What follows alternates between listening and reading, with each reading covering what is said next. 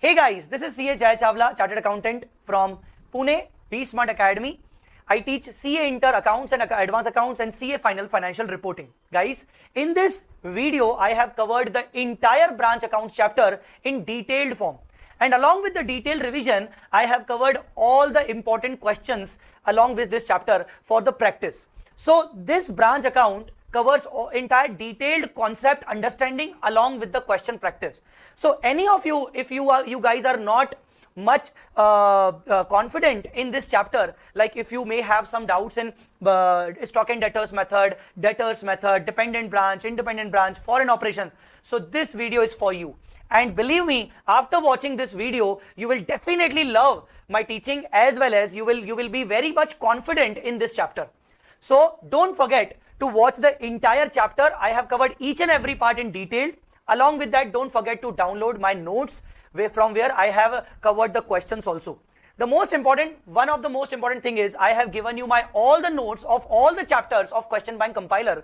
The compiler contains RTP, MTP and past exam papers, all the questions along with the solutions. So don't forget to download that also. Along with that, the class notes of this entire video has been given to you in this chapter, in this video. You can watch this video at 1.25 speed so that you can cover the entire video in 4 hours or 4.5 hours, right? Then in this entire video of 5 hours, you will be confident enough so that you can do or attempt the question properly. So I hope you must like the lecture. If you like this lecture, please do comment and like this video, subscribe my channel so that you will get further updates. Also, please share this video along to your friends also, so that all of your friends can get the benefit. So thank you so much guys. If you are watching this lecture, thank you so much from bottom of my heart. Please do comment and give me your feedback. Thank you so much.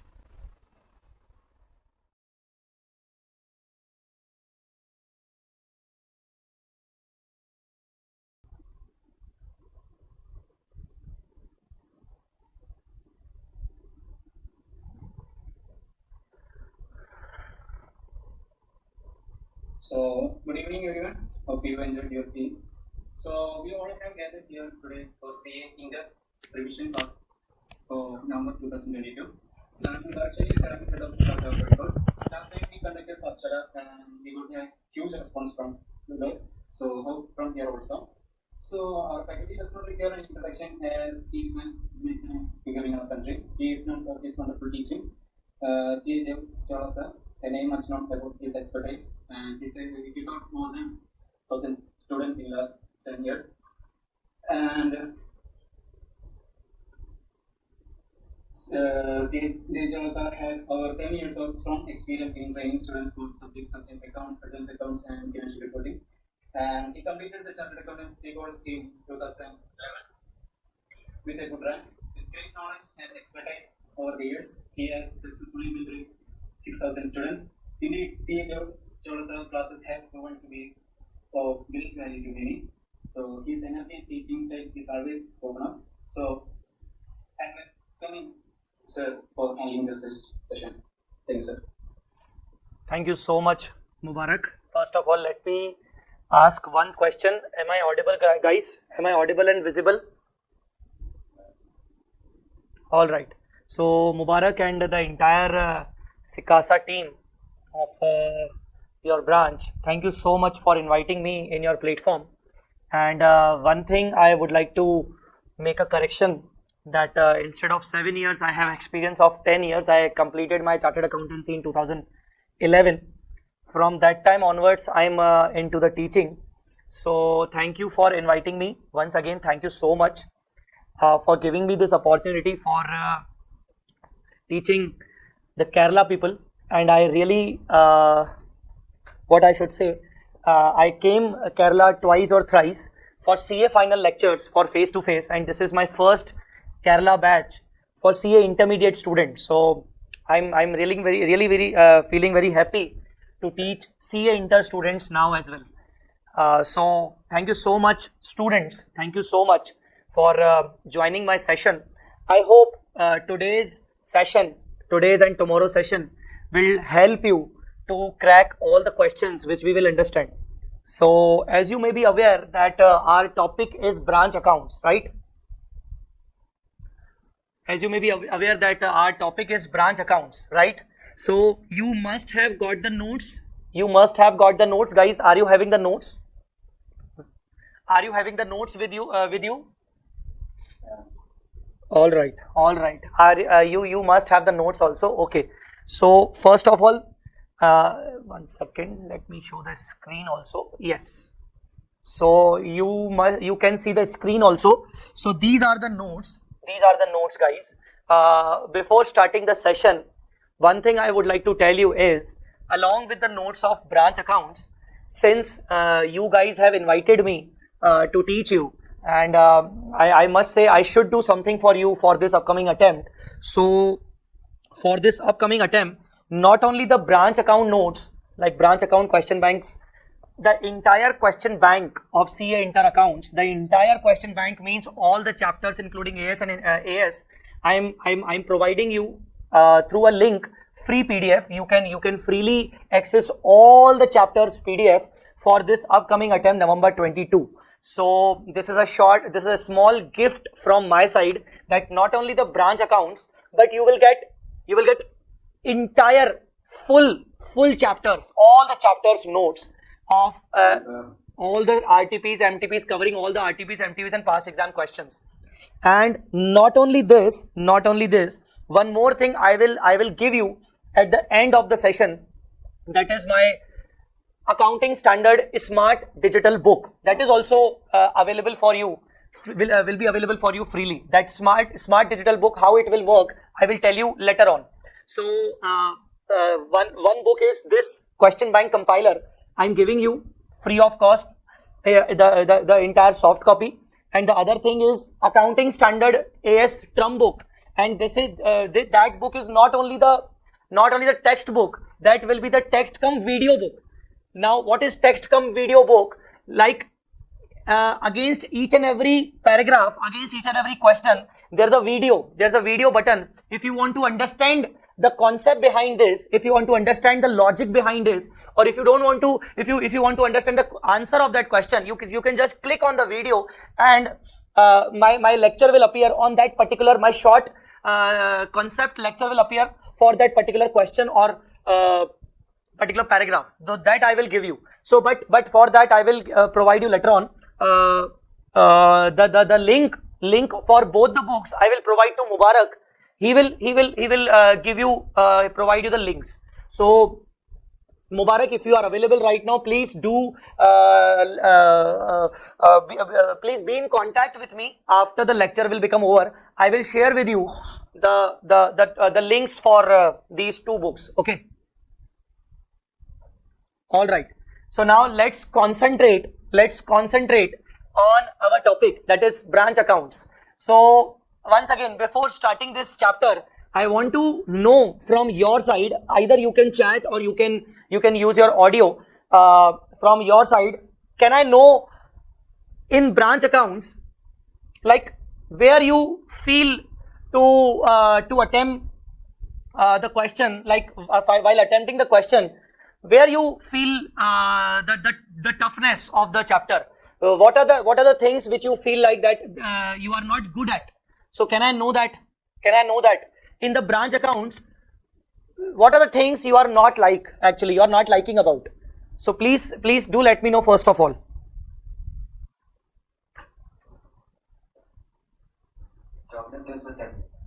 Stock and debtors method. All right.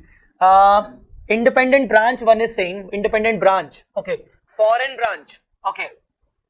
Then you guys can use the audio also. I love to hear you. Foreign branch. Doubt on remittance. All right.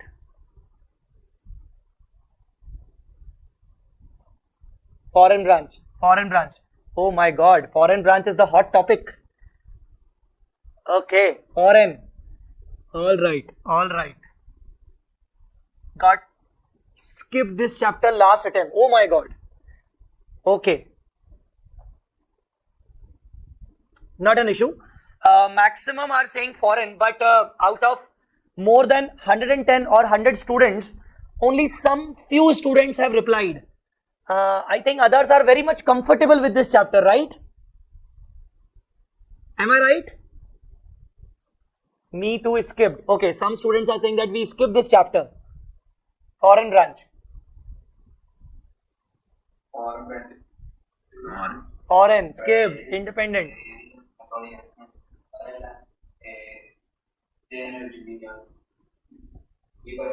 Ritesh, your voice is not audible. Ritesh, your voice is not audible properly. This is tough for me, so I skipped. Independent. Haven't started studying this yet. Oh. Entire chapter, stock in debtors. Haven't started studying this yet. Okay. Okay, now everyone is replying. Independent branch. All right. All right. So, not to worry, dear. Let me first open the Zoom also in my phone so that I can see your comments properly.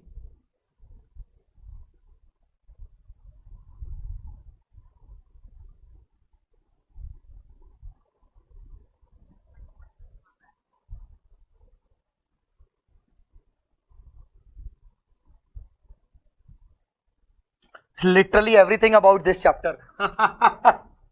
Not thorough with the chapter. Okay. Okay, let us start the chapter properly. Okay, see. Whatever I will discuss in the notes, everything is already written in my notes, and these handwritten notes I will share with you. So not to worry. You just need to concentrate on the concepts. You just need to concentrate on my words. Everything is already written, guys. Everything is already written. I will share this entire sheet with you. So do not worry about that. Do not worry about that. Everything is written about the branch accounts. Actually, recently, a few days back, I have already took that session of branch accounts in Hindi. So everything is written. Okay. Let's start.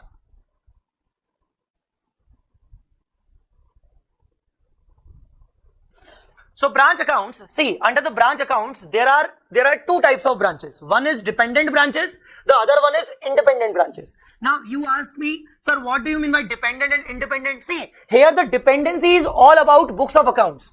The branch who is not maintaining the books of accounts, and whose books of accounts are being maintained by the head office is called dependent branch. Understood? So the branch which is not maintaining its own records, like the branch who is regularly doing the transactions, but after doing the transaction, they are not recording those transactions. Those transactions are being recorded by the head office. That means such branches are known as dependent branches. So who does not maintain their own books? Who does not maintain their own books? Am I audible properly? Guys, am I audible properly? Yes, sir. Okay. One student actually written that, sir, your voice is breaking. Okay, I'm sure my voice is not breaking. Okay, so the branch who is not maintaining the records is called dependent branch. Independent branch, the one who maintain its own records. Suppose I am the branch from Pune. Maharashtra, and I am the branch of Calicut. Okay, Calicut is my head office.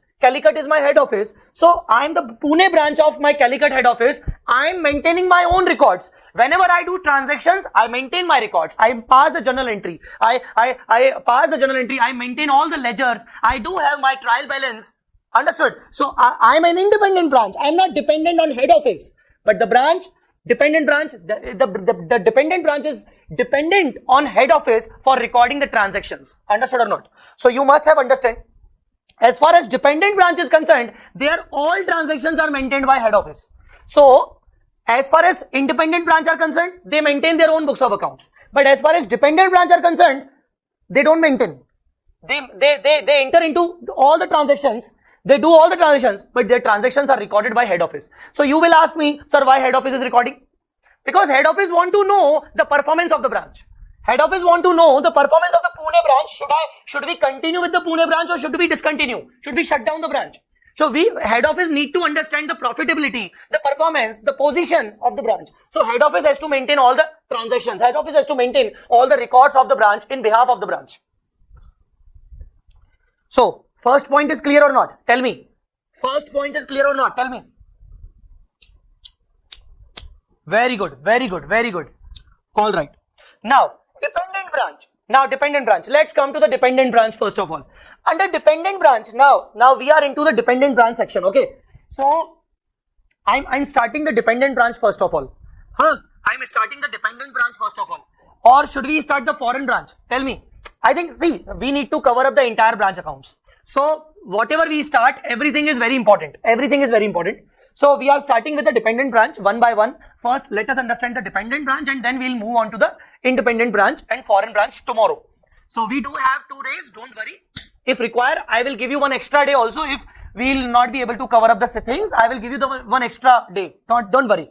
So, under dependent branch, basically the prime focus is on to calculate the branch profitability.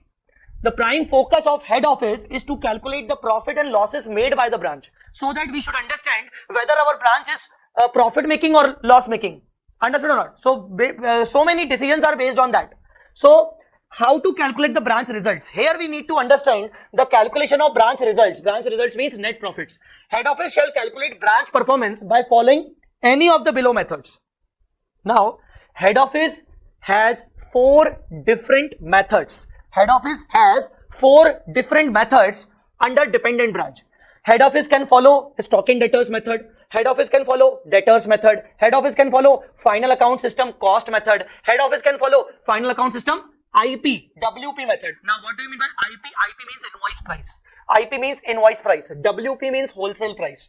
Okay. So, head office has choice either to follow first or second or third or fourth. Why? All these method gives you the branch profitability. So, head office will follow the one of these methods to calculate the branch profitability. Got it? Tell me, got it? Getting my point or not? All right, very good, very good, very good. Now, let us first come to final account system cost method. Let us first come to final account system cost method. If possible, please write this heading in your copy. See, everything I will give you, don't worry. But write this heading first of all in your copy. Final account system cost method. Final account system cost method. D. See, one person has asked me the question, so I would like to give the answer. See, all these methods are followed by head office to calculate the profit of branch. That means under all these methods, we will record the transactions of branch only. But we are head office. So, who will record the transaction? Head office. Home transaction? Home transaction? Transactions of branch. Understood or not? Transactions of branch. So, head office will record all the transactions on behalf of the branch from the point of view of branch. Understood or not? Okay. So, in first method, final account system cost method. Acha, one more thing. Before going to the first method, there are some basic important terms. Some basic important terms. Like, there are 3 important terms. One is cost. You can say cost price. One is IP. IP means invoice price, or WP. WP means wholesale price. And the third one is selling price, which is also known as list price and catalog price. List price and catalog price. Guys, are you getting my point or not? So, three prices are there. In the first price, the first price is cost price. Whenever you see cost, 50,000, cost, goods sent to branch, 5 lakh, cost, return by branch, 3 lakh, cost. Whenever you read cost, it means cost from head office point of view. It means cost from head office point of view. So, whenever you read any question and some cost values are given, those cost means cost from head office point of view. Those cost means cost from head office point of view. Understood or not? Suppose head office purchased some goods locally. Suppose head office purchased some goods locally at rupees 100. So 100 will be the cost. So 100 will be the cost from head office point of view. Now, if head office has purchased the goods locally, at 100 rupees. Now, these goods, suppose these goods are sent to the branch at 110. These goods which we have purchased at 100, sent to the branch at 110. So 110 is known as invoice price or wholesale price. 110 means invoice price and wholesale price. Price at which head office transfers goods to its branch. Price at which head office transfers goods to its branch. So at which price head office purchase the goods? 100. So 100 is the cost. Cost means cost from the head office point of view. At which price head office sends the goods? 110. 110 is the invoice price or wholesale price. Guys, understood or not? Now, can I say sometimes the cost price and invoice price may be same. Sometimes the cost and invoice price may be same. Suppose head office purchase the goods at 100 and send the goods to branch at 100 only. Head office purchase the goods at 100 and send the goods to branch at 100 only. So in that case, the cost as well as IP, both are 100. Both are 100. Guys, understood or not? So in my previous example where the cost was 100 but the IP value was 110. IP value was the 110. So what is 10 rupee? Now tell me, if the cost is, if I tell you the cost is 100 and IP is 110. So what is the difference between this 10? What should I call 10 rupee? What should I call 10 rupee? 10 rupees I will call loading, margin, loading or margin. Like at 100 rupees, I load 10% more and then I sent it to branch at 110. So this 10 rupees is called profit margin or loading. Understood or not? Can I say this is the 10 rupee which head office has earned from its own branch? Oh my God. 100 rupees was the cost from head office and these goods were sent to branch at 110. That means 10 rupees was earned by head office from its branch. Tell me yes or no. Tell me yes or no. All right. All right. All right. Very good. Very good. Okay. Now come to the third point. The third one is sales price, list price, or you can say catalog price. The names are different, but the nature is same. Sales price, list price, catalog price. Now what is that? The price at which goods are ultimately sold to the customer. Yes, goods are ultimately sold to the customer. Please mute yourself. Everyone, please mute yourself. All right. So what do you mean by sale price or list price? The price at which goods are ultimately sold to customer. Now, please come back again to our example. Head office purchased goods at 100 rupees. These goods were sent to branch at 110. So 110 becomes the invoice price, 100 rupees becomes the cost price. Okay. Now, branch sold these goods to customer at 120. Branch sold these goods to customer at 120. So 120 will be the selling price. 120 will be the selling price. At the price at which goods are sold to the customer. Guys, are you getting my point? Okay. The selling price from head office point of view and from branch point of view can be different. Selling price can be different. Selling price can be different.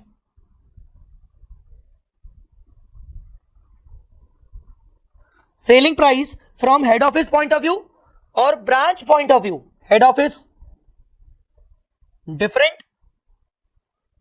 Branch different. Can be different.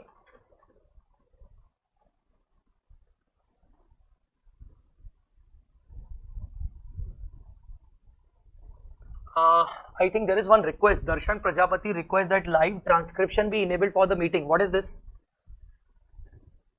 Actually, I am not familiar with the Zoom, so I don't know what is that transcription, live transcription. What should I do now?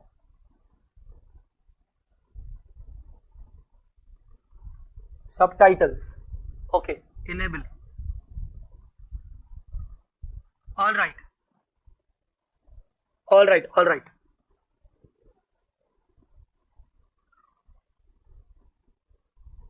So guys, as far as sales price and catalog price and list price are concerned, the sale price from head office point of view and the sale price from branch point of view may be different. See, branch sold the goods to customer at 120. Maybe head office is selling the goods to customer, its own customers at 115. So head office selling the goods to customer at 115 and branch is selling the goods to customer at 120. So there are two different selling prices. There are two different selling prices. Understood or not? Okay. Acha, one more thing. As far as IP is concerned, if I'm telling that If I'm saying that cost means cost from head office point of view. So tell me one thing. Can I say invoice price or WP wholesale price means the cost from the point of view of branch? Means the cost from the branch point of view? Can I say this? This IPWP can be called as cost for branch. Can I say this? Because see, branch doesn't know the real cost. Branch don't know the real cost. What is the real cost is? The price at which goods are transferred by head office is ultimately the cost of the branch. Cost of goods for the branch. So, IP, the price at which goods are transferred to branch, that means IP can also be called as cost for branch. Cost of goods for branch. Understood or not? Alright, very good. Very good. So these were the few small different things. These were the few small different things. Guys, understood or not? Now, let us come to the first method. So there were 4 methods: stock and debtors, final account system cost method, and final account system IP method. So there are the 4 methods, out of which we are starting the third one first of all, that is final account system cost method. Okay? Final account system cost method. Final account system cost method. Under this method, head office shall prepare the trading account of branch. Under this method, head office shall prepare the trading account of the branch. That means the trading account of branch means all the items, opening stock of the branch, purchases of the branch, goods sent to branch, sales made by branch, closing stock of branch, all the branch items will be recorded under the trading account, but these are maintained by whom? Head office. Understood or not? And the most important thing is, see the name of the method, final account system cost method. I told you already that whenever you read cost, it means what? Cost from head office point of view. So under this method, who will prepare trading account? Tell me, answer me. Who will prepare trading account? Who will prepare trading account? Head office. Okay, very good. But what are the items? What are the items? Branch items or head office items? Branch items or head office items? Tell me. Branch items. Very good. But branch items at which price? Which price? Cost price or IP? Cost price. So who will prepare trading account? Head office. On behalf of branch. That means all the items of branch trading will come under the trading account. At which price? At head office cost price. Understood? Understood or not?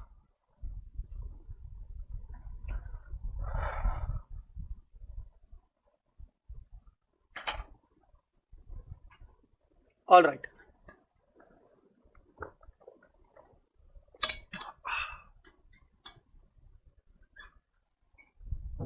So look into this format first of all. Look into this format first of all, and if possible, take the screenshot first of all. If possible, take the screenshot. If possible, take the screenshot of this format. Take the screenshot of this format first of all. Okay, and take the screenshot of this working note. Actually, in this method, we are going to prepare the trading account, memorandum branch trading account as a fair working, and under the working notes, we need to make this working note always. So have you taken the screenshot, guys?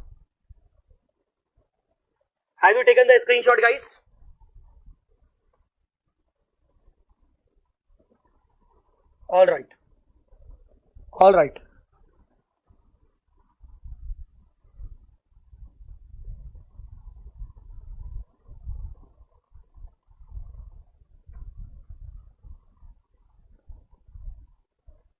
So let us first discuss the format. When head office shall prepare the branch trading, it shall use the word memorandum. Memorandum here means rough, not the fair. Memorandum here means out of the books, not actually as a part of the books. Sir, what is the weightage of this chapter? What will you do? After knowing the weightage, what will you do? Will you again try to skip? I'm just asking. Please don't worry. I'll give you the weightage. I'll tell you the weightage. But what will you do after this? After knowing that?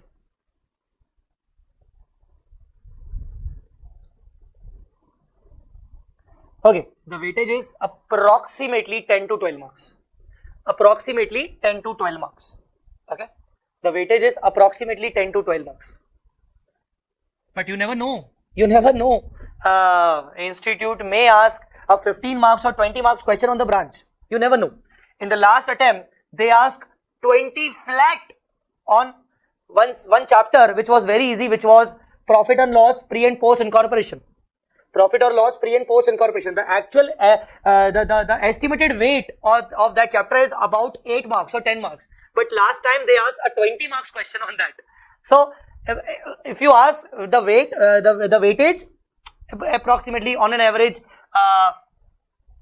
Jagdish, stop the video. Stop the video.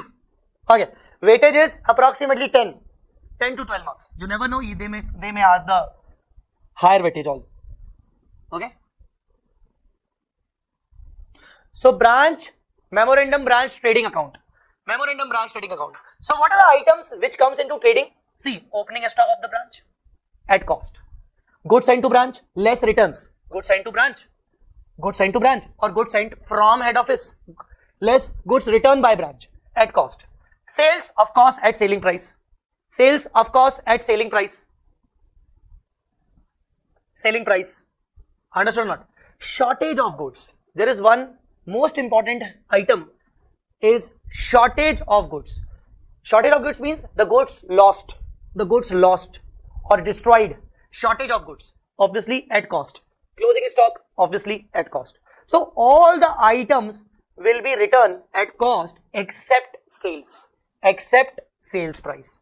Sales which is to be recorded at selling price. So guys, once again, as far as format is concerned, format is very simple. In the trading account, we all know opening stock and closing stock will come. Purchase from branch point of view means the goods received from head office, less returns to head office. Sales, there is one item called shortage. There is one item called shortage of goods. You will get to know the concept of this further in the further discussion. Don't worry. So shortage of goods on the credit side. At cost. All the figures to be recorded at cost except sales. That is to be recorded at selling price. Okay. So the balancing figure will be GP. All the indirect expenses will be comes under profit and loss account. Will come under profit and loss account. Okay. Now what is that working note? You must have opening stock with you. You must have opening stock with you. Opening stock of the branch. If such opening stock of the branch is given at invoice price, what will you do? Suppose if I tell you this opening stock is given at 60,000 and 60,000 is invoice price, and suppose cost is 100 and IP is 120. Now tell me, please calculate the cost value. Can you please calculate the cost value, guys?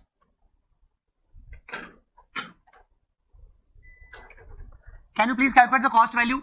Guys, I am asking the cost value. Shruti, I am asking the cost value. This 60,000 is already at IP. IP means more than the cost. So cost must be less than the 60,000. So how will you calculate the cost? Simple, it's very simple. It's quite simple. See, 60,000 is IP. Numerator. 60,000 is IP, which is numerator. So in denominator, I need to place the IP. Means 120. So that the base should be same. If numerator is IP, the denominator should also be IP. The denominator should also be IP. Multiplied. What I need. I need cost. So what is cost? Cost is 100. So multiply by the value I need. So 60,000 divided by 120 into 100, that is 50,000. I will write 50,000 here. Guys, are you getting me? Tell me.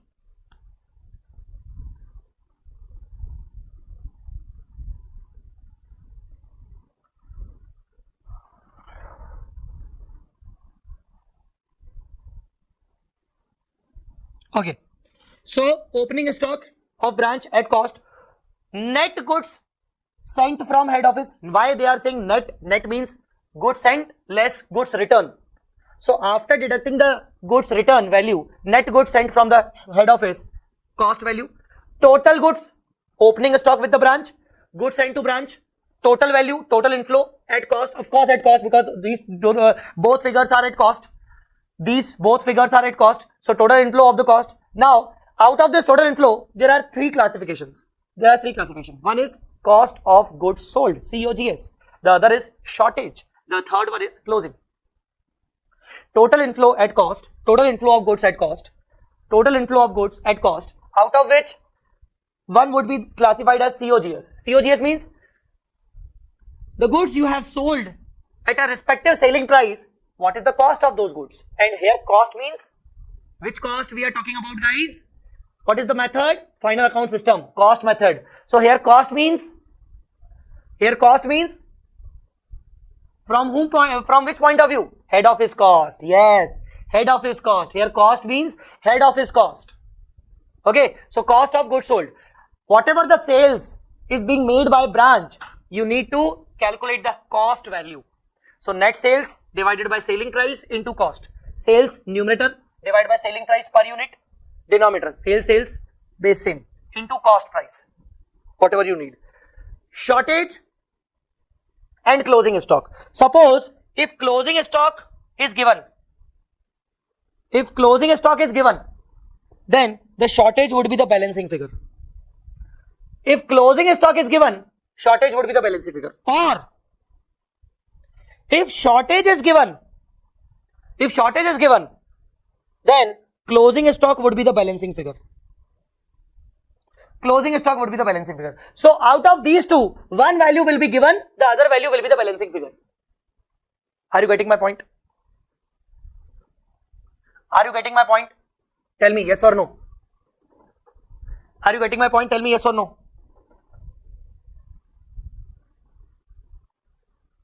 Alright. Now, come to the question. We'll discuss one question with you.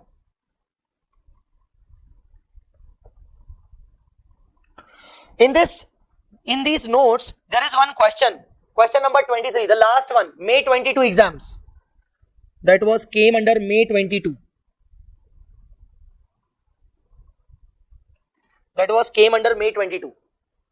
Please open this question.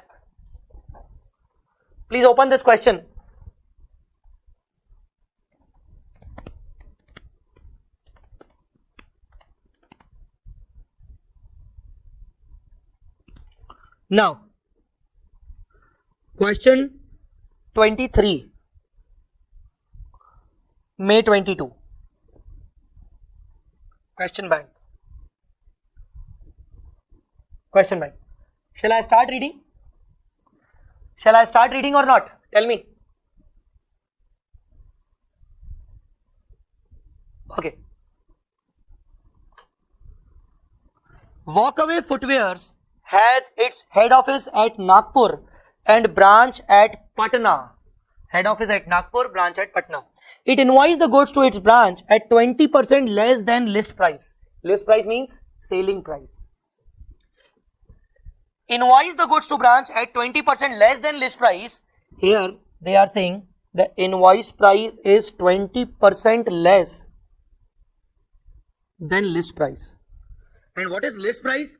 20% less than list price, and list price which is cost plus 100%. So the list price is cost plus 100%. 100% means margin. Here 100% means margin. So if I assume cost to head office is 100. Suppose if I assume cost to head office is 100. So what should be the list price? Can I say 200? Because cost is 100. 100 plus 100% margin, that means 200. And what should be the invoice price? Can I say 200 minus 20%? That means 160. So cost to HO, assuming cost to HO is 100. So list price or selling price will be 200 and invoice price will be 160.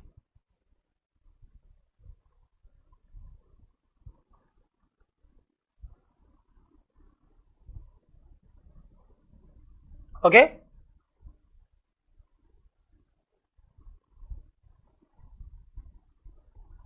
Next, with the instruction that cash sales were to be made at invoice price and credit sales at catalog price. Okay. What are the instructions given to branch?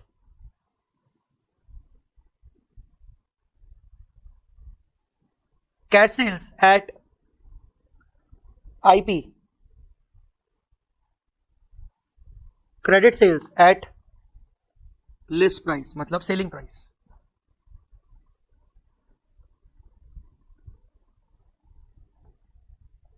Okay. The following information was available at the branch for the year ended 31st March 2022. Stock 1st April invoice price. See, this is the invoice price. See, this is the invoice price. Can you please tell me the cost? Can you please tell me the cost?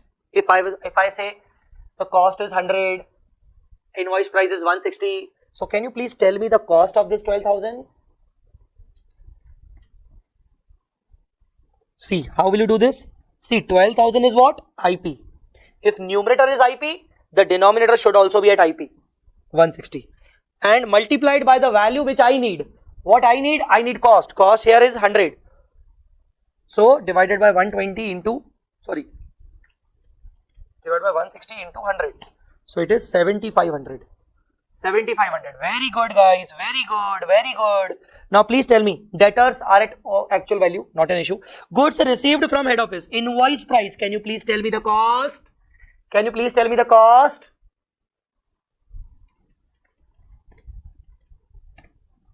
Can you please tell me the cost? It's 82,500. The cost is 82,500. Very good. Okay. Now the sales. Cash sales, it must be at IP. See, what are the instructions given to the branch? You need to make the cash sale at IP and you may need to make the credit sale at SP. So cash sale must be at IP. So tell me, what is the cost? What is the cost? 46 divided by 160 into 100. What is the cost? 28,750. And there is credit sale of list price. So if credit sale of 1 lakh, if credit sale is 1 lakh, which is at list price, and the list price is 200, the cost is 100. What is the cost? What is the cost? Tell me. It must be 50,000. It must be 50,000. See, list price is just double of cost. So list price is 1 lakh. The cost should be 50,000. What is the cost? Guys, are you enjoying or not? Tell me. Sir, we are not here to enjoy. Sir, please try to focus on the studies. Guys, I'm just asking you. Are you getting my words or not? Please tell me. Okay.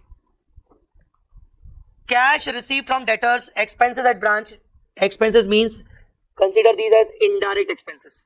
Debtors closing stock invoice price. What is the cost? Tell me, what is the cost? 11,000. Very good. Remittance to head office. Okay. You are required to prepare branch stock, branch adjustment, branch P&L and branch debtors. See, they are asking stock and debtors method. We'll discuss this question again under stock and debtors method. But we are here to discuss, solve this question under final account system method. So, okay, with me, guys, with me. Okay, now. Final account system. Cost method. You remember the working note?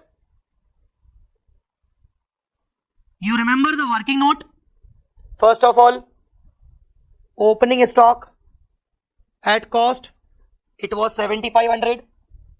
Then goods from head office, it was 82,500, which is again at cost. Total inflow 7,500, 82,500. Total goods available with branch.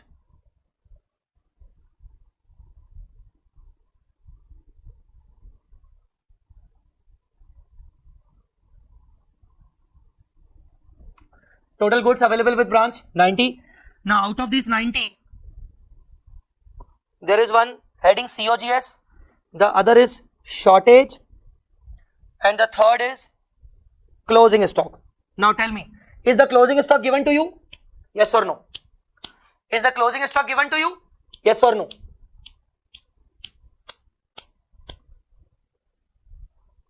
If yes, then how much? Tell me the amount. If yes, then how much? It's 11,000, buddy. 11,000 is the cost.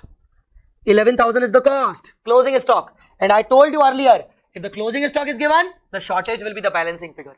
Now come to the COGS first of all. COGS. How to calculate COGS? COGS means cost of goods sold. So COGS means this 28,750 and 50,000. 28,750 plus 50,000. That is 78,750. Now please find out the shortage. Please find out the shortage as a balancing figure. Please find out the shortage as a balancing figure. I think it must be 250.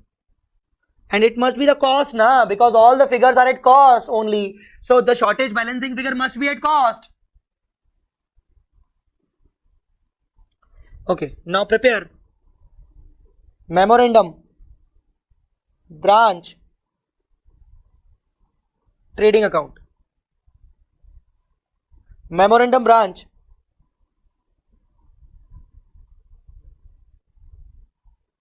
trading and profit and loss account. There is one opening stock. Tell me the value. 2. Goods sent from head office. Tell me the value. Buy, sales, cash, credit. Tell me the value. Opening stock should be 7,500. Very good. Tell me goods sent from head office. At what value? At what value? 82,500. Sir, why you are not writing 132? Sir, see 132 is given na. Why you are not writing 132? Beta, we are doing final account system, cost method. Cost method.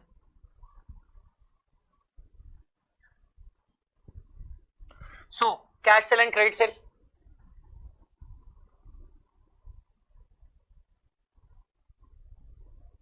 Tell me, what about cash sales? Credit sales. Separate. 46, 1 lakh. Buy, shortage, 250. Buy, closing stock, 11,000. You will get the GP. Gross profit. You will get the GP, gross profit.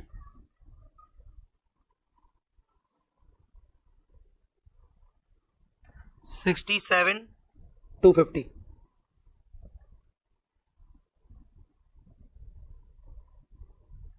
67,250. Expense 17,500. Now, see, as far as shortage is concerned, when there is nothing mentioned in the question, always assume that shortage is your abnormal loss. So here you will record abnormal loss 250. See, goods are short. So you are first reversing the purchase. You purchase the goods from head office, but you could not trade. So you are reversing the purchase. And ultimately it becomes your loss. So you are recording the loss. So why you have credited the shortage? Why you have credited the shortage? Because you are reversing the purchases. You purchase the goods for trading purpose, but you could not trade. You are reversing it. Why you could not trade? Because these goods are lost. When these are lost, it becomes abnormal loss. It becomes abnormal loss. Some students are asking, sir, how 250 arrived? 250 is arrived because of this working, guys. 250 is arrived because of this working. Because of this working, the balancing figure. the balancing figure. 90,000 minus 78,750 minus 11,000. So 250 is the balancing figure. Understood? Some students actually are not listening to me carefully. They are just concentrating on writing, and once they are done with the writing now, then they are asking the quite simple question which were already answered. So I told you earlier that why I am writing 250 here. The same there are one or two guys who are asking the same question. I already told 250 is what? 250 is first of all shortage. So I could not trade on these goods. I could not trade these goods. So I am reversing the purchase. These shortage earlier they were the part of the purchase or opening. So I am reversing that from trading because I could not trade. Okay, understood. These are lost. And if suppose these are lost, I need to assess, is this my normal loss or abnormal? If this is a normal loss, I don't need to debit it. But if this is an abnormal loss, I need to debit it in the P&L. So why I am saying abnormal? I assumed it as abnormal because nothing is mentioned in the question.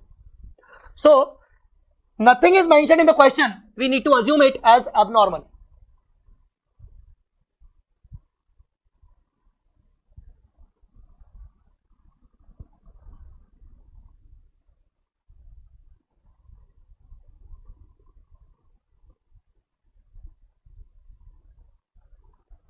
All right.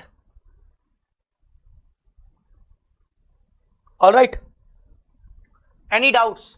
Any pending doubts which I have left? Any pending doubts which are unanswered? Please tell me.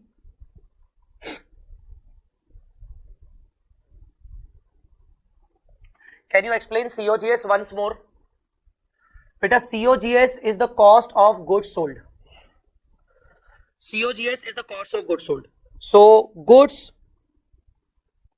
sold are cash sales and credit sales. There's a cash sale of 46,000 which is at invoice price. Now what is the cost of these goods? If 46,000 is invoice price and per unit invoice price we assumed as 160, so what will be the cost? If cost is 100, so what will be the cost? Cost will be 287.50. This is what we have written, 287.50. This is what we have already calculated, 287.50. Understood? In the same way, we calculate the cost of goods sold of credit sales. Sorry, my phone is ringing.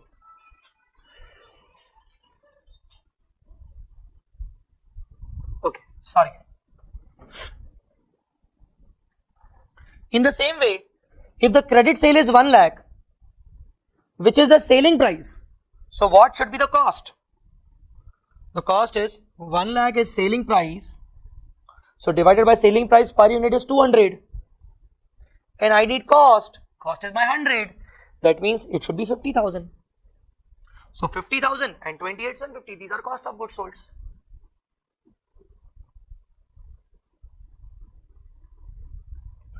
Got that point or not?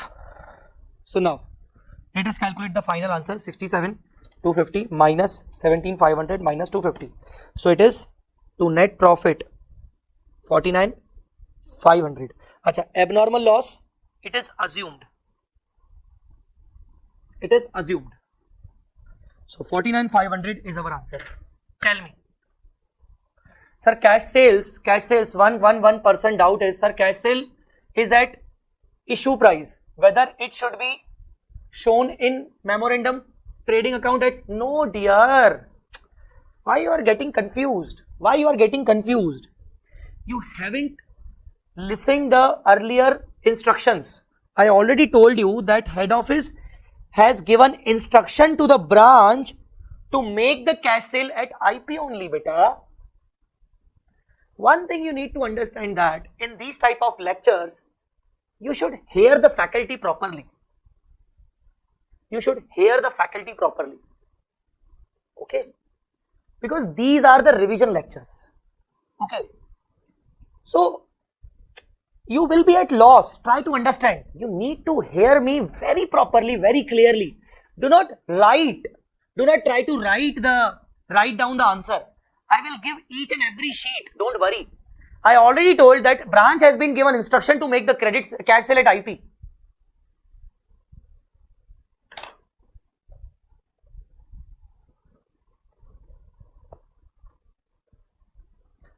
So the answer is 49,500. Guys, tell me, is this done?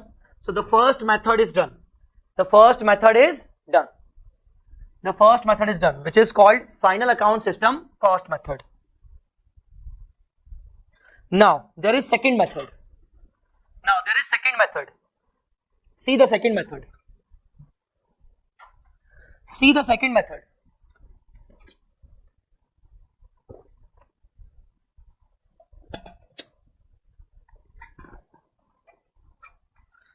Suppose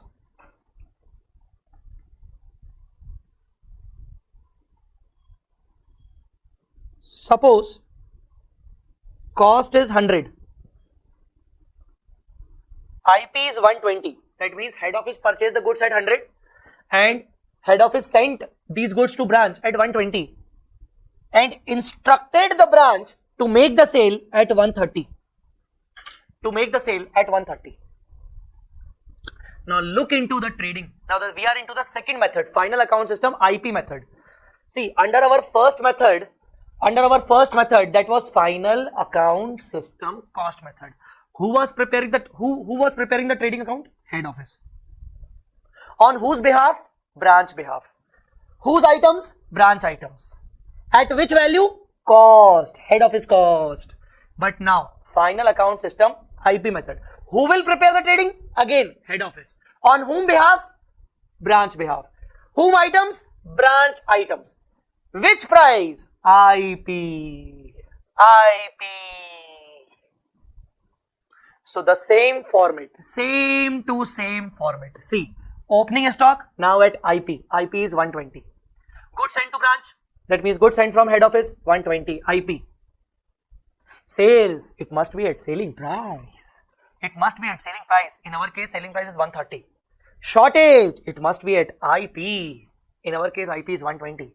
Closing stock, it must be at IP. IP in our case is 120. So you will get the GP. Balancing figure. And GP must be the difference between 130 and 120. So you have written the sales at 130 and you have written all the figures at cost, IP 120. So GP must be equal to 10 now. Okay. Working note, same as above method. Same means this one,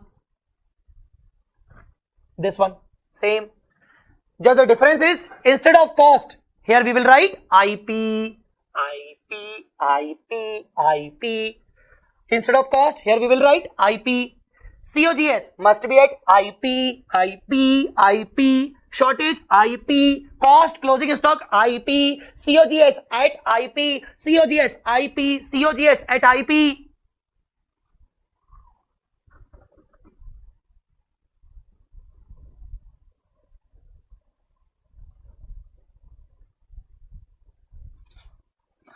Yes, one additional working note we need to make. So first of all, if possible, take the screenshot. Additional working note. Calculation of stock reserve. Stock reserve means unrealized profit on the opening and closing stock of branch.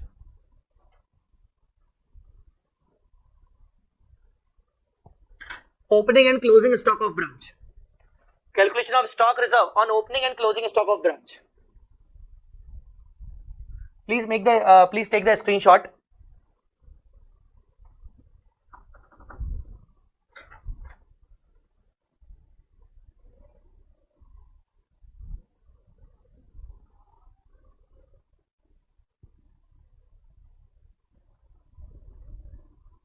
Stock reserve on closing stock of branch. Stock reserve on opening stock of branch. I will discuss these things, don't worry. I will discuss these things.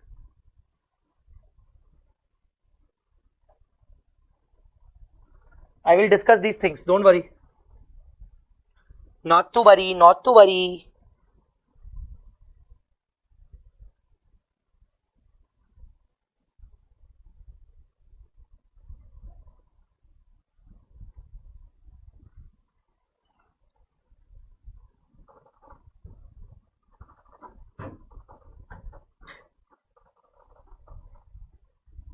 Okay, shall we proceed? Shall we proceed? Okay. Now what we will do, we'll solve the same question. We'll solve the same question with the second method, final account system, IP method. Now once again, in your copies, please do write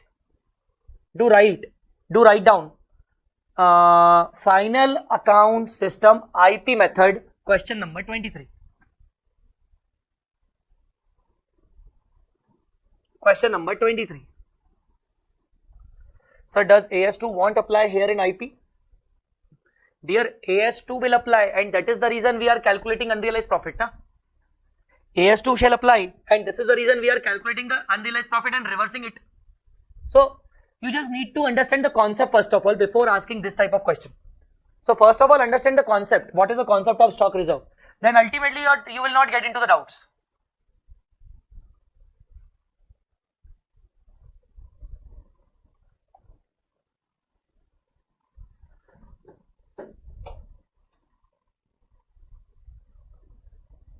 Ajay, tell me one thing.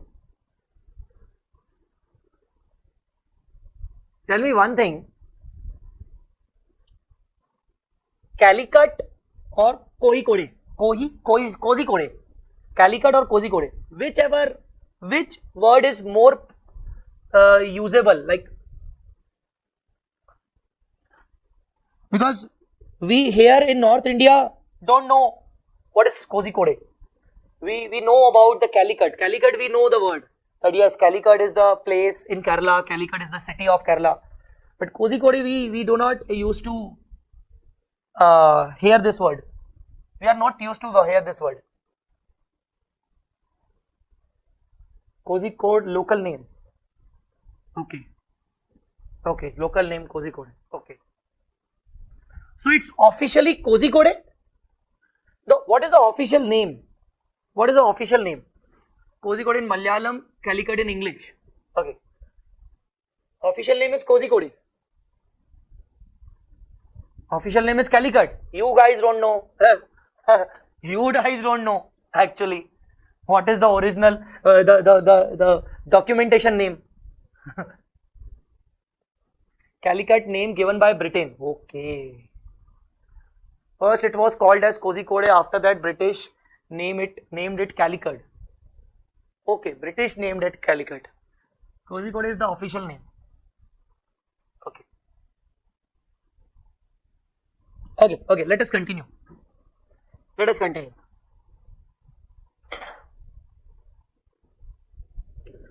One more thing, you need to teach me one or two words in Malayalam. Okay, you need to teach me one or two few words or one or two statements in Malayalam.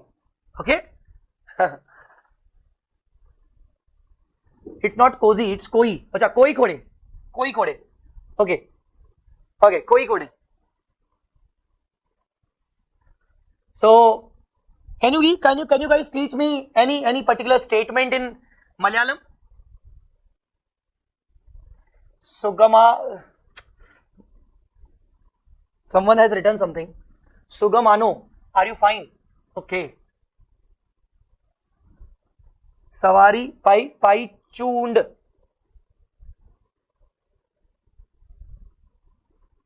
Chaya. Chawla, my name is Intapar Jai Chawla. My name is Jai Chawla. Yes, this one is good. Archa Sunil. Please write it down first once again. Please write out once again. Sunil. Archa Sunil. Intapar Jai Chawla. Intapar Jai Chawla. My name is Jai Chawla. Okay. Chai.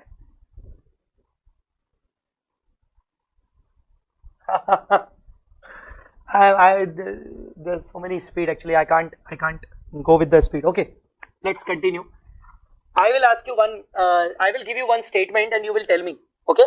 So if I need to propose my wife, I love you. So how I tell? If I need to propose my wife, please write down in English. इन्निक, अरे क्या लिखा है? इन्निक निन्ने इस्तमान, इन्निक निन्ने इस्तमान, यन्निक निन्ने इन्निक इस्तमान, इस्तमान. Can anybody pronounce? Can anybody pronounce by using audio?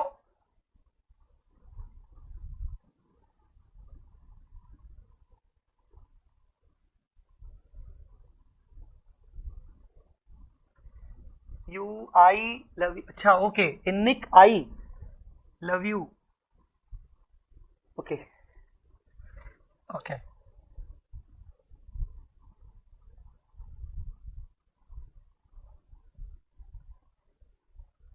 Audio not allowed क्या?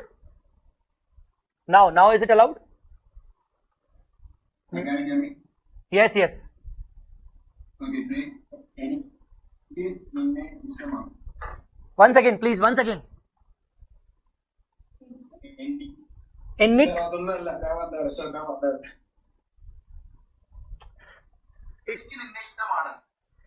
Innik ninne istaman. Yeah, perfect. Okay. Innik ninne istaman. Damini, innik ninne istaman. Okay. Thank you. Thank you. Thank you.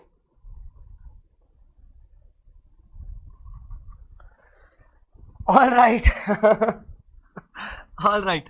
So let us come to the question. The same question. Okay. We already have solved this question. See the working. See the working. See the working. First of all, opening stock at IP. Goods from head office at IP. Opening stock at IP. Goods from head office at IP. So total IP. Total IP 144. Now this total IP 144 has three classifications. Total IP 144 has three classifications. COGS, closing stock, shortage. COGS, closing stock, shortage. Now closing stock must be at IP. Closing stock must be at IP. And earlier I told you, IP means technically the cost from branch point of view. So cost of goods sold must be at IP.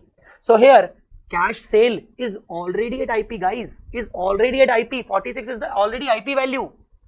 46 is already the IP value. Credit sale was originally 1 lakh, which was the list price. Now, if you convert it at IP, so 1 lakh divided by 200, because 200 is the list price, into 160. 160 is the IP. So IP value of the credit sale is 80,000. So technically, the COGS, you must write the COGS at IP, out of which cash sale is already given at IP. So no need to convert it.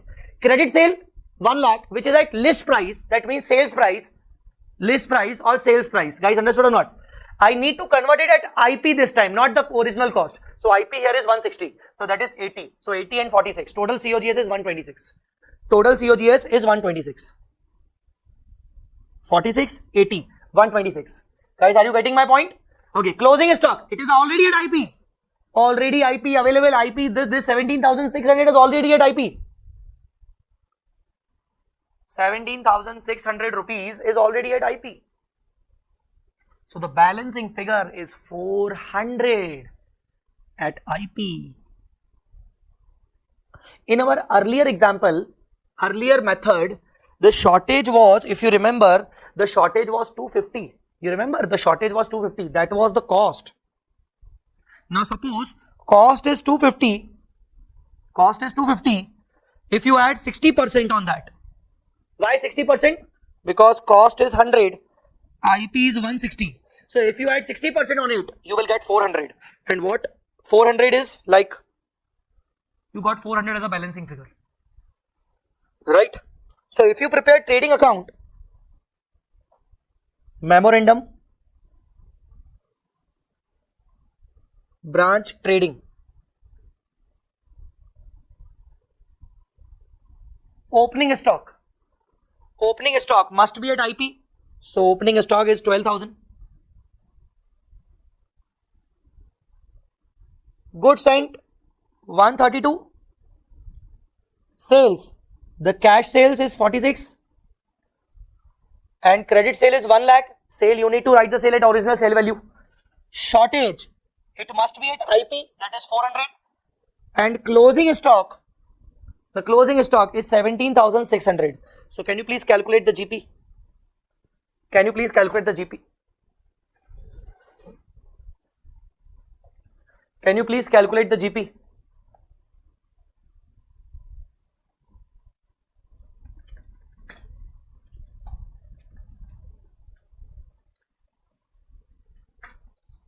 It's 20, right? 20,000 GP. So memorandum trading is done. This working is done. But in this method, we need to make the additional working. We need to calculate the stock reserve. Now, first of all, understand why we are calculating the stock reserve. Why there is a need to calculate the stock reserve. See, in this method, we are writing opening stock and closing stock not at the real cost but at the IP value. So, if I tell you that head office sent 100 rupee goods to branch at 160, so closing stock is being returned at 160. But technically, these 60 rupees profit are not actually earned by the head office because these goods are not yet sold. These goods are not yet sold. So as far as closing stock is concerned, the closing stock of the branch came from head office. And this closing stock 17,600 includes the margin, the profit earned by head office, which is not yet actually earned by the head office because these are unsold goods. So what head office should do? Head office should reverse its own profit. Head office shall reverse its own profit, and this is the reason we are calculating the stock reserve on closing stock. So, sir, why we are calculating stock reserve on opening stock then? First of all, let us talk about closing, then we will come to the opening also. First of all, let me ask you again. Are you getting my point? Is this understandable? What I told, is this understood or not? See, closing stock is with the branch. That means it is unsold. But this closing stock actually came from head office. Came from head office. At which value? At which value? IP. And what was the original cost? 100. And what was the IP? 160. That means head office has charged 60 rupees profit. Head office has charged 60 rupees profit. So, head office has charged 60 rupees profit and head office recorded those 60 rupees. But when head office got to know that, oh my god, these goods are not yet sold. Oh, head office got to know that, oh, these goods are not yet sold. Oh my god. So, what head office should do? What head office should do? Head office should reverse the profit on this closing stock. And this is the reason. See, this is the closing stock, 17,600. It must be at IP. So, if this is the IP, the numerator is IP, the denominator is at IP again. And we need to reverse the only profit margin, that is 60. So, 6,600 is the stock reserve, which is the unrealized profit.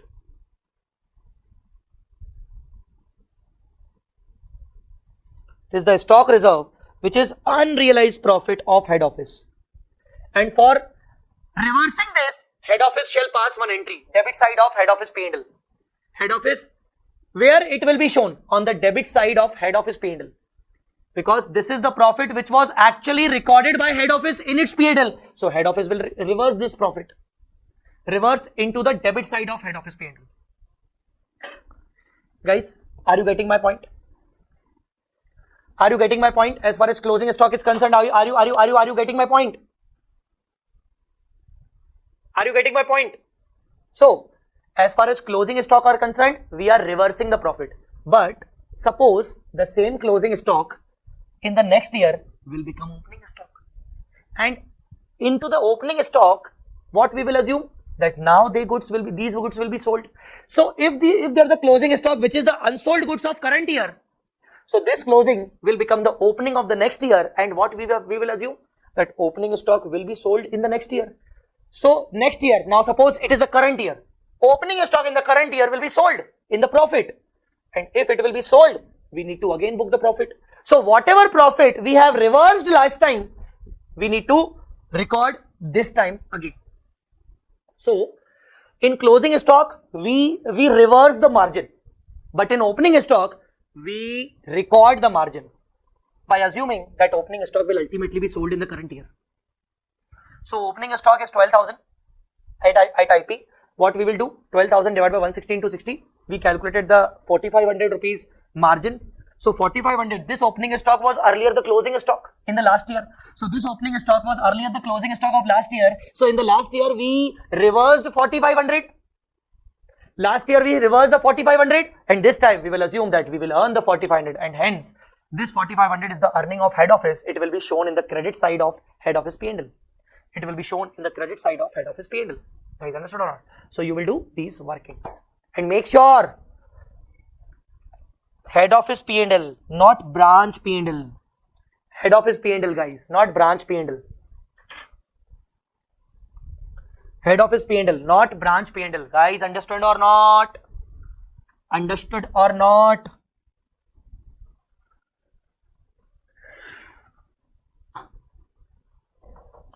All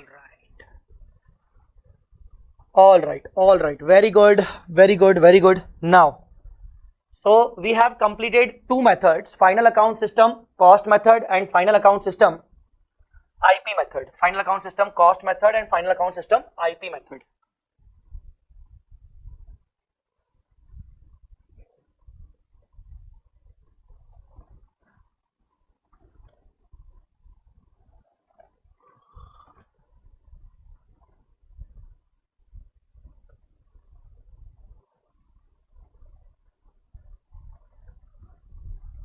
Okay, now what we are going to do, now I'm going to take 5 minutes break, just to take 5 minutes rest. Sir, why we are not reversing the invoice and abnormal loss? That profit is also not realized, right? See, try to understand, beta.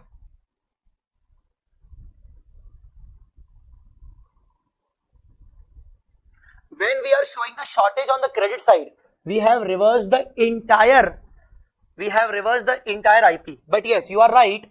Along with closing stock, we will calculate the reserve on shortage also. So first of all, yes, you are right, Vishwajit, you are right.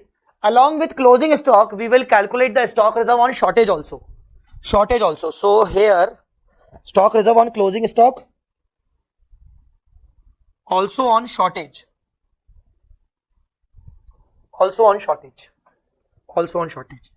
Right.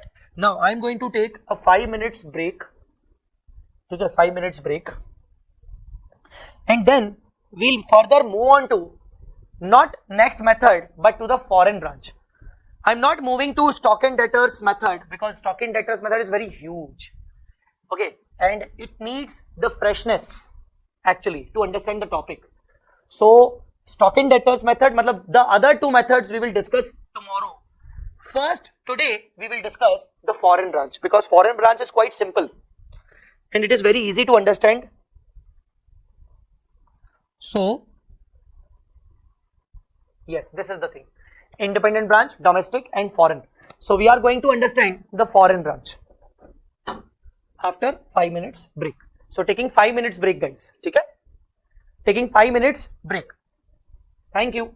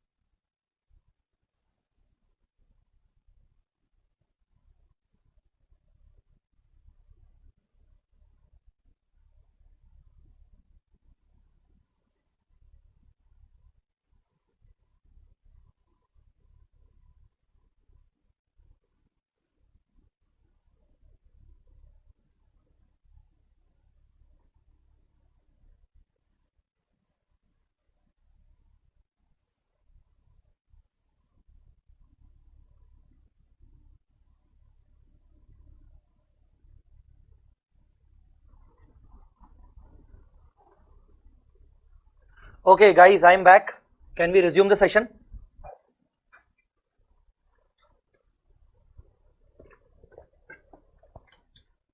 Can we resume the session?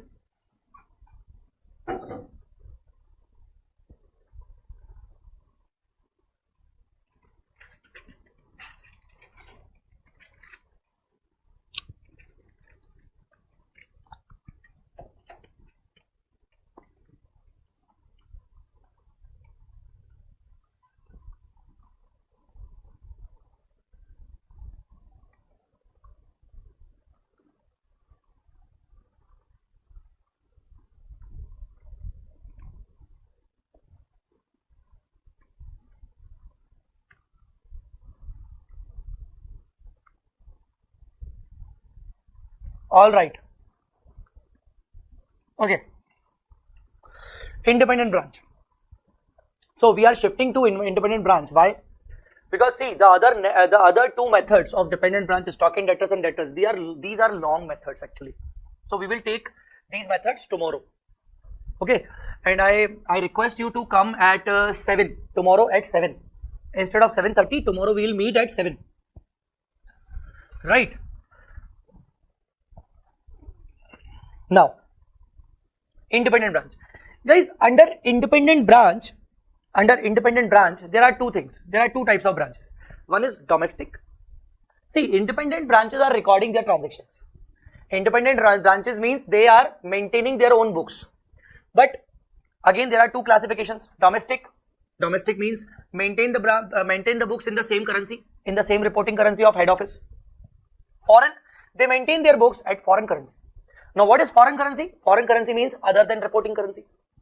What is foreign currency? Other than reporting currency. Now, you will ask, oh sir, what is reporting currency? You will ask, sir, what is reporting currency? So, reporting currency means the currency of head office. The currency of head office. Okay. Now, foreign branch. See, what is the objective? Head office has its own set of records. So, head office can prepare its financial statements, individual financial statements in the reporting currency. Suppose reporting currency is Indian rupee. Now, branch is located in US. If branch is located in US, so branch shall prepare its own books in US dollars. So, branch must have its own trial balance in dollars. Branch must have its own trial balance in dollars. So, head office financial statements or head office trial balance in rupee, branch trial balance in US dollar. How can we combine them? They can't be combined. So, what is the objective? To convert the branch trial balance from foreign currency, matlab dollar, to reporting currency, so that head office can prepare consolidated financial statements in reporting currency.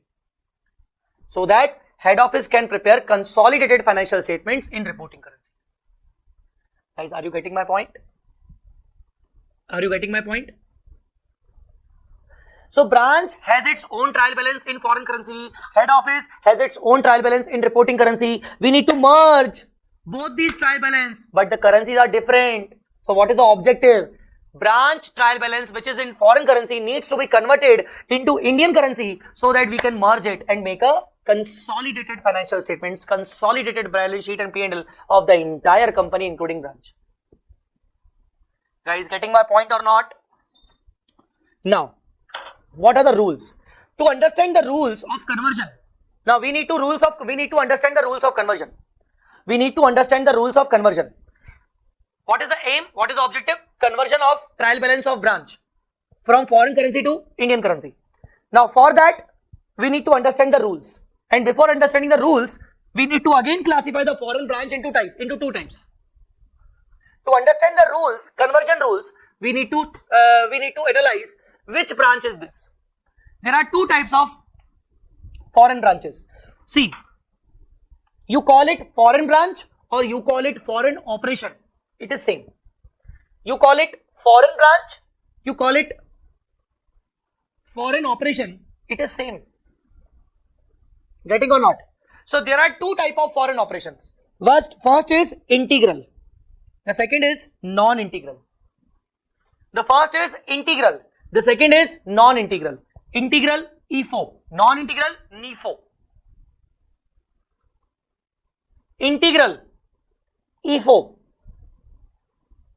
Non-integral, NIFO. NIFO. Understood or not? What is integral? What is non-integral? What is integral or non-integral? See, if any branch, although maintaining their own books of accounts, but they are financially dependent on head office, like they can't take any kind of operating or financial decisions. All the operating and financing decisions are taken by head office. If any branch is working in the foreign country but entirely depending on head office rules, entirely depending on head office decisions, that branch is the integral foreign branch, which is the integral part of head office, which is not different from head office. So all the activities and business decisions of the branch are dependent on head office. So all the operating decisions, financing decisions, even the fundings, even the purchases are done from head office only. We are depending on fundings from head office. If we need to make some expense, we need to first ask the head office. If we need to make some capital expenditure, we need to ask the money from head office. If we need to sell the goods, we need to purchase it from head office. Everything is dependent on head office. So that branch is integral branch. That foreign operation is integral foreign operation. Example, branch which is not a separate legal entity. But when we talk about non-integral operation, that means under non-integral operation, the branch is independent. As far as operating decisions are concerned, it is independent. As far as purchase of goods are concerned, they can purchase the goods locally also, from any other party also instead of head office. They can take their own decisions. They are not fully funded by head office. They have their own fundings. They have their own purchased goods. So these branches are non-integral. These branches are non-integral. The examples are foreign subsidiary. See, subsidiary companies are different from holding company. Subsidiary is a separate legal entity. Subsidiary has its own management. Subsidiary is not dependent on holding company as far as small decisions are concerned. Of course, they are dependent on holding as far as big decisions are concerned, but they are not dependent on holding company or head office as far as small decisions are concerned. So examples of non-integral operations are foreign subsidiary, foreign joint venture, foreign associate company. These are the foreign operations. First of all, have you understood the basic meaning of integral and non-integral? Have you understood the basic meaning of integral and non-integral? Guys, please reply me. Tell me, guys, please reply me.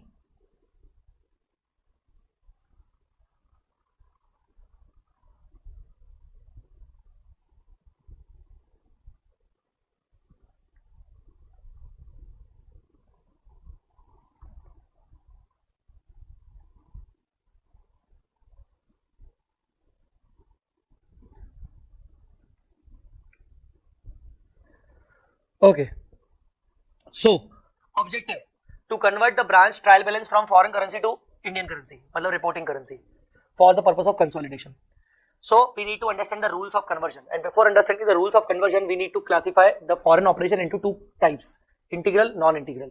Because the rules of conversion for integral and non-integral different. There are different rules of conversion for integral and different rules of conversion for non-integral. Now, come to the rules of conversion. Rules of conversion. Conversion rules. Like from foreign to reporting, conversion rules. What we need to convert? Conversion of the trial balance of foreign operation. We need to convert the trial balance of foreign operation, which is in foreign currency, and conversion is into reporting currency, generally Indian currency. Now, do you know the meaning of monetary items? Do you know the meaning of monetary items? Tell me. Do you know what is the meaning of monetary items? What is the meaning of monetary items?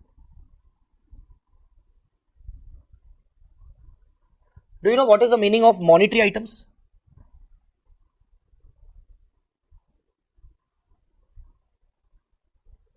Monetary assets or liabilities?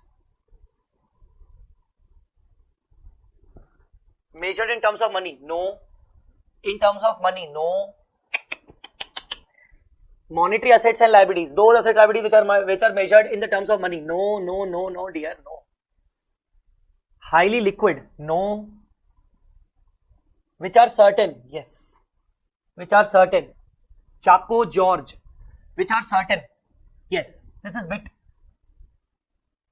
good answer. Which are simply transformed like receivables. Okay. Which has ability of being converted? No. Every asset or liability has the ability of being converted into cash. Book value is equal to market value. No. See, monetary items, monetary assets or monetary liabilities means those assets which has fixed value, which has a fixed amount of value or determinable amount of value, whose value is always fixed, just like debtors. Like suppose I sold goods to customer on credit, rupees 1 lakh. I will get this 1 lakh after 3 months. Now during these 3 months, is the value change? Will the value change? I will get 1 lakh means 1 lakh. It is not like I have the debtors of 1 lakh, but at the balance sheet date I need to revalue it. No. Debtors are 1 lakh at 1 lakh, only 1 lakh. They are not going to change. They don't have any other market value. Okay. So if you talk about asset, so when the recovery is fixed, when the recovery is determinable, if you talk about the liability, when the settlement is going to be fixed, the settlement is going to be fixed or determinable. But as far as investments are concerned, investments are not monetary.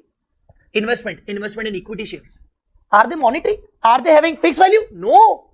They have their own market values, and their market value can become changed every day. They are not certain. Okay, let us talk about building, property, plant and equipment. Building, fixed asset. Inventory, they don't have the fixed value. Their value may get changed. Their value may get changed. So monetary assets and liabilities means whose value is fixed or certain or determinable all the times.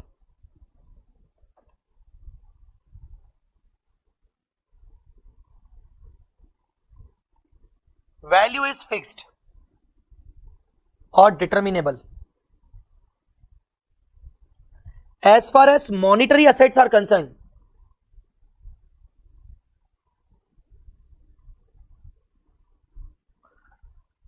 fixed recovery is expected, not to be changed.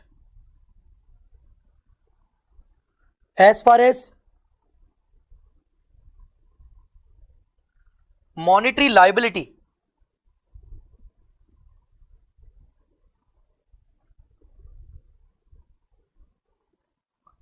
fixed settlement is expected.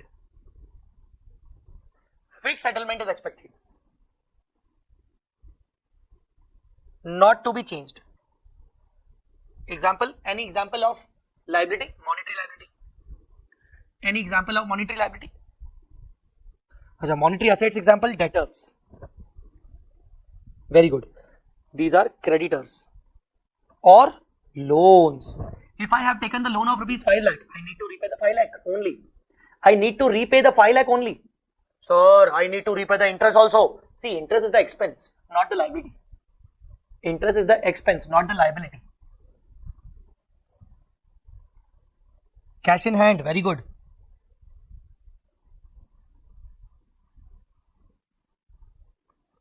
Cash at bank. Prepaid expenses, outstanding expenses. These are the monetary. And what are non-monetary? What are non-monetary?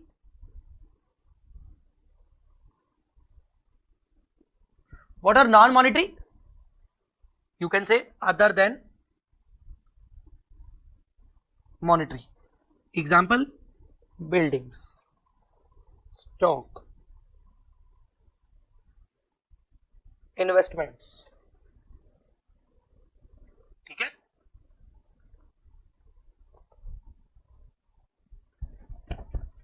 Okay. So now come to the rules of conversion. Come to the rules of conversion. There are simple rules of conversion. As far as integral foreign operation is concerned, we need to convert the trial balance. And for that, convert all the monetary assets and liabilities. Monetary means debtors, creditors, prepaid, outstandings, cash in hand, cash at bank. Convert all the monetary items at closing rate. What is closing rate? Closing rate means exchange rate. And what is closing? Closing means that the rate prevailing on the balance sheet date. So closing rate means balance sheet date. Balance sheet date. So monetary assets and liabilities, convert them at closing exchange rate. As far as non-monetary assets and liabilities, convert them at spot rate. What is the spot rate? The rate prevailing on the date of transaction. On the date of transaction. Spot rate means originally they have recorded at which rate? At the same rate we need to convert. When the transaction took place, earlier when the non-monetary asset transaction took place, suppose I purchased the building 5 years ago. So what was the rate 5 years ago? On that date. I purchased the building 5 years ago in 15 June. So what was the rate 5 years ago on 15 June? That rate we will take for the conversion.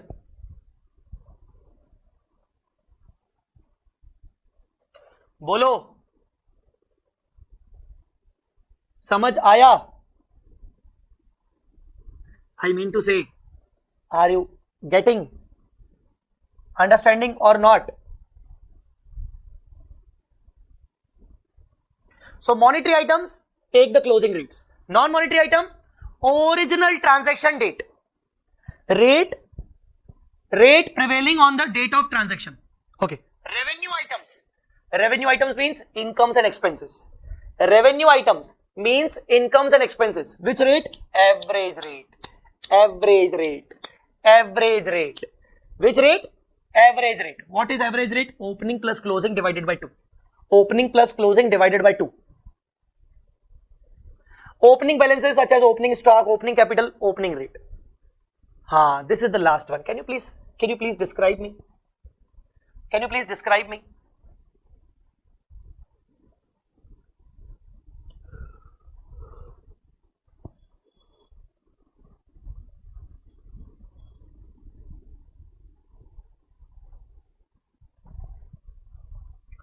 See, in the branch trial balance, see, imagine the trial balance of the branch.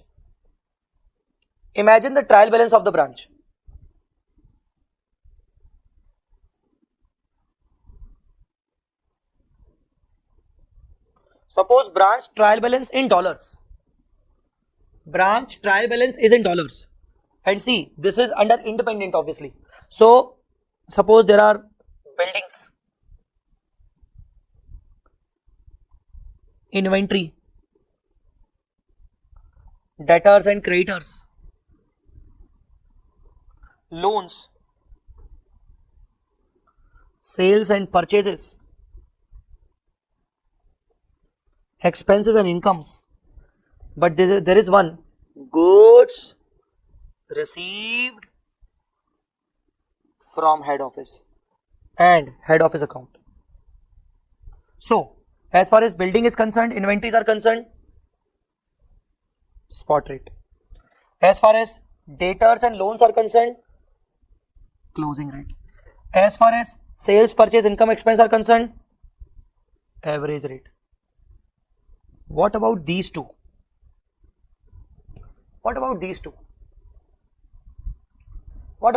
Goods received from head office and head office account. These two will be converted at the actual balance appearing in the books of head office. See, if branch is showing goods received from head office must be showing goods sent to branch. If branch is showing head office account, head office must be showing branch account. So, what is the rule? So, head office account balance and goods received from head office account at actual balance appearing in the head office records. So head office account is shown in the branch books. So in the same way, branch account is shown in the head office books. So at reporting currency only, it is being shown. So convert into the same value. Goods received is shown in the books of branch, but goods sent to branch is shown in the books of head office. So at the same value.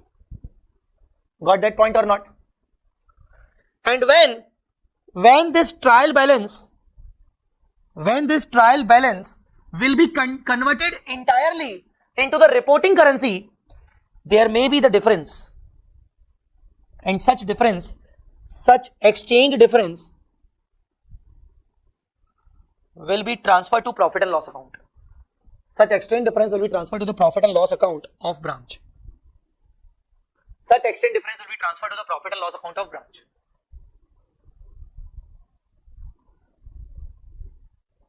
Okay, so first of all, I am giving you 2 minutes to just go through these rules of conversion for the integral operation. Just take the time and we'll discuss one question. Okay.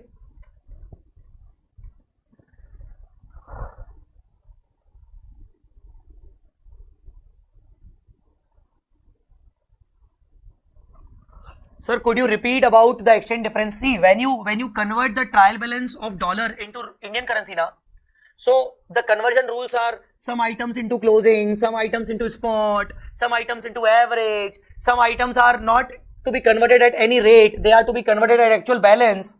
So definitely your trial balance must not be tallied.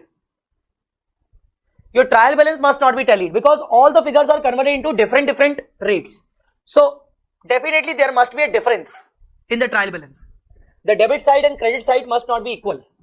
So that difference is called exchange difference. And that exchange difference, we need to transfer it to the profit and loss account of the branch.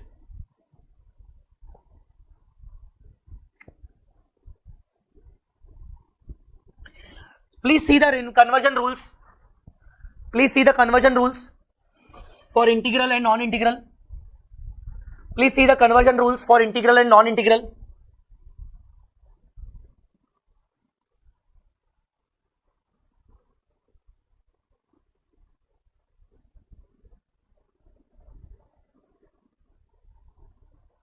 Closing rate on what date to be taken for? Beta, it is closing rate means balance sheet date na. It's a common sense na yaar. Closing means itself the balance sheet date. I even return it. Balance sheet. See this. What are you asking? When I say closing rate, that means the rate on the closing date. Closing date means balance sheet date. Closing rate means the rate on balance sheet date. The rate on balance sheet date.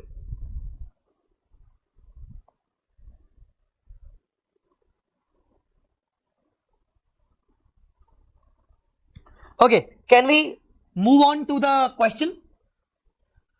Can we move on to the question?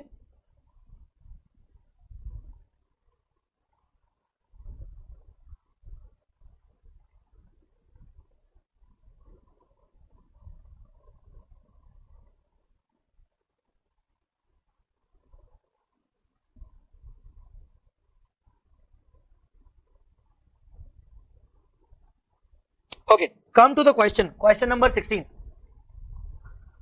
Come to the question. Question number 16. Question number 16. We are going to discuss this question and then we'll end up the class.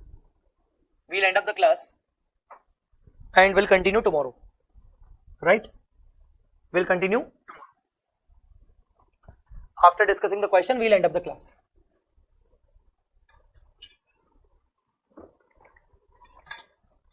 Okay, do you want to see the non-integral rules also? Okay, before discussing the class, just take the screenshot of non-integral operation also. Non-integral.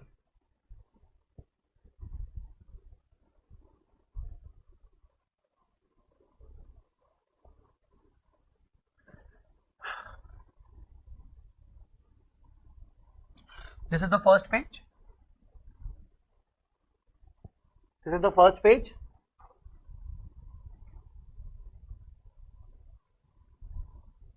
And this is the second page. This is the second page.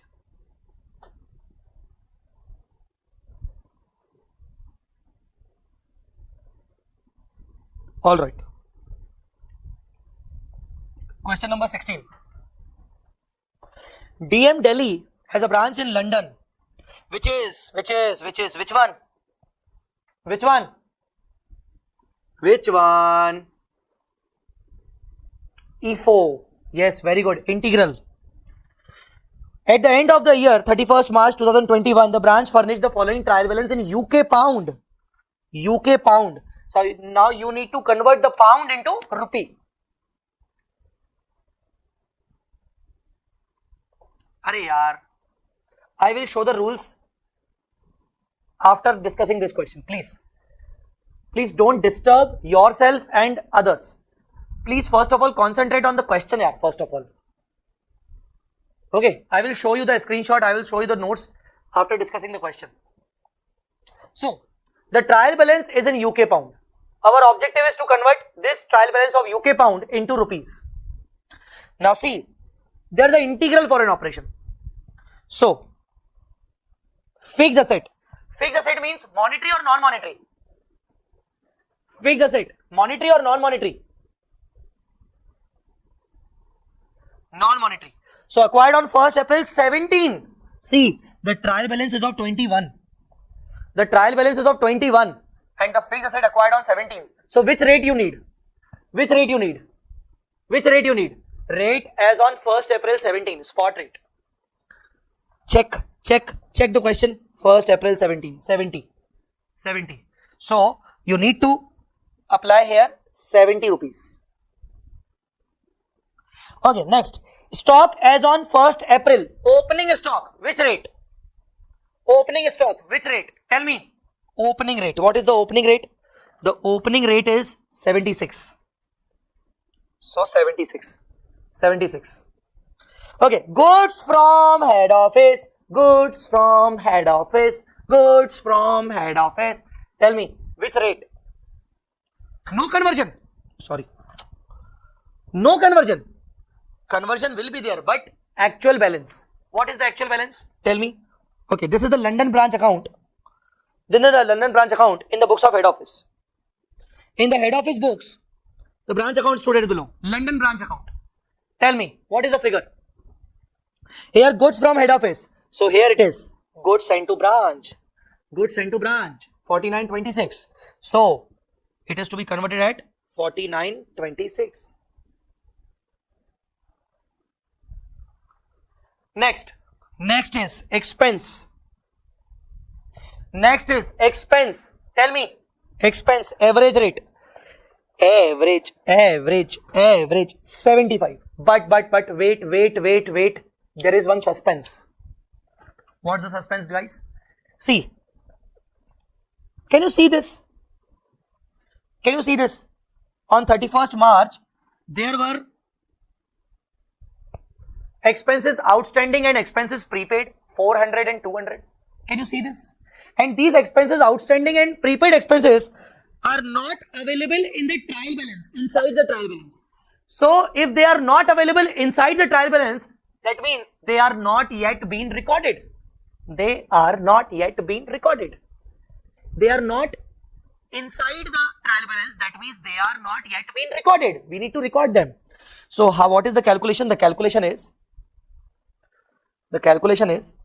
expense as per trial balance. Expense as per trial balance 4800. There is one outstanding expense. Outstanding expense means the expense belongs to current year. And there is one advance, matlab prepaid. Prepaid means that belongs to the next year. So we need to reduce, eliminate. So expense of the current year. How much? 4800 plus 4 minus 2. That means 5000. So what we will do? Expense of 5,000 pounds will be converted at which rate? The average rate, means at 75. So you will convert the expense of 5,000 at 75.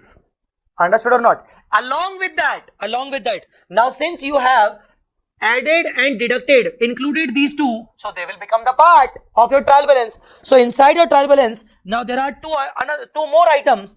One is outstanding expense and one is prepaid expense.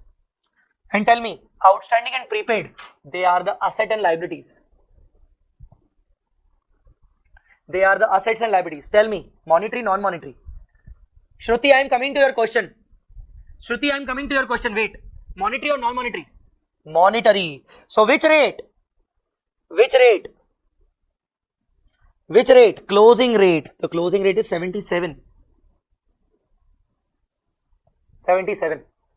So outstanding expense, it is the liability. Prepaid, it is the asset. 77. Achha, Shruti has asked one question. Sir, suppose if there is no average rate being given in the question, what will we do? Simple, opening plus closing divided by 2. In the question, if they are not giving you the average rate, you can do opening plus closing. Okay, next. Debtors, creditors, cash at bank. Debtors, creditors, cash at bank. Tell me, monetary, non-monetary, opening rate, closing rate, average rate, which rate? Closing, all three at 77. Closing. Now tell me, head office account. Tell me the head office account. Which rate? Head office account, which rate? See, this trial balance is of March 2021 ending. So head office account is the balance, is the closing balance. So in the books of head office, London branch closing balance is 1720. So 1720.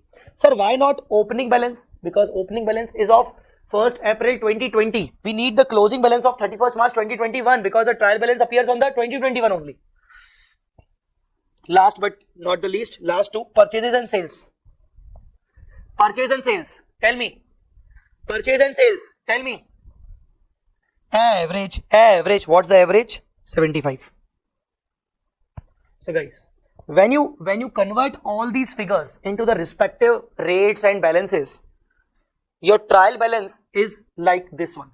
The format is particulars, amount in UK pound, conversion rates, where the goods received from head office, there is no rate, head office account, there is no rate. And when you convert these, you will get the difference, the exchange difference. On the credit side, 12,400, and that you need to transfer to the P&L account.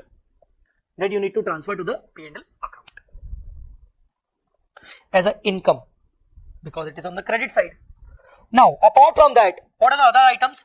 The other items are closing stock. So, closing stock, which rate? Closing stock, which rate? Closing rate. Closing stock, which rate? Closing rate. So, what are they asking? You are required to prepare trial balance incorporating adjustment of outstanding and prepaid, converting UK pound to Indian rupees. Yes, this is the trial balance. Next, trading and profit and loss account for the year ended 31st March of London branch as would appear in the books of Delhi head office. Now, the same trial balance based on this rupees trial balance, you need to prepare the trading and P&L. So, trading and P&L based on this trial balance, like opening stock is 851,200. So, on the trading account, 851,200. Purchases. Where are the purchases? 9 lakh. Sales 72 lakhs. So purchases 9 lakh, sales 72 lakhs. Closing stock 6,16,000. Simple. Goods received from head office 4926. You will get the GP. Now, apart from that, okay, fixed asset, sales, purchase, expenses 375 expenses. So P&L 375. Okay, another debtor creditor outstanding. Okay, 12,400 income. 12,400 income. So now, one more thing. Depreciation. Fixed assets are to be depreciated at 10% WDV. Guys, as far as depreciation is concerned, always calculate depreciation after converting the amount into Indian currency, into reporting currency, I mean. As far as depreciation is concerned,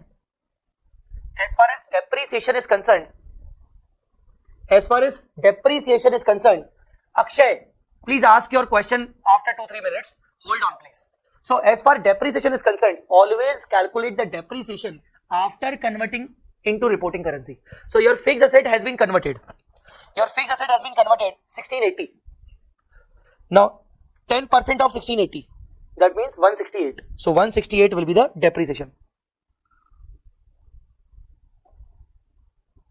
Alright, you will get the net profit. You will get the net profit. Okay, Akshay, sir, why is closing stock not non-monetary? Why is closing stock not non-monetary? Okay, good question. Good question. Now see, technically, closing stock is a non-monetary item. Now you will ask me, sir, if it is a non-monetary item, why you have converted it into closing rate? Okay. First of all, stock is a non-monetary item. Okay, sir, stock is a non-monetary item. But as far as AS2 is concerned, stock is to be valued at cost or NRV, whichever is lower. Cost or NRV, whichever is lower. Understood? So since the stock is to be valued at cost or NRV, whichever is lower, that means we measure it sometimes at cost or sometimes at NRV. So those assets and liabilities which are measured other than at cost are again to be recorded at closing rate. So this is the reason. So those items which are measured at other than cost are again to be recorded at closing rate. So in short, closing stock is always to be recorded at closing rate. For your understanding purpose, for your exam purpose, closing stock is always at closing rate. Understood? Now, this was the net profit. Now, as far as balance sheet is concerned, they are not asking the balance sheet. They just ask the trading P&L. But suppose if they ask the balance sheet, you must have the balance sheet figure like fixed assets. What are the items to be gone to the balance sheet? Fixed asset, debtors, creditors, outstanding, prepaid, cash, head office, and closing stock. Not the opening stock. Not the opening stock. Closing stock. And the net profit final balance. So this way we have covered the integral operation. This way we have covered integral operation. Guys, if you want to take the screenshot of integral, see this. This is the integral for an operation.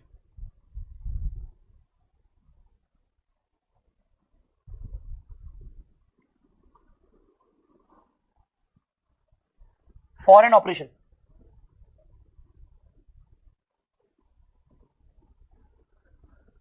Do you want to take any other screenshot? Or shall we close the session?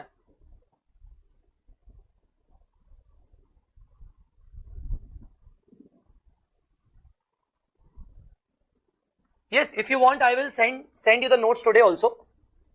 I will share these notes with Mubarak. He will share with you guys.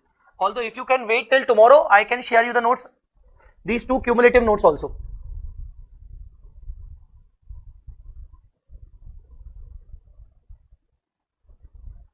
So guys, how was the session?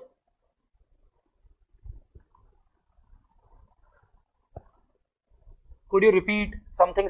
Could you repeat? Guys, you can unmute yourself. You can unmute yourself. Hello, sir. Yes. Sir, could you repeat the reason for taking closing stock at closing rate? See, closing stock is always valued at cost or NRV, whichever is lower. So closing stock is the thing which is technically the non-monetary, but it is being valued at other than cost also. So when you measure the closing stock at NRV, so NRV of which date? NRV of closing date. NRV of balance sheet date. So when you take the NRV of balance sheet date, you need to convert the closing stock at the rate given on balance sheet date, and this is the reason we take closing rate. So if the cost is less, then we'll take it that right? Yes, if cost is less, then spot rate. Okay, sir. Alright, so you guys can unmute yourself.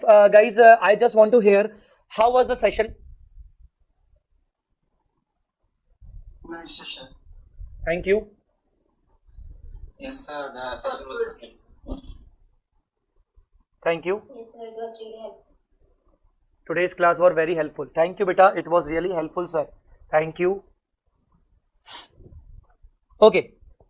So guys, Do you need these notes today only, or should I share these notes cumulatively after tomorrow's lecture?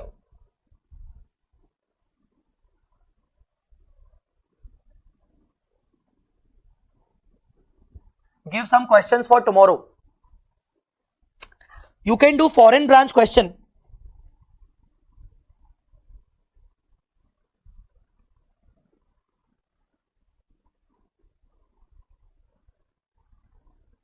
This question number 18. You can do foreign branch question number 18. Okay.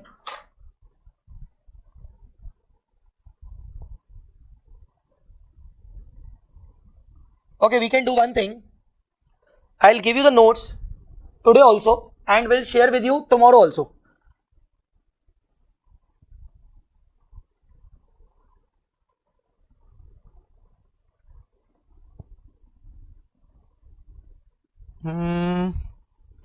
Okay, I'll mail myself, then I will share with Mubarak.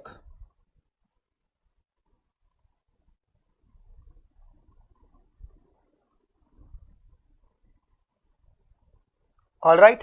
So guys, thank you so much. Thank you so much for patience listening. It was a nice lecture from my side also. You guys are awesome. And we'll meet tomorrow at 7. At 7, okay? Anything? Or shall we end the session?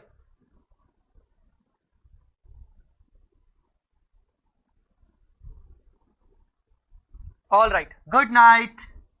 Thank you so much, guys. Good night, everyone. We'll meet tomorrow at 7. Please, any one of you can, if any one of you can talk to Mubarak for tomorrow's session at 7 instead of 7:30, please. Can you do this? If any one of you can talk to Mubarak for session at 7. All right. All right. Thank you guys. Bye. Take care. Jai Mata Di. Allah Hafiz.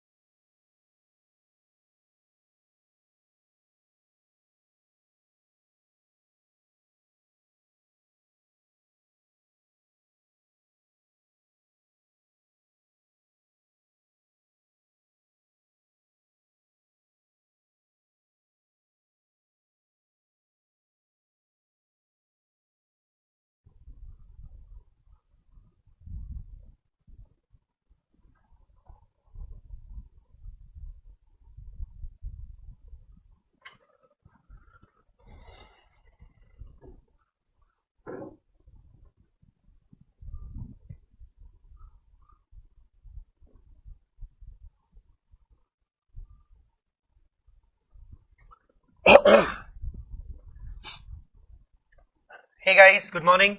Am I audible?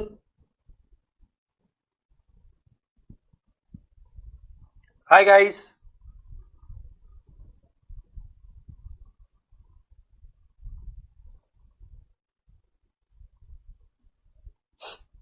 All right.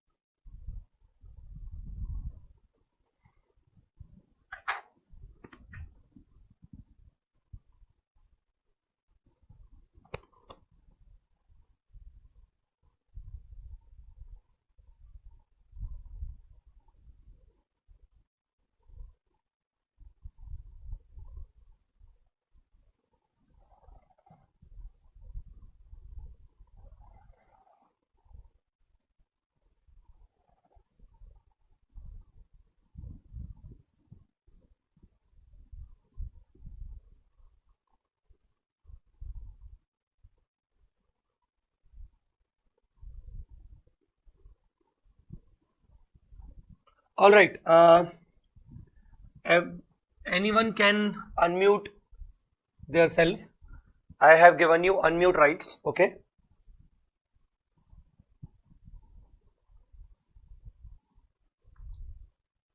Hello, sir. Yes. Sir, good morning. Good morning. Yeah, let's start. Can we start? Yes, sir. Okay. In just 2 minutes, we are starting, right? Okay, sir.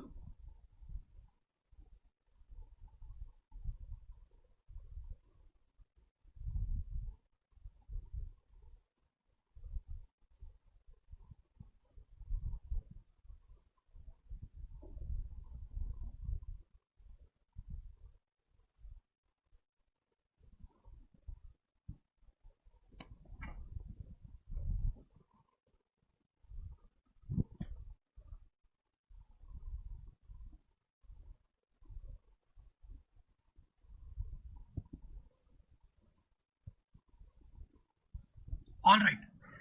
So we are starting. Good morning once again to all of you. Okay, guys. So what we have done till that class, in the first class, we understood that in branch accounts there are two type of branches, dependent branches and independent branches. Under dependent branches, out of these 4 methods, we covered 2 methods: final account system cost basis and final account system IP or WP basis. Now 2 methods are left: stock and debtors and debtors method. In independent branch, there are 2 things. One is domestic branch and the other one is foreign branch. We already covered foreign branch. So in this session, what we are going to cover? We are going to first of all, we are going to cover these two. These two means stock and debtors method and debtors method. Then we'll cover the domestic branch. Okay. So first we'll start with stock and debtors method, right? First we'll start with stock and debtors method. Okay, before starting anything, if you guys have any doubt, if you want to ask me any doubt, you guys can ask a doubt also.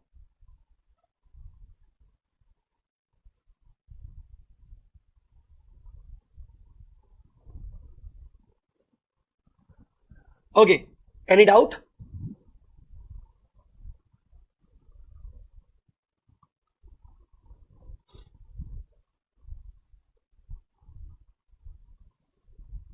Very good. Okay. Foreign branch, full, finished or integrated branch only. See, we covered that day, we covered the branch accounts, the rules, the foreign branch conversion rules, and we did one question of integral branch.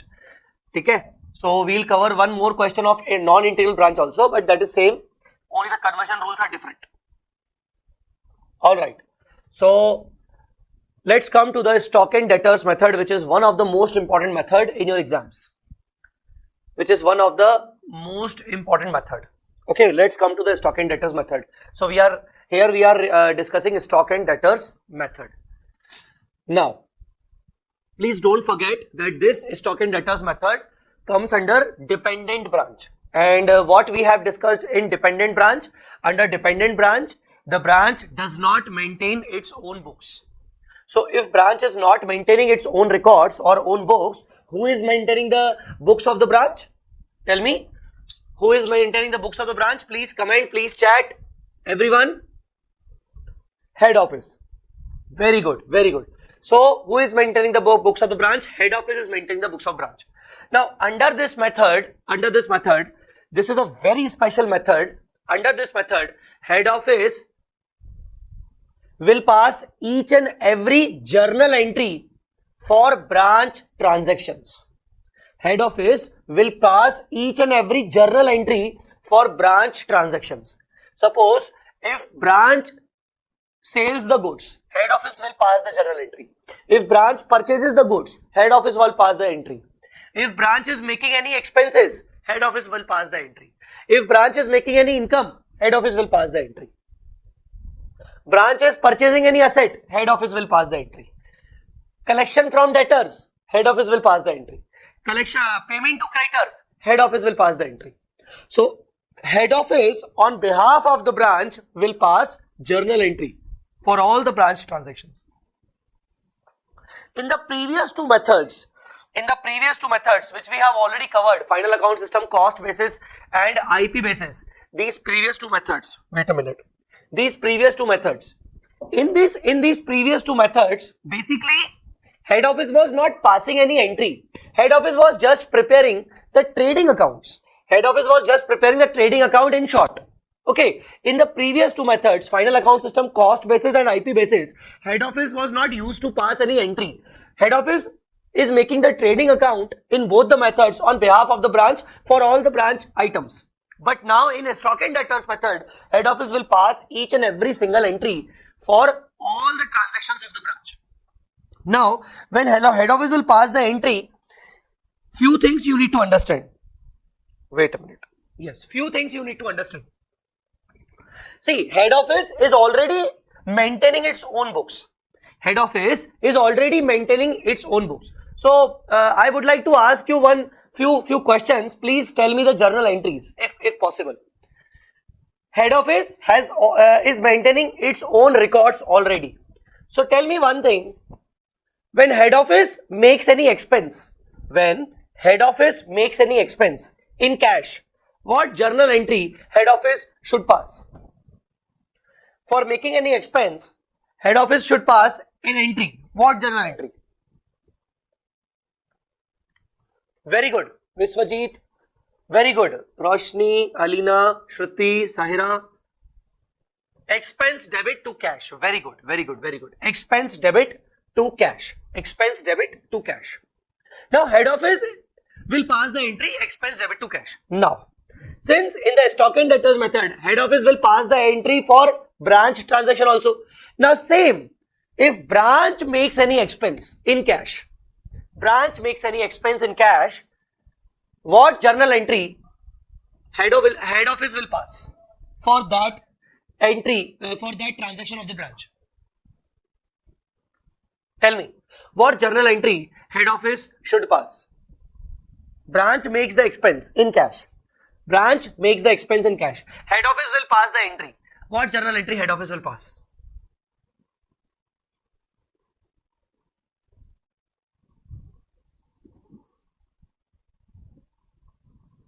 Okay. Okay.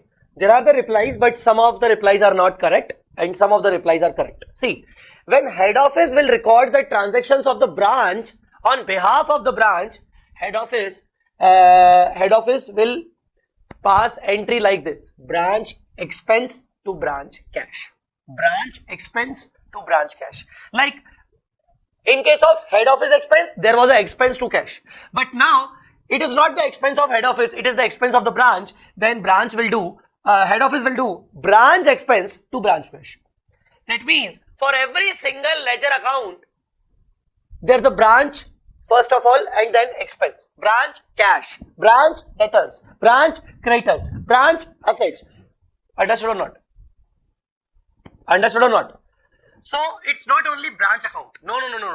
Branch expense, branch cash, branch profit and loss, branch debtors. All right. So for every single item to record the transaction of the branch, for every single item, I should incorporate the branch, the name of the branch before any ledger account. Understood?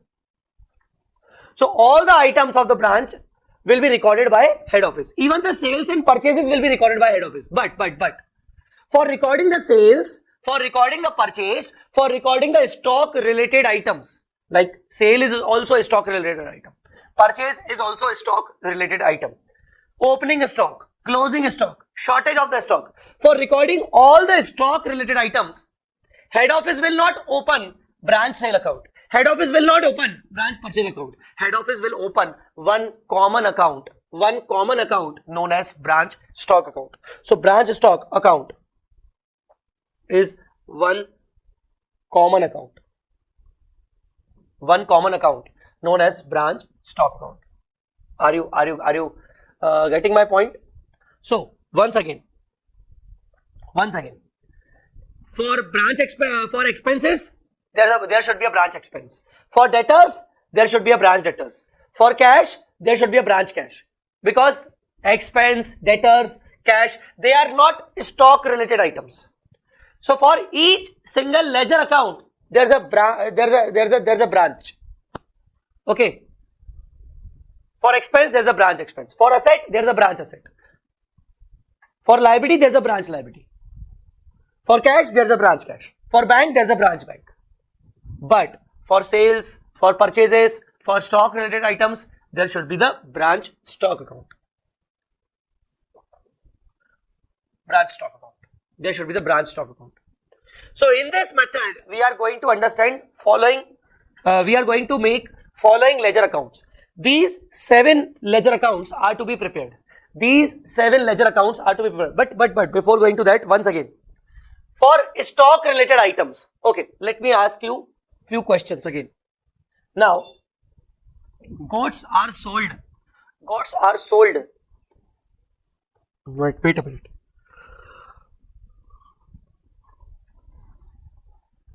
Yes.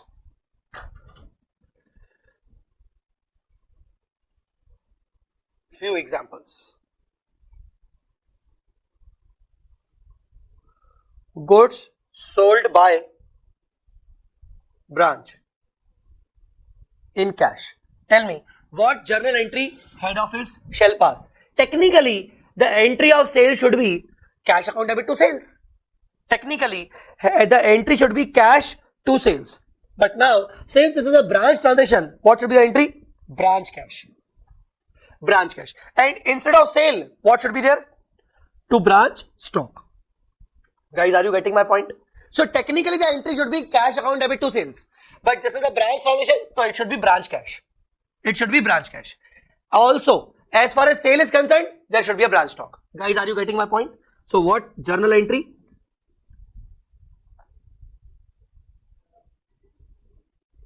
So instead of sale, there's a branch stock. Guys, are you getting my point? Tell me, are you getting my point? Goods sold by branch on credit. Tell me. Technically, the credit entry is to be passed like this: debtors account debit,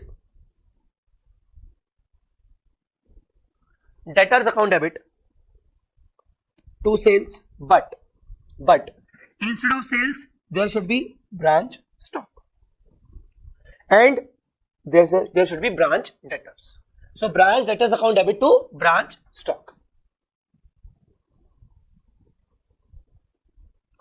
Branch debtors account debit to branch stock. Goods sent to branch by head office. Goods sent to branch by head office. Goods sent to branch by head office. Tell me.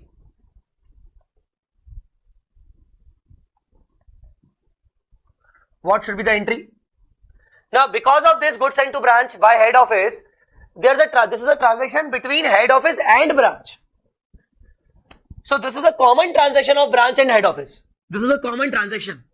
Like this is a transaction of head office and this is a transaction of branch. Common transaction of branch and head office. So as far as branch is concerned, branch stock will be increased. Branch stock account debit. Branch stock will be increased. Whenever the stock will be increased, you will debit the stock. You will debit the stock. Whenever the stock will be decreased, you will credit the stock. See, when there was a sale, you are crediting the branch stock because stock is getting decreased. Again, credit sale, you are decreasing the branch stock, crediting the branch stock.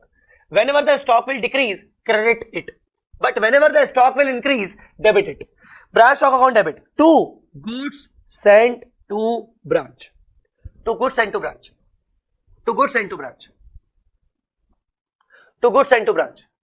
Guys, understood or not? 2 goods sent to branch. What is goods sent to branch, sir? Sir, what is goods sent to branch? Yes. Sir, what is goods sent to branch? See, goods sent to branch. It is a kind of sale made by head office. Technically, what is goods sent to branch? Goods sent to branch is as good as the sale made by head office. So, sir, why head office is not crediting the sale account? Because it has sent the goods to branch. Na? Branch is my own part. I'll not book the sale. Understood or not? I have just given the goods to the branch. So, I need to book the separate account which is as good as sales. Okay. Any doubt, guys? So, goods sent to branch, branch stock account debit to branch, to goods sent to branch. Now, tell me once again. Goods return by branch. Tell me. This was the goods sent to branch. This is goods returned by branch to head office. Tell me. Tell me, guys.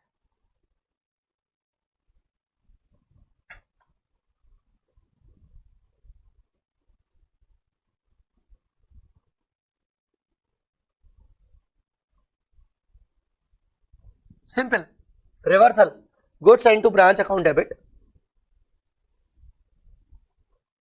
Goods sent to branch account debit to branch stock. Because in this case, the stock is getting reduced. So it should be credited. It should be credited. Are you getting my point? Goods sent to branch account debit. Why? Because it is a reversal of this sale. It is a reversal of this sale. Return.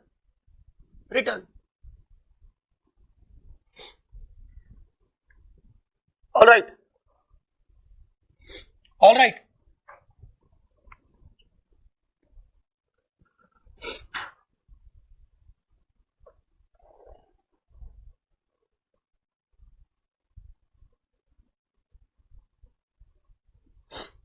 All right, tell me.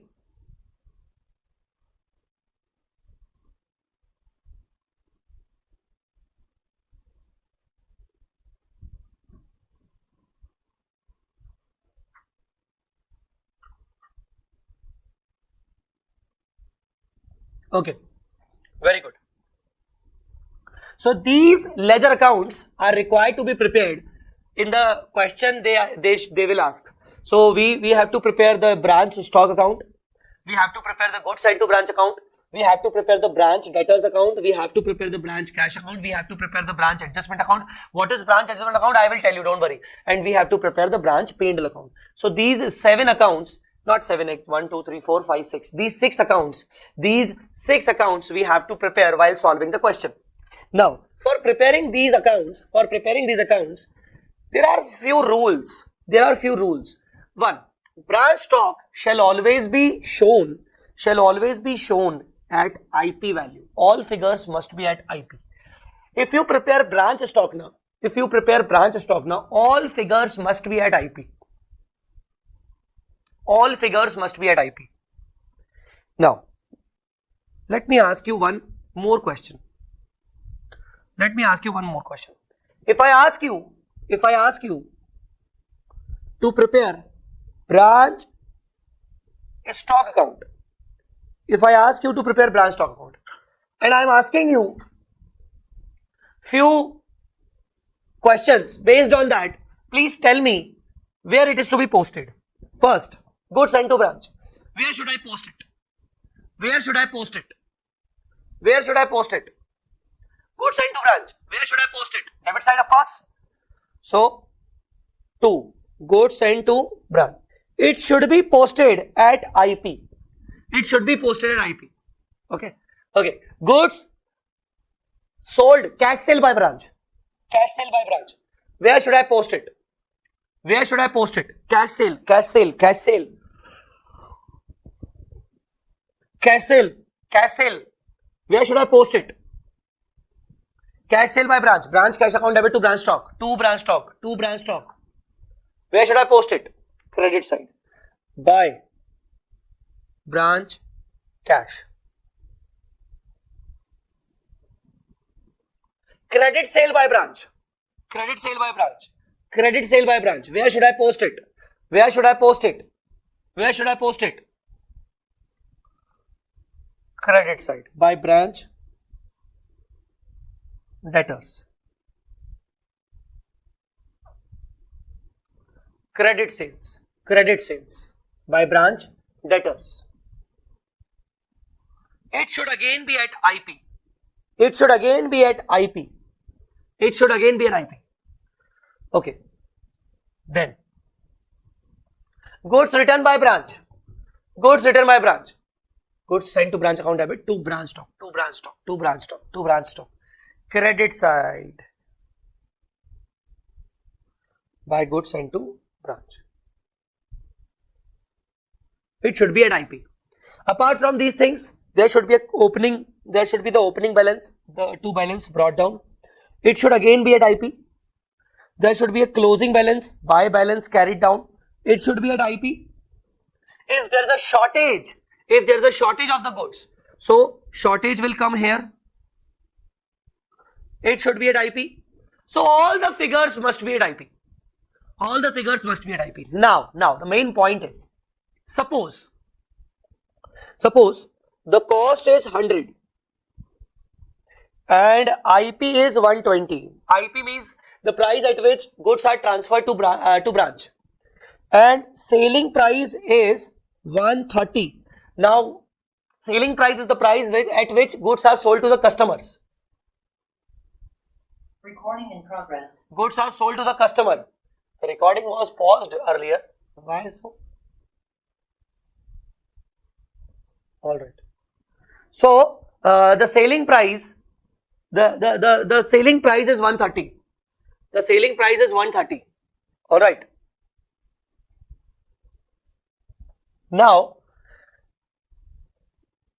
when you sell the goods to debtors, suppose sold goods to debtors, technically the entry should be shown at 130. This entry I am talking about. This entry 130. When you are going to sell the goods to branch, when the branch is going to sell the goods to debtors, the entry should be at 130. And 130, remember 130 is the selling price. So the posting will be at 130 now.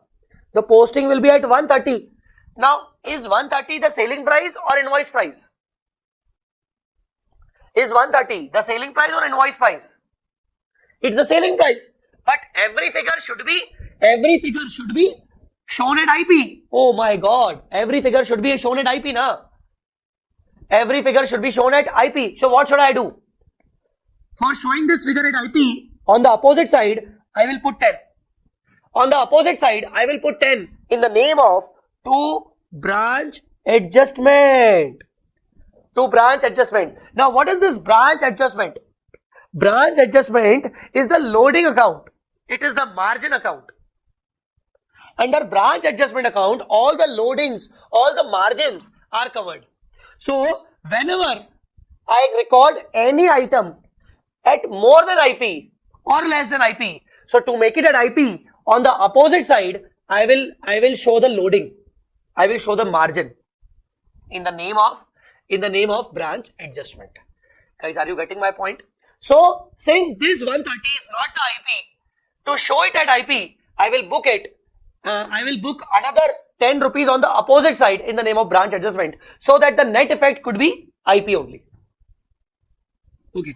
Do you understood that?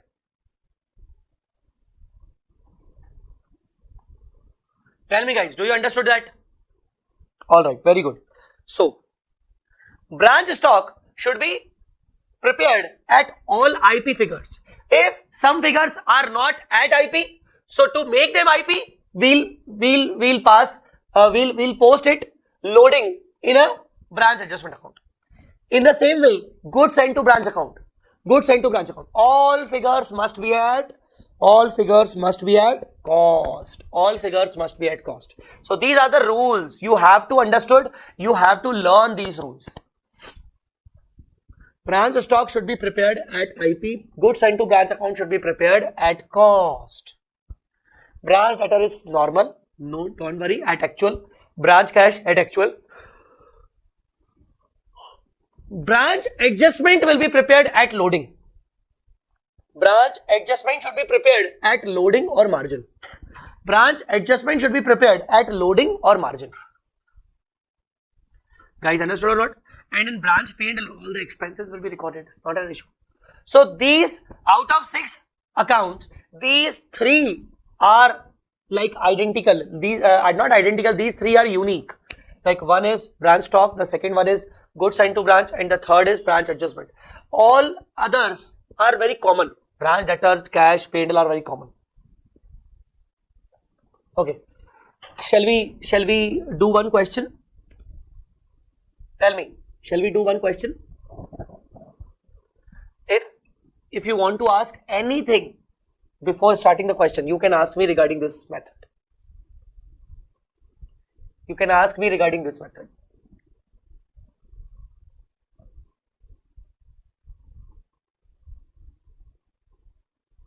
Sir, Yes.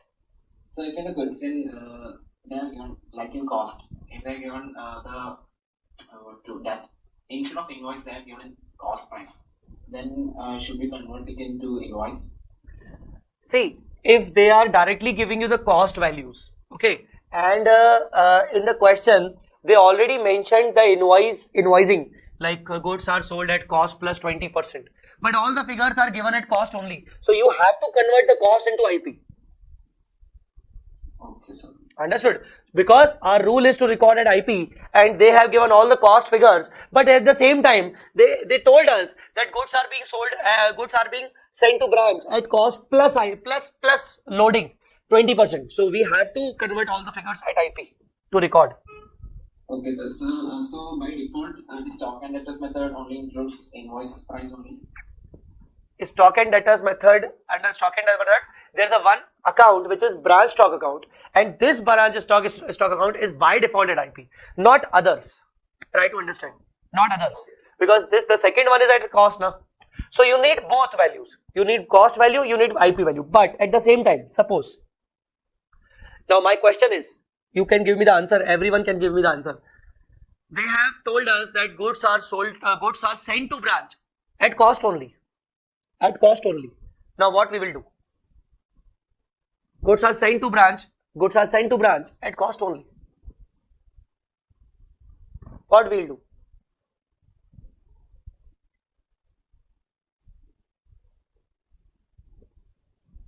The recorded cost. Technically here cost and IP is same. If cost is 100, the IP is also 100. So if cost and IP is same, so technically we'll record at cost only, because they both are same. Okay? Alright.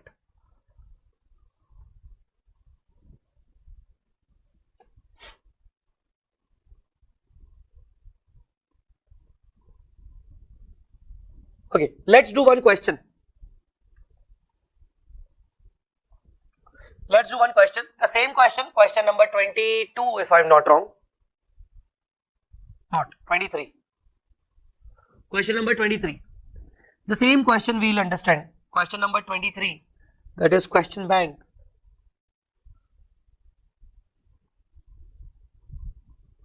May 22. All right. So everything, see, we already did this question in the earlier two methods, you must remember. So let us read this once again. Walkaway Footwears has its head office at Nagpur and branch at Patna. It invoices goods to its branch at 20% less than list price. So technically here, if you assume cost at 100, the list price was 200 if you remember, which is cost plus 100, okay, and the selling price is 200 minus 20%, so technically it should be 160. All right, then with the instruction, now see this, with the instruction that cash sale were to be made at invoice price and credit sale at catalog price, so whenever the branch makes cash sale, it should be at IP. Whenever the branch makes credit sale, it should be at list price, catalog price, sales price. Okay. So how many accounts we'll prepare? There is the first account, which is branch stock account. Branch stock account. Goods sent to branch account.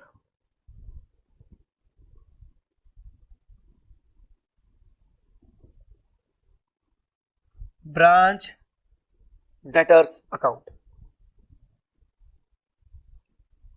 Branch cash account. Branch adjustment account. Okay, we'll prepare branch P&L after some time. First of all, let us concentrate on these accounts, these formats. Are you preparing the formats? Are you solving the question simultaneously?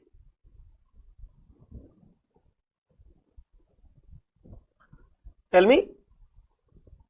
Very good. Very good. Let me open the Zoom in my mobile phone also.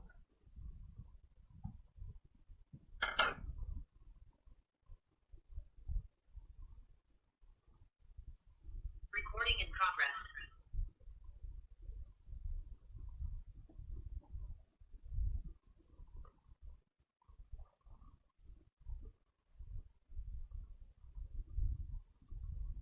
Okay.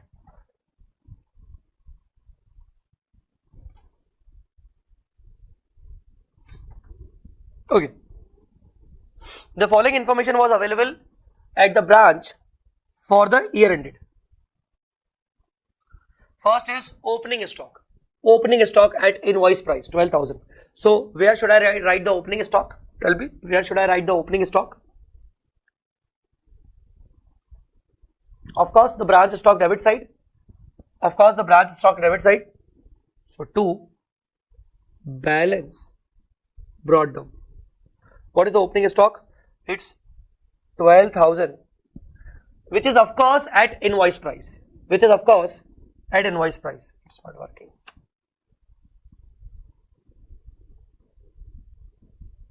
Okay, it's of course at invoice price. But now see, since I have recorded this opening stock at IP, can you please tell me the stock reserve portion on this? On this 12,000, can you please tell me the stock reserve portion? Can you please tell me the stock reserve portion?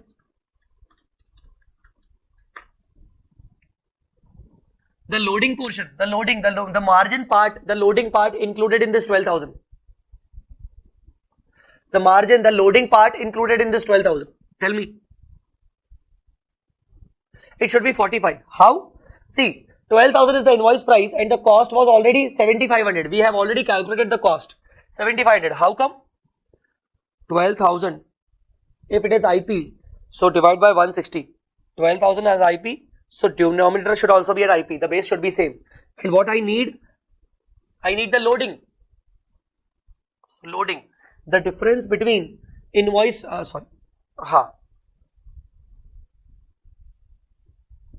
this is IP. The difference between IP and cost. The difference between IP and cost. The difference between IP and cost. That is 60. So how come? 4,500.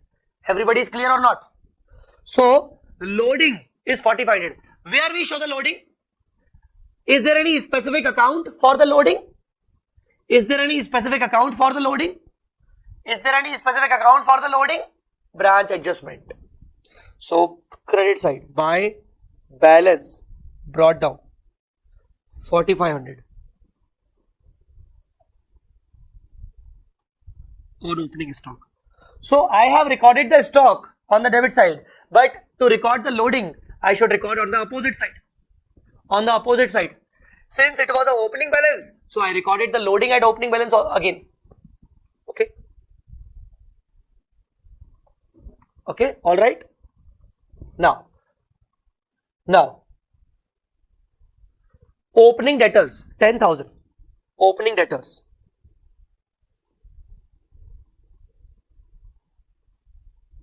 $10,000. Opening debtors are 10,000. Opening debtors are 10,000. Opening debtors are 10,000. Goods received from head office. Goods received from head office. Goods received from head office. Goods received from head office. Tell me, that means goods sent to branch. What should be the entry? What should be the entry? Goods sent to branch. Branch stock will be debited. Branch stock is increased. Branch stock is increased.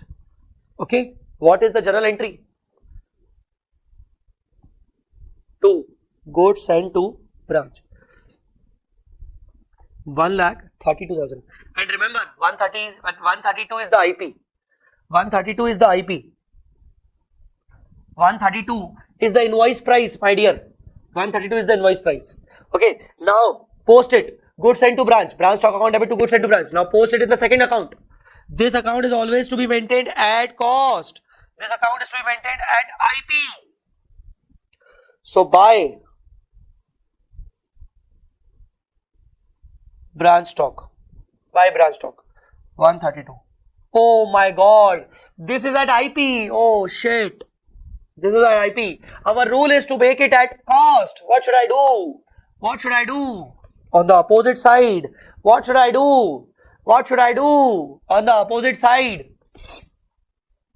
Calculate the loading and transfer it to branch adjustment. So to branch adjustment account. How much loading? See, 132 is the invoice price. The real cost is 82,500. We have already calculated the cost in earlier methods. So 132 minus 82,500, that is 49,500.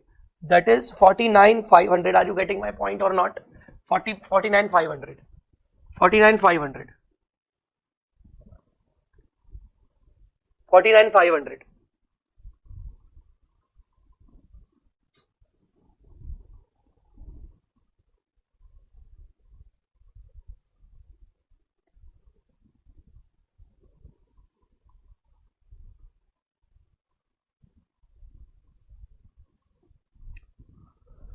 Clear? So now this 49,500 is to be posted in adjustment account. This 49,500 is to be posted in adjustment account. Okay, post it. Buy goods sent to branch. 49,500. 49,500.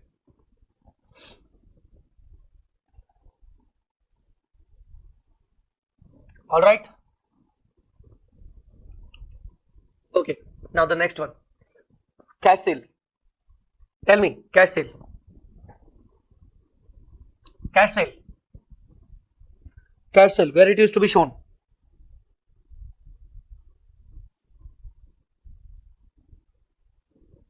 Cash sale. Start with the stock account. Cash sale. Buy branch cash. And cash sale at IP 46,000. See, this is already at 46,000. This is already at IP. No need to make any adjustment. This is already at IP. This is already at IP. This is already at IP. No need to make any adjustment. Alright? Alright? The next. Credit sale. The next. Credit sale. 1 lakh. 1 lakh. Acha, branch cash. So we need to post it 46,000 at cash also. To branch stock. In the cash account. As far as credit sale is concerned, 1 lakh.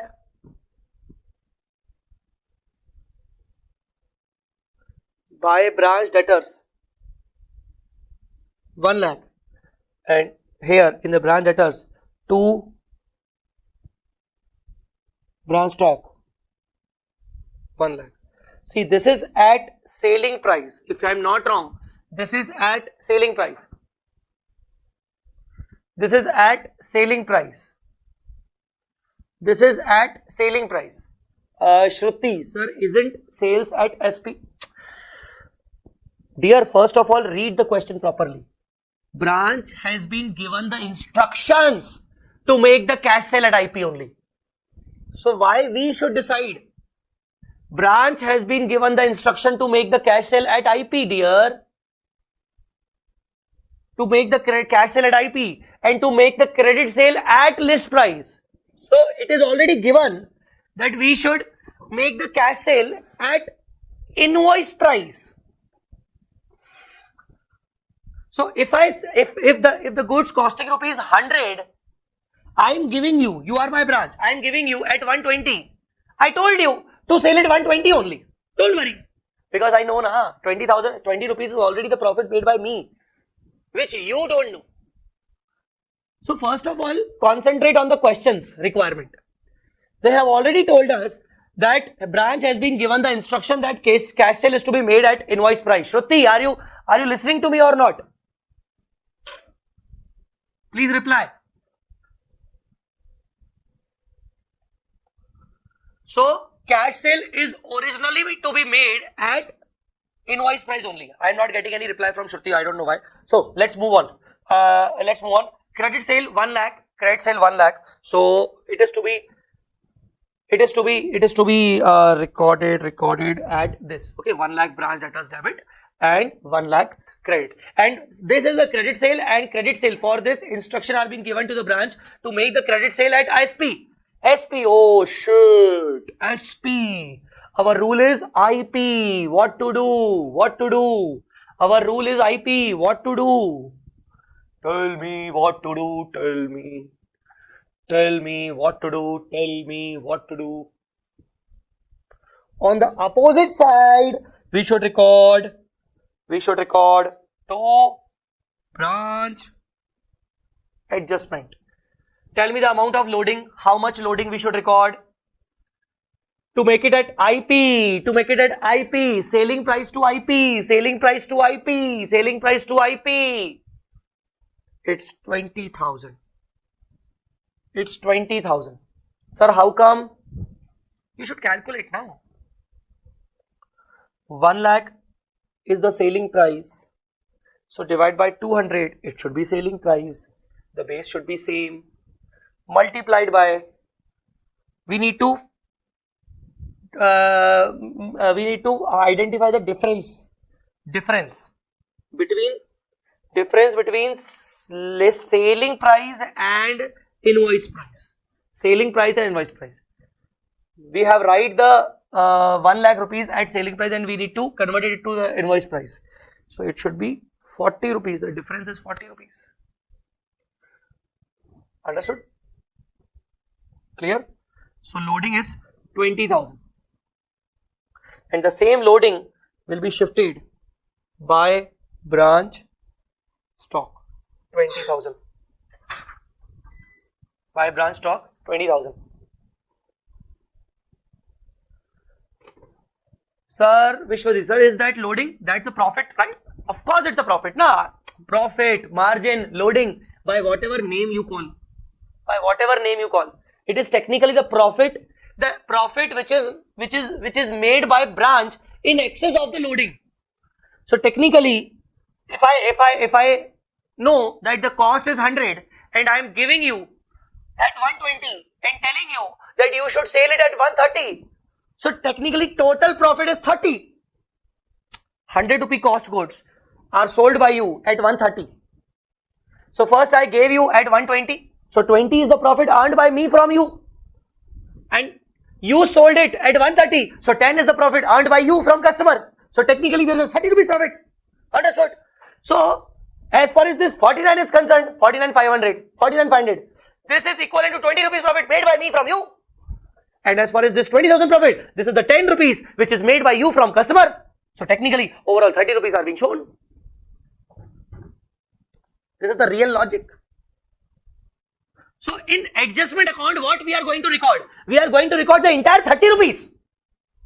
We are going to record entire 30 rupees. How? 20 rupees made, 20 rupees profit earned by head office from the branch.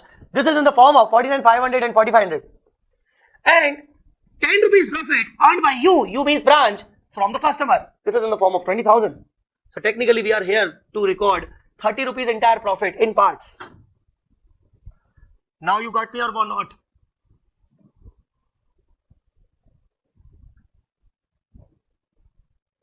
Everyone is not replying. Everyone is not replying.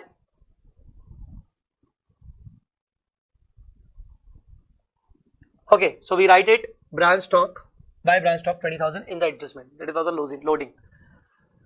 The second effect was this. Okay, next.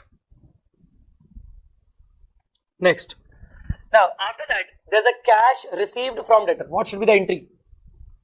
Cash received from debtor. This is the stock and debtors method. Head office will pass the entries of branch. Head office will pass the entries of branch transactions on the behalf of branch. Cash account debit to debtors. Tell me. So it should be branch cash account debit to branch debtors.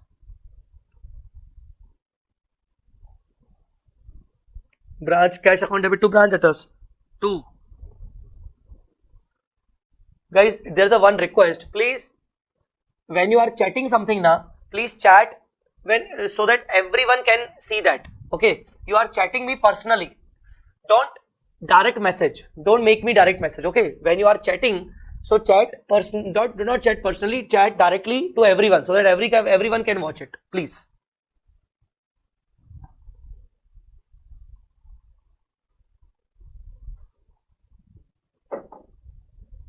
Okay. So 2.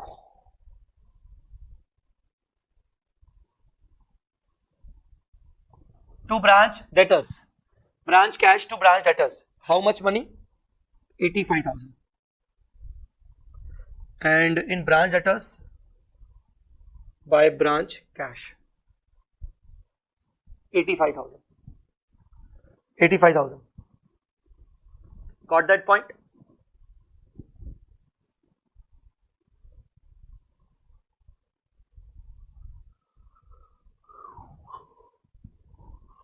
Expense at branch 17,500. Expense at branch 17,500. Tell me. 17,500. Expense at branch 17,500. What should we do? Expense at branch. Expense at branch. Expense at branch. Expense at branch. So branch makes some expenses. So expense will be debited to the profit and loss account and credited in the cash account. So by branch expenses 17,500. 17,500. This should be transferred to the P&L. This should be transferred to the P&L.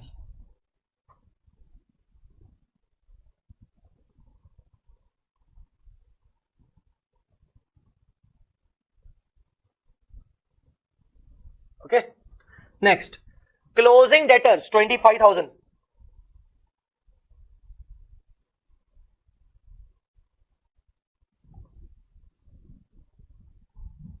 Closing stock 17,600. It is at IP, not an issue.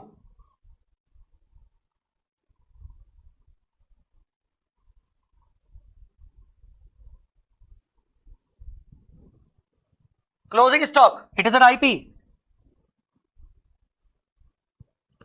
It is at IP.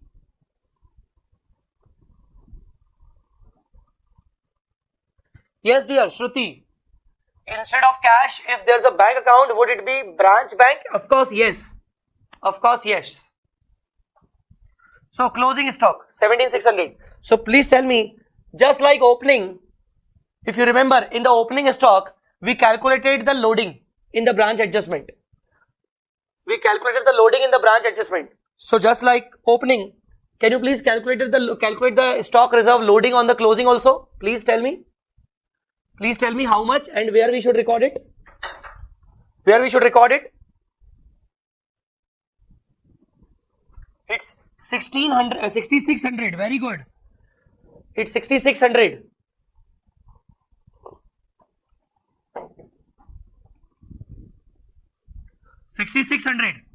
Where we should record it?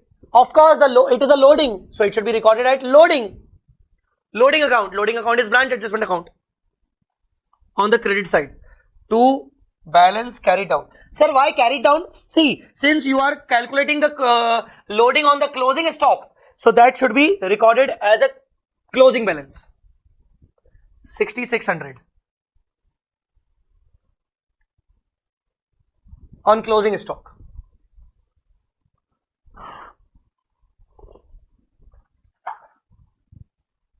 Got that? Okay. Next. Remittance to head office 120. Remittance to head office 120. What is remittance? Remittance means branch has sent cash to head office. Remittance to head office. Remittance to head office means branch has sent cash to head office. Cash to head office. So technically branch cash will be created by cash account. See, this is a transaction between branch and head office. Na? Branch cash is getting increased. Head office cash is getting increased. Branch cash is getting decreased. 120.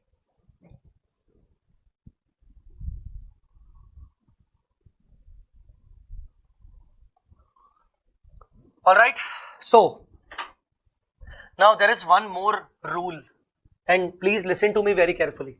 There is one more rule. After posting all the transactions now, remember one thing, you should close these two accounts first.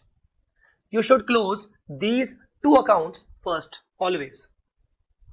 Do not close branch stock first of all. Please close branch debtors and branch cash. Maybe we may found one missing figure which is to be posted in the stock account. So as far as debtor is concerned, the opening is given, the closing is given, the sale is given, the collection is given. I think it's almost done. Please see this. This account is getting tallied. This account is getting tallied. This account is getting tallied. Alright. As far as branch cash is concerned,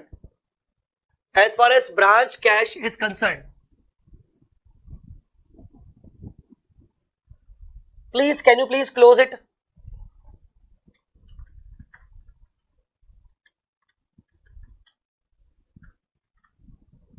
Can you please close it?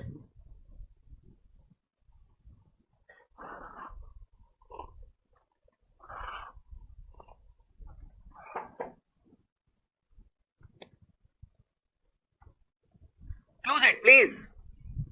Is there any difference? There's a difference of 6,500. Difference of 6,500. What it should be? It may be the cash sent to branch. Cash sent to branch by head office. It may be the cash sent to branch by head office. Head office is sending cash to the branch. So branch cash will be increased. Head office cash will be reduced. So, to cash.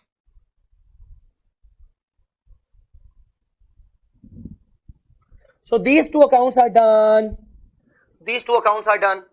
Now, please, these two accounts are done.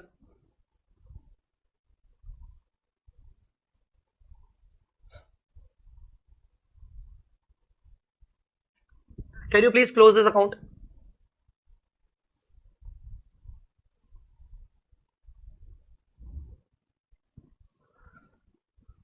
Can you please close this account?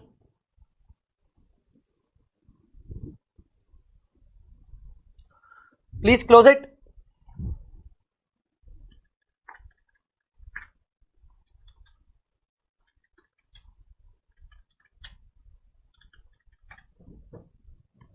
$400 shortage. If you remember, we already did this question in previous two methods.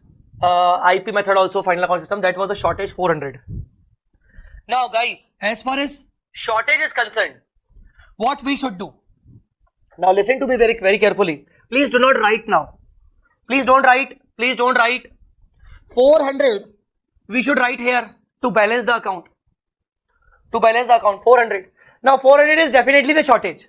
Can you please tell me, out of this 400, what is the cost? What is the loading?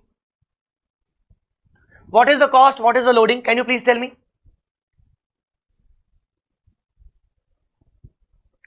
What is the cost? What is the loading?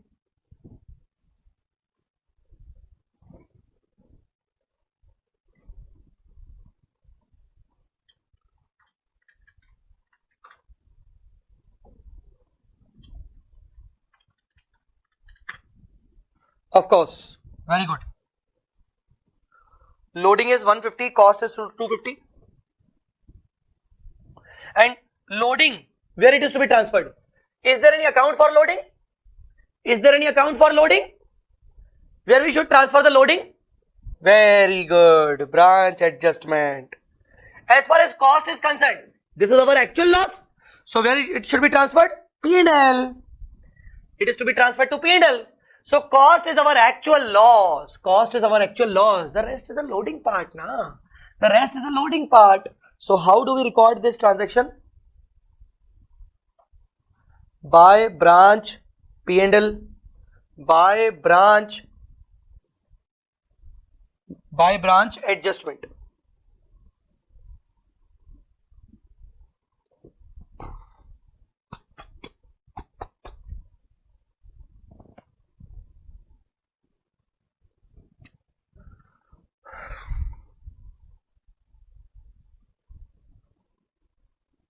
Where they are to be adjusted?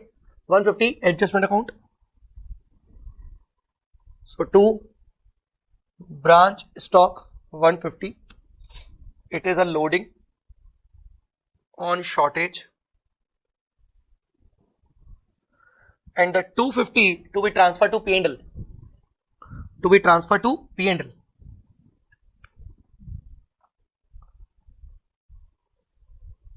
Can you please okay, this account is closed now. This is done. Now, can you please close this account? Can you please close this account? Can you please close this account?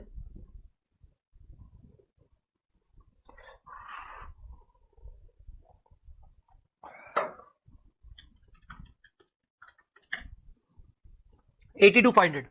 Sir, this $82,500 will be shifted to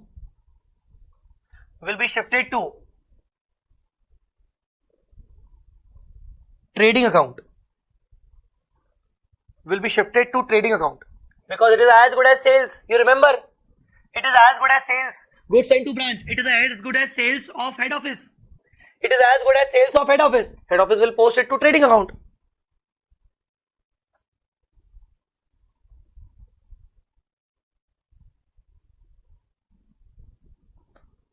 Okay,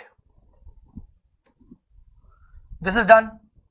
So suppose if branch P&L we prepare, if we prepare branch P&L, what are the postings?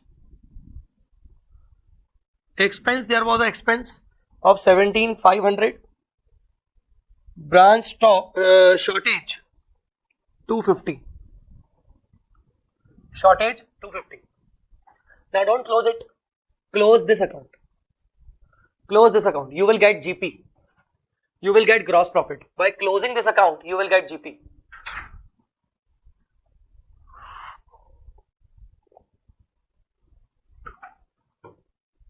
You will get the GP.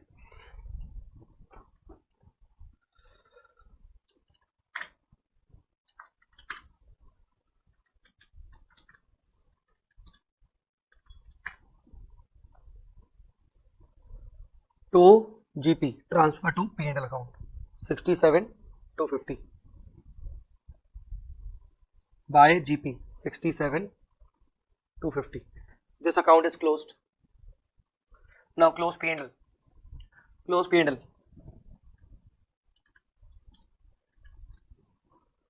So you get net profit 49,500. You get net profit 49,500. Sir, can you please tell us the logic of this account once again? Yes, definitely. I would love to share the logic of the entire branch adjustment account. See, we all know adjustment means loading or margin or profit by whatever name you call it. Okay. Now technically, if you can see,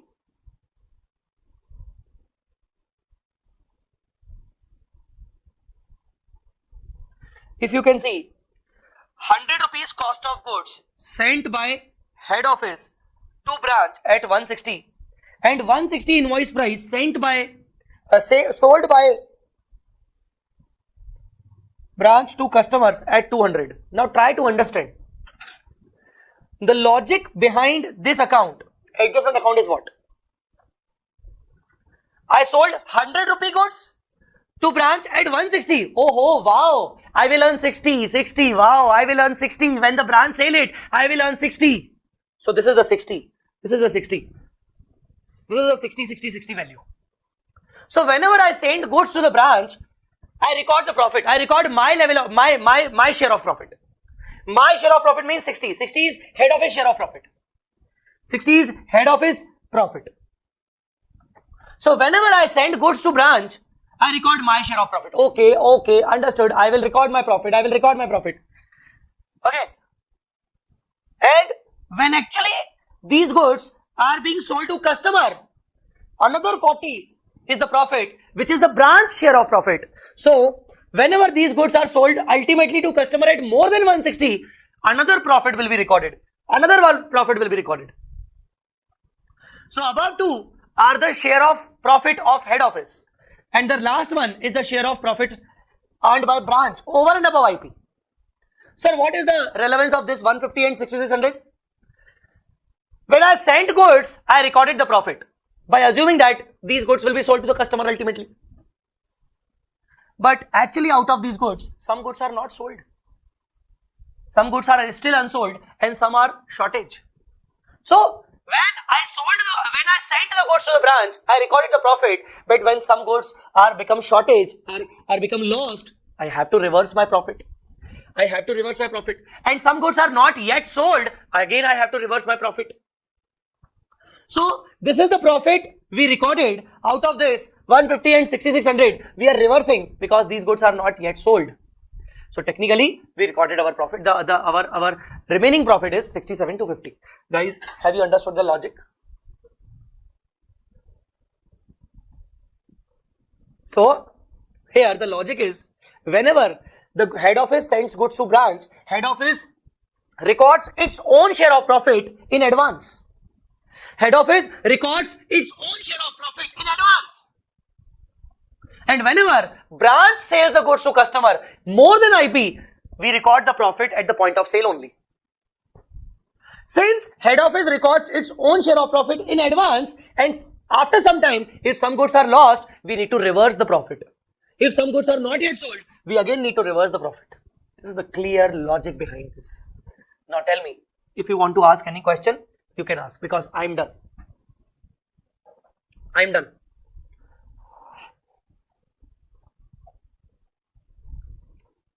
Sir, Yes.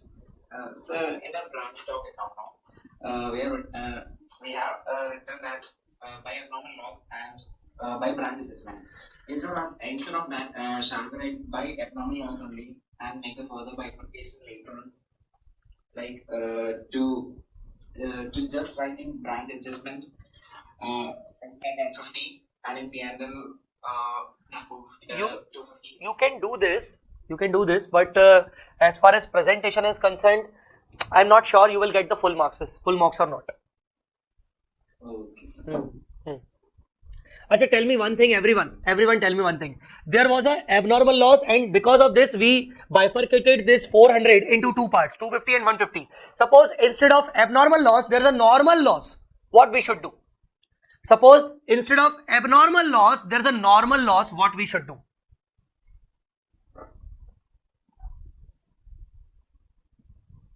What we should do?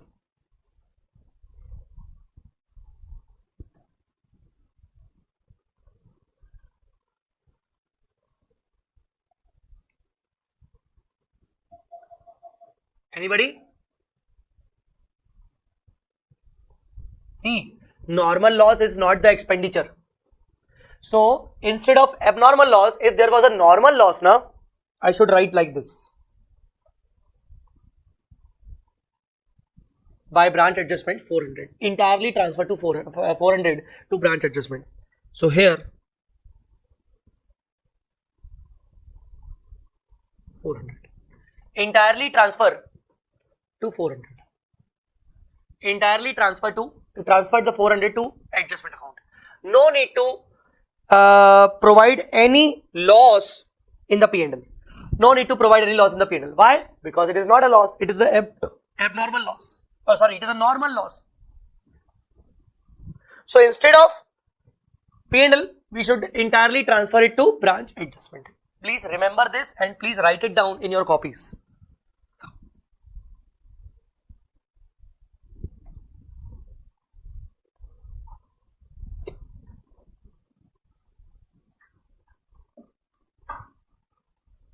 Everyone is done?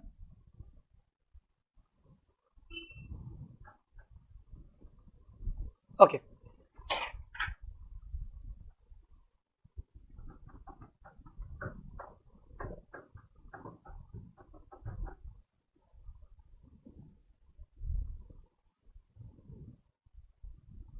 Will the normal loss be given in the question, or is there any separate calculation? See, either if it is given in the question, you can write like directly by branch adjustment. If it is not separately given in the calculation, so don't worry. The balancing figure, whatever the balancing figure arrives, and in the question they will tell you that any shortage in the stock will be the normal loss. They will tell any shortage in the stock will be the normal. So you can write directly by branch adjustment. So of course they will provide you the hint.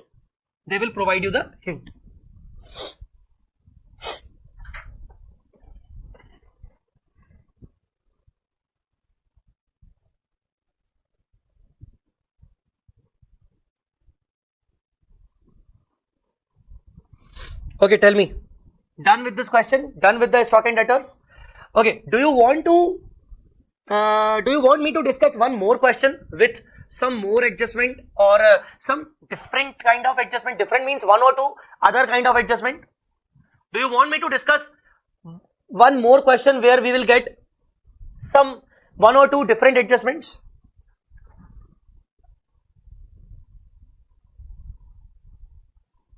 All right. Wait. Please wait. I'll see.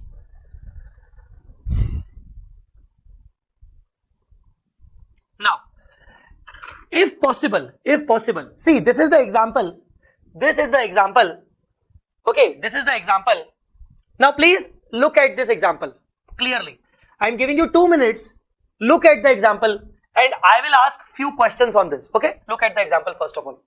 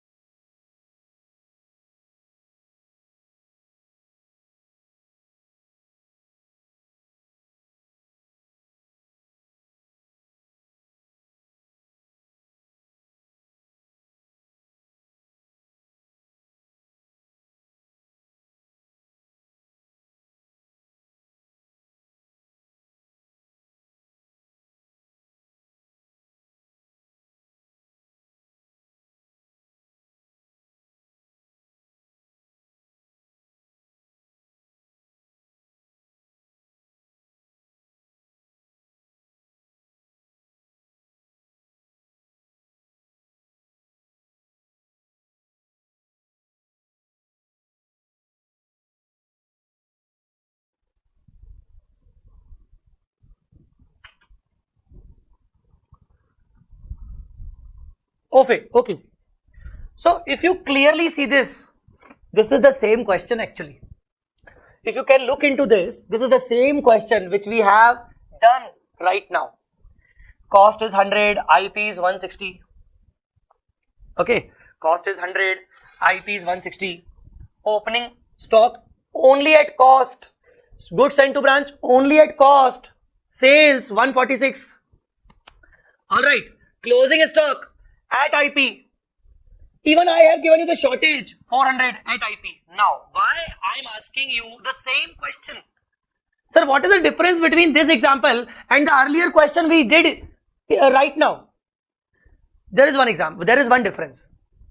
In this example, I have not given you any selling price, any catalog price, any list price. You know only two things: cost price and IP. You don't know the selling price. You don't know the selling price. Okay, you don't know the selling price. One more thing, I have given you the shortage value also. So first of all, what is the difference? The difference is, in this example, I have given you the shortage already. The closing stock is also given, shortage already, and I have not told you that what will be the SP, what will be the selling price. I have not told you. Okay, is this shortage normal? No, shortage abnormal. Please consider it as abnormal if nothing is mentioned in the question. Please, if nothing is mentioned in the question, consider shortage as abnormal always. Okay, now, so sir, technically the question is same na? No guys, there is a one thing which you will got to know in 5 minutes. Now, please concentrate on this example. We already have the solution, branch stock. Okay, now concentrate on the branch stock only. Concentrate on branch stock only. So first of all, opening stock at cost. What will you do? You will not record the stock at cost. You will record the stock at IP. You remember? You remember? So 7500 is the cost, but you should record it at IP 120. 120. Sorry, not 120. 12,000. 12,000. 12,000. Yes, of course, 4500 is the stock reserve loading value which you will record in the branch adjustment. Okay, so 12,000, is it clear to everyone? 7500 was the cost, but we should record at 12,000 because we should record at IP always. Our rule is IP. You guys are not replying me. You guys are not replying me.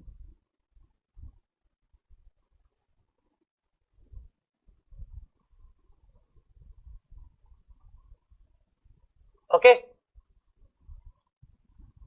Yes. So opening stock we recorded at IP. Goods sent to branch 82,500 we recorded at IP 132 once again. 132 once again. Goods sent to branch. Sales 146. We don't know. This sale is at which value? We don't know. Is it at IP? Is it at SP? We don't know. We don't know. At which value is it? So we record the 146 as it is. We record the 146 as it is. We record the 146 as it is. Okay. Closing stock 17,600 IP. Already at IP. So 17,600 already at IP. Shortage 400 IP. It is abnormal. So technically 150 and 250 bifurcation. So when you have recorded the opening stock at IP, when you have recorded the goods sent to branch at IP, when you have recorded the sales, you don't know what is this IP or whatever.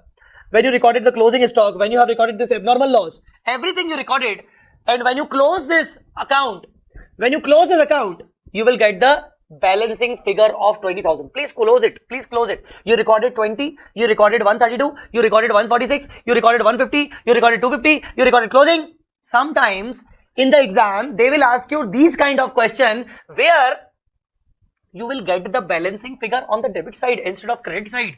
Now, what is the difference? Please try to understand. In our example, in our previous question, we got the difference on the credit side. In our previous original question, we got the difference on the credit side. We got the difference on the credit side and we assumed it to be abnormal loss. So your question should be, sir, what to do when we get the difference on the debit side? What to do when we get the difference on the debit side, sir? Now, Here is the example.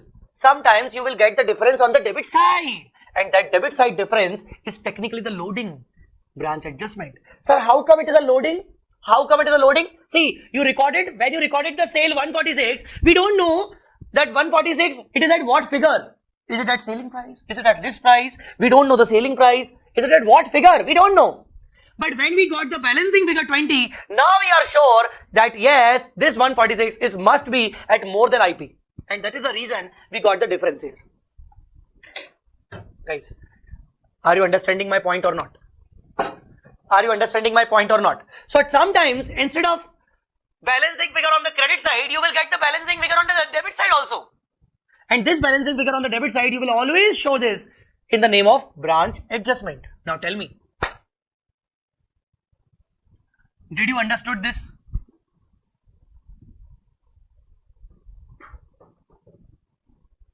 Did you understood this? Tell me. Did you understood this? Tell me.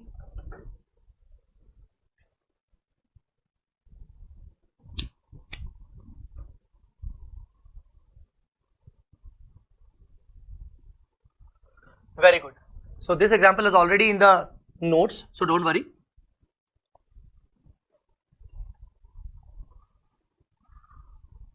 One more example. One more example. See this example. See this example first of all. This situation comes when SP is not given, right? Yes, of course. This situation will come when the SP is not given. When the SP is not given. Okay. See, I'm providing you some question for your own practice. I'm providing you some question for your own practice.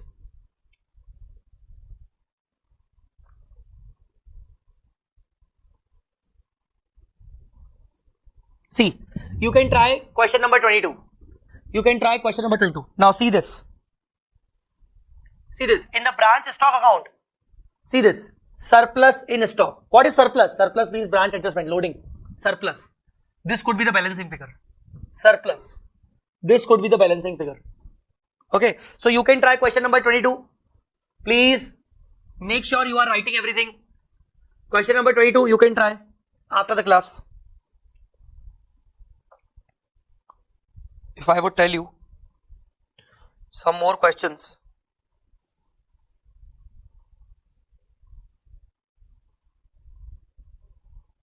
You can try question number 19. You can try question number 19.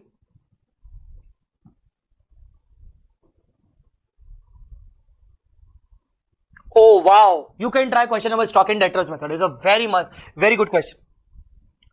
Question number 17, exam level question. Very good question. Where you will get both type of shortages. Invoice value of goods pilfered, that means it is an abnormal loss. Then normal loss at branch due to wastage and deterioration of goods. So in this question you will get abnormal loss, you will get normal loss, and see this, in the branch stock account you will get the loading balancing figure. You will get loading balancing figure, that is surplus. So everything comes under this question. This is a gold question. Question number 17 of stock and debtors. Please do this question mandatorily. Do this question mandatorily. Question number 17. Gold. You can leave question number 19. Do question number 17 and question number 22. Minimum. Are you getting my point?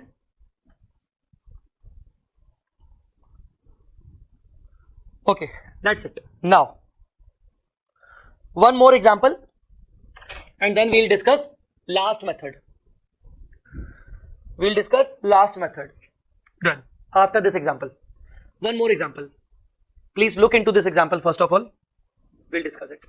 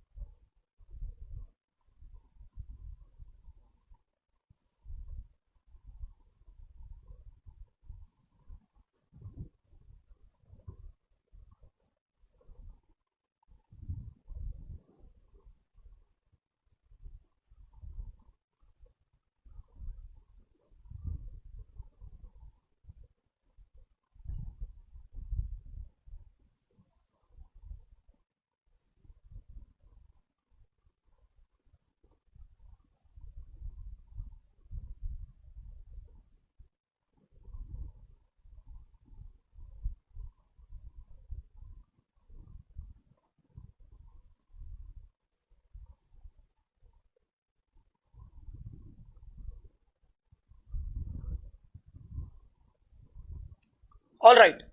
By looking into this example, you can clearly see that there are two transactions. There are two type of returns. One credit customer of rupees 30,000 returned the goods to branch, and another credit customer of rupees 20,000 returned the goods directly to head office. See, both the customers have originally purchased goods from the branch only. From branch only. Okay. But one credit customer returned the goods to branch and one credit customer returned the goods directly to head office. So technically, this is the special type of transaction. This is the special type of transaction where sometimes customers return goods directly to head office. Sometimes customer return goods directly to head office. What is the solution? So customer return goods to branch. Customer return goods to branch. Simply, the branch stock will be debited because when the customer return goods to branch stock will be increased. Branch stock will be increased. So branch stock account debit to branch debtors. Now when the customer return goods to branch, definitely the original sale was done at 200. That was the selling price. The original sale was done at 200. So return is at 200 selling price. So branch stock should be recorded always at IP. Branch stock should be recorded always at IP. So here the loading included, the profit margin included, to make it at IP, it is 7500, and we will pass another entry, branch adjustment account debit to branch stock, surplus 7500. Is it clear? The first two entries are clear. Customer returned goods to branch directly. Customer returned goods to branch directly. So branch stock account debit to branch debtors. Branch stock is debited at selling price. It should always be debited at IP. So to make it at IP, the surplus has been calculated. As far as the second entry is concerned, we'll come to the second transaction. Everyone is clear with the first transaction? Is everyone clear with the first transaction? Is everyone clear with the first transaction?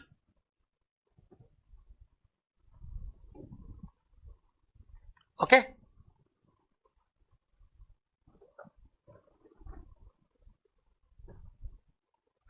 Is everyone clear with the first transaction?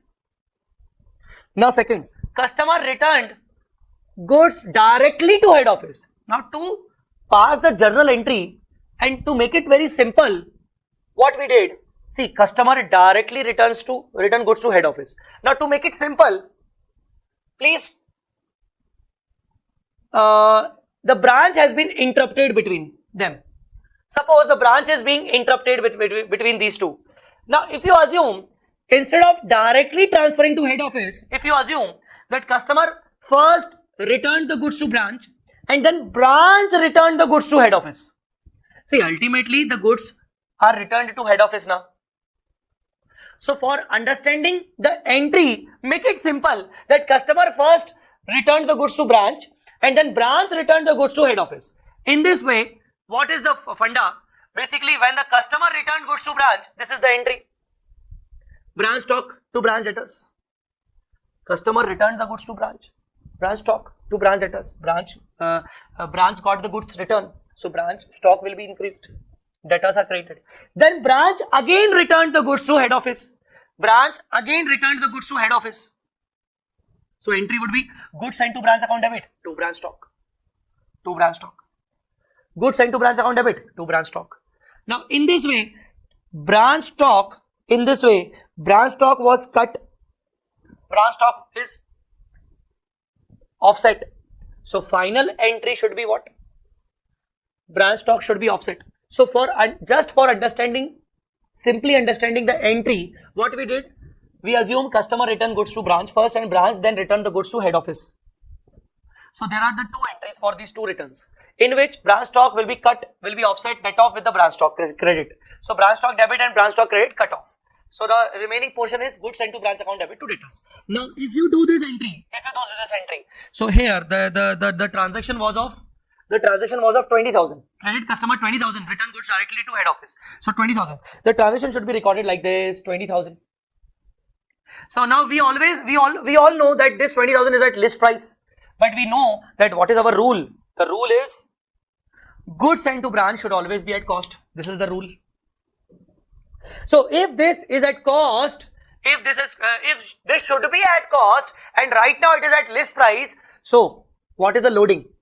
List price 20 divided by 200 list price, and it should be at cost 100. So 10,000, remaining 10,000 is the loading amount. We should decrease the loading by passing this entry. By passing this entry, branch adjustment account debit to goods sent to branch, because goods sent to branch right now is at list price. It is to be reversed by the loading value, and loading account is branch adjustment account. So this is the thing. This is another transaction which you should understand. So all the complexities in this particular method of stock and debtors have been discussed. Stock and debtors is a very complex method, and I tried my level best in this 1.5 hours. I tried my level best to clear all the complexities with these examples and with that question. So I'm sure this entire discussion on stock and debtors is helpful for you all. So you guys can clearly ask me the doubts if you have, or ask me anything. So I tried my level best to make you clear about the stock and debtors method, because stock and debtors method is one of the most important method and frequently asked method in the exam.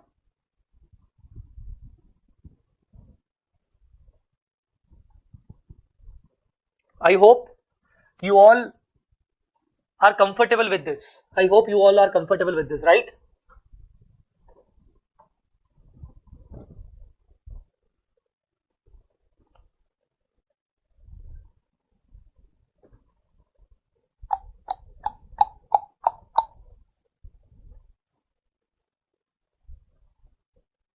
So all the complexities are gone. Okay, these notes I will provide you once again, because yes, at the end of first class I already provided these notes, but once again I will provide these notes free. Okay.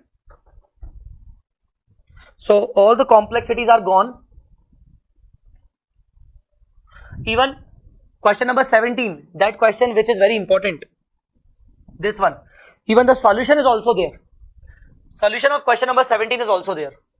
So don't worry. Okay, with the working note.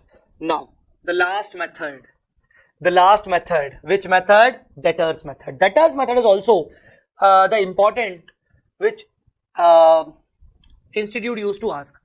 Now out of these 4 methods, stock and debtors and the earlier 2 ones, stock and debtors is most important. It is a stock and debtors is a frequently asked method if they are asking dependent branch, and the second most important is debtor method. That means the earlier 2 methods are not actually important for exam, but please listen to me first of all. These 2 methods created the base of yours actually. So don't think like, oh, why we have understood these 2 methods earlier than. Those 2 methods actually create your fundamental, create your base, so that you can understand stock and debtors easily. So always we should start with final account system, cost method and IP method, because they were very simple, quite simple, and after understanding those we can understand stock and debtors easily. This is the reason we first covered those 2 methods which are actually not coming in the exams, but they create your main basics. What do you think?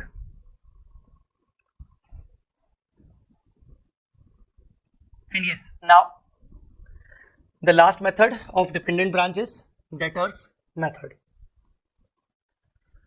Debtors method. What are the characteristics of debtors method? Debtors method, head office shall prepare one single account. Under debtors method, head office shall prepare one single account called branch account. Unlike stock and debtors method, see, in a stock and debtors method there was branch stock, branch cash, branch debtors, branch adjustment, branch P&L, goods sent to branch. In stock and debtors method, head office is passing each and every journal entry of branch transactions. But in debtors method, head office will prepare only single account, branch account, and treat the branch as an outside party like debtor. Treat the branch as outside party like a debtor. Like when an entity prepares debtor account. Suppose I have my debtor Aditya. I have a debtor Aditya. So I will prepare Aditya account. Just like that, head office has its one more debtor called branch. So I will prepare branch account. So head office will prepare branch account. And branch account will be just like treated as a debtor account. First point clear? Second point. Second point. Head office shall treat branch as outside party. Outside party. Just like debtor. Head office shall treat branch as outside party.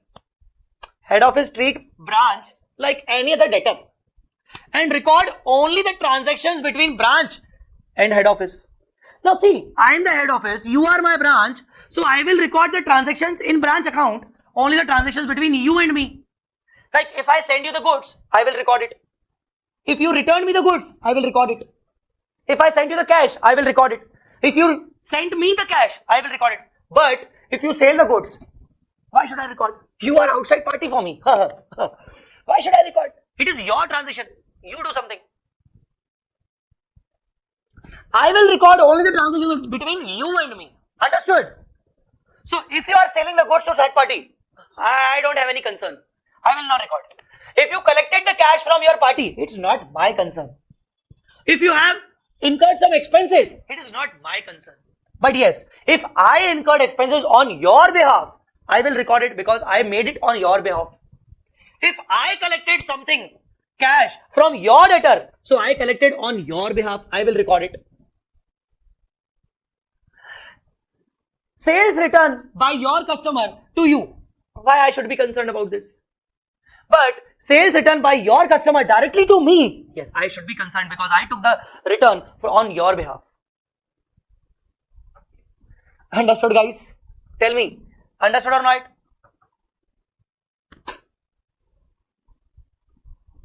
Is it clear or not?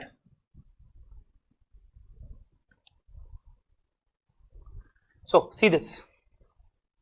Transactions made by branch with outside customer are not recorded by head office. So what is the difference between this method and that stock and debtors? Under stock and debtors, all transactions of branch are recorded by head office. But under this method, only the transactions between branch and head office are to be recorded in this method. And last but not the least, in branch account, when you prepare the branch account, one single account, branch account, like this. I will show you the format also, don't worry. I will show you the format also. So in branch account, this I will discuss separately also, don't worry. But please read it. In branch account, opening balances and closing balances of all the branch assets and liabilities shall also be recorded. Now, what is this? I will discuss one time more further. So in the branch account, opening and closing assets liabilities should also be recorded.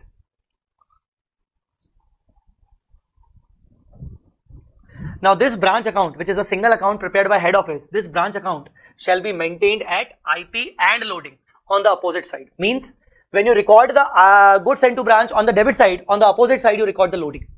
When you record the goods returned by branch on the credit side, at IP you record the loading on the debit side. So technically branch account shall be maintained at IP and loading on the opposite side of the same account. That means the ultimate effect should be cost. The ultimate effect should be cost. So if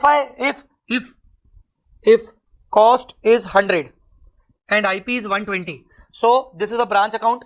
If we do this to goods sent to branch, 120. So by goods sent to branch should be at 20. So just like this. So we record transaction. We first record the transaction at invoice price, then we will reverse it. Okay.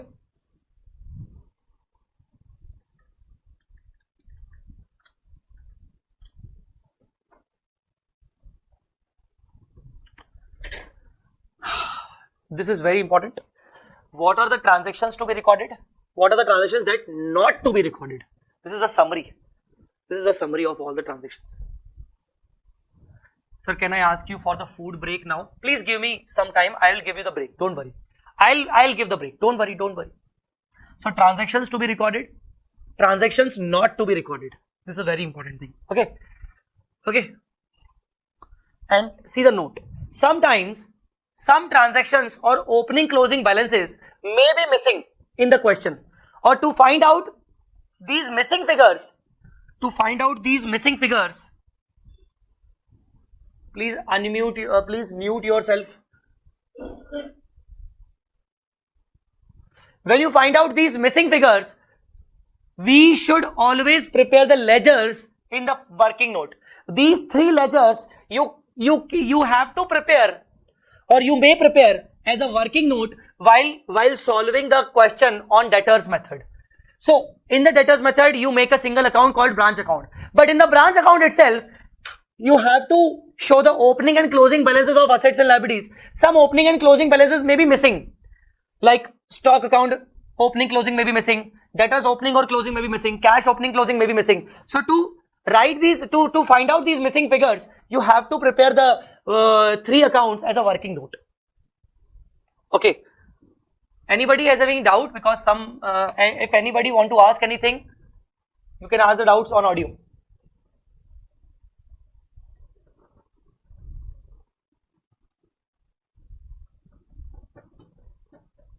See, I thought of discussing the debtors method first and then give you the break. So if you need the break right now, I can give you. Tell me, do you need the break? Because now what is the leftover part? What remains? The debtors method. We need to discuss one question on debtors method. The same question number 23. The same question on debtors method. Then we'll discuss independent branch domestic. That remains only. So do you need the break right now or after discussing this debtor method?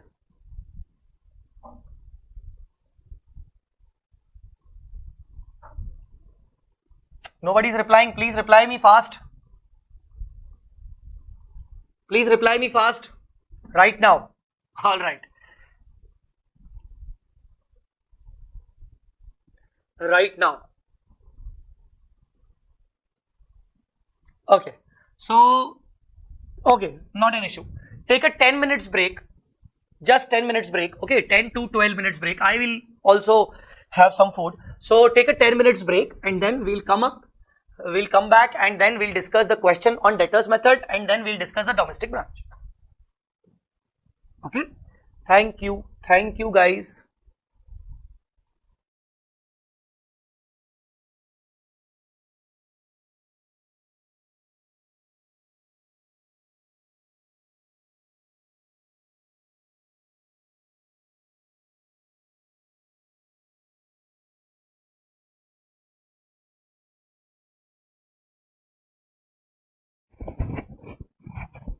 Okay, shall we start?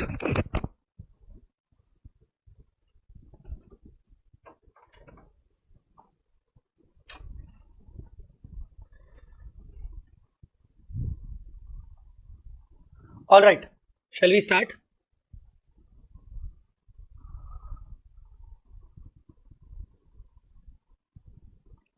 Hello, yes, am I audible?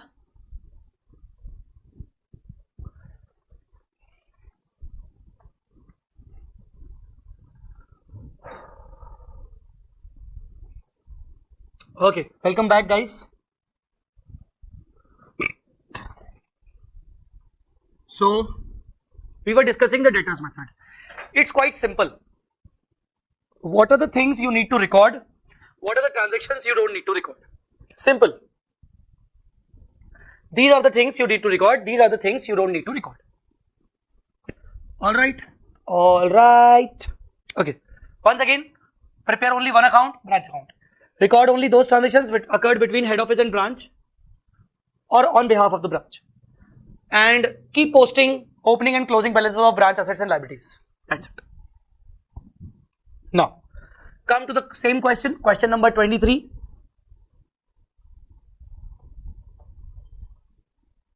Come to the same question, same question. Okay, all right, come to the same question, question number 23.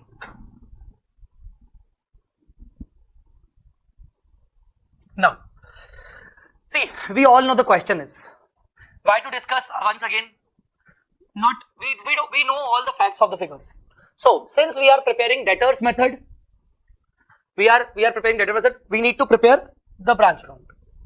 So the first step. What is the first step? And please, if you can write down, then it's very important. What is the first step? What is the step first? Step number 1. To record all opening and closing balances of assets and liabilities of branch. So this is the first step. This is the first step. To record all opening and closing balances of branch. So now, if this is the first step, so see, opening stock, opening debtors. These two are the opening balances. We need to record it, 12,000 and 10,000. So see this. Two opening balance. Stock, 12,000, debtors, 10,000. As far as other assets are concerned, they haven't given. They are not given to us. Okay. So, step number 1, record all opening as well as closing balances. So, come to this. Opening stock done, opening debtors done, goods received from head office, it is not the balance. Cash sale, credit sale, not the balance. Cash received from debtors, not the balance. Expense at the branch, not the balance. Debtors closing, stock closing. Okay, alright, it is the balance. These are the closing balances. Closing balance 25 and 17,600. Record it. Record it. See, closing balances. Debtors and closing stock. Other assets are 0. Liabilities are 0. Opening liabilities are 0. Simple. So first step is done or not? Tell me. Record all opening assets, liabilities. Closing assets, liabilities. Simple. Step number 1 clear or not? Step number 1 clear or not? Now in this opening stock and in this closing stock, it is being shown at IP. So on the opposite side, we need to show the loading. On the opposite side, we need to show the loading. Because under this method, we don't prepare a branch adjustment. We don't prepare any other account. So if stock is being shown at IP, on the opposite side, stock reserve is being shown at loading. And the same, if on the credit side, stock is being shown at the IP, on the opposite side, that means debit side, stock reserve is to be shown at loading. So, along with stock reserve on branch stock. This is done. This was step number 1. Now, step number 2. Identify transactions between head office and branch and record them in branch account. Okay, let's identify the transactions. Hemant is asking, is it live or pre-recorded live? It is a live, babes. Bro, it's a live. Okay. Identify transaction between head office and branch and record them in branch account. Record them in branch account. Guys, understood or not? So identify the transactions. These were to the opening balance. Now, goods received from head office. Do I need to record this? Do I need to record this? Do I need to record this? Goods received from head office. Is this the transaction to be recorded? I have given you the list. Have you referred the list? Have you referred the list? See, goods sent to branch. Yes. Yes. Goods received from 132. So record it. Record it. To goods sent to branch 132. And since it is recorded at IP, we need to record the loading on the opposite side. Loading on the opposite side. Loading on the opposite side by the same name, by goods sent to branch. All right. Understood or not?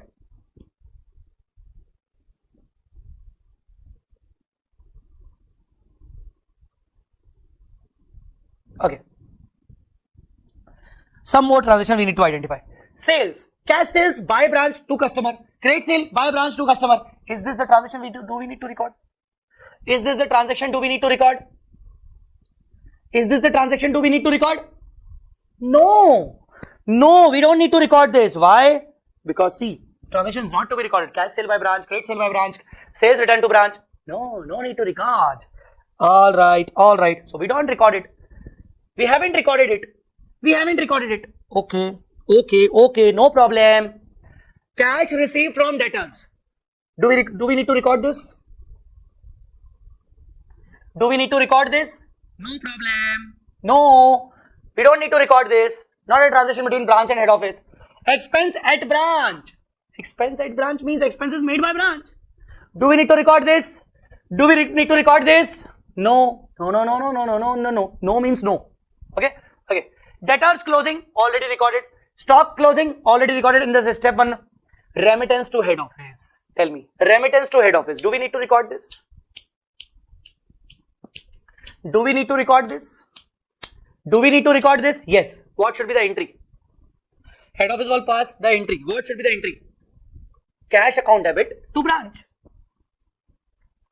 We only prepare branch account, no branch cash. So head office will pass entry cash account debit to branch. So by cash, remittance. Understood? Now in this question, there may be some transactions which may be missing. I already told you for identifying the missing transactions or missing balances, we need to prepare these 3 accounts as a working note. So if you remember, these 3 accounts we already prepared under stock and debtors method. And if I take out the cash account, cash, where's the cash? Cash account. Where's the cash? You remember we prepared the cash account. And 6500 was the balancing figure. What was that 6500? Head office sent cash to branch. 6500 was the balancing figure. So this is the transaction we need to record in the debtors method. So see this. To cash sent to branch. And how we find out this? We find out this by preparing the cash account in the ledger account, in the working note. This is the transaction we recorded. So 132 we recorded, 6500 we recorded, 120 opening, closings, loadings we recorded. Now when you do the balancing figure, you will get the net profit. Simple. Very simple. Very simple. You will get the net profit. Sometimes you won't get the closing balance of stock. For that, what will you do? You will prepare the branch stock account. Sometimes you won't get the debtors closing balance. You will prepare the branch debtors. So branch debtors, branch cash and branch stock, these 3 accounts are need to be prepared as a working note to make this to complete this debtors method. So this is it. Debtors method is done. If you need to practice more question on debtors method, practice question number 4. Question number 4 is on the debtors method.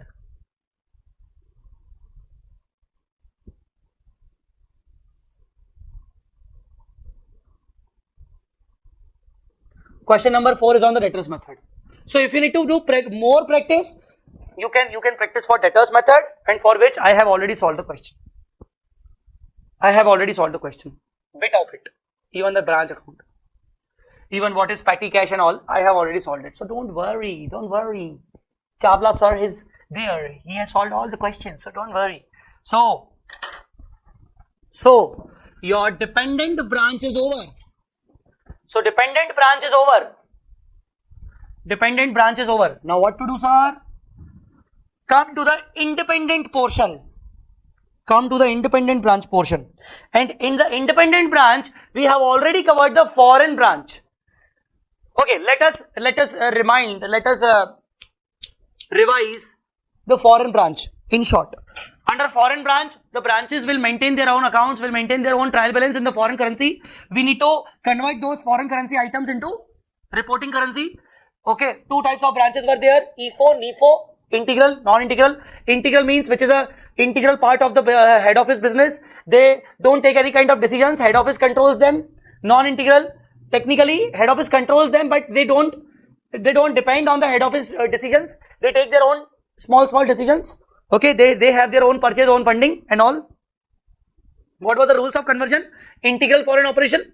In that you need to convert the monetary asset liability into closing rate. What do you mean by monetary? Monetary matlab those assets and liabilities whose value is fixed or determined. or whose recovery is going to be fixed, whose settlement is going to be fixed.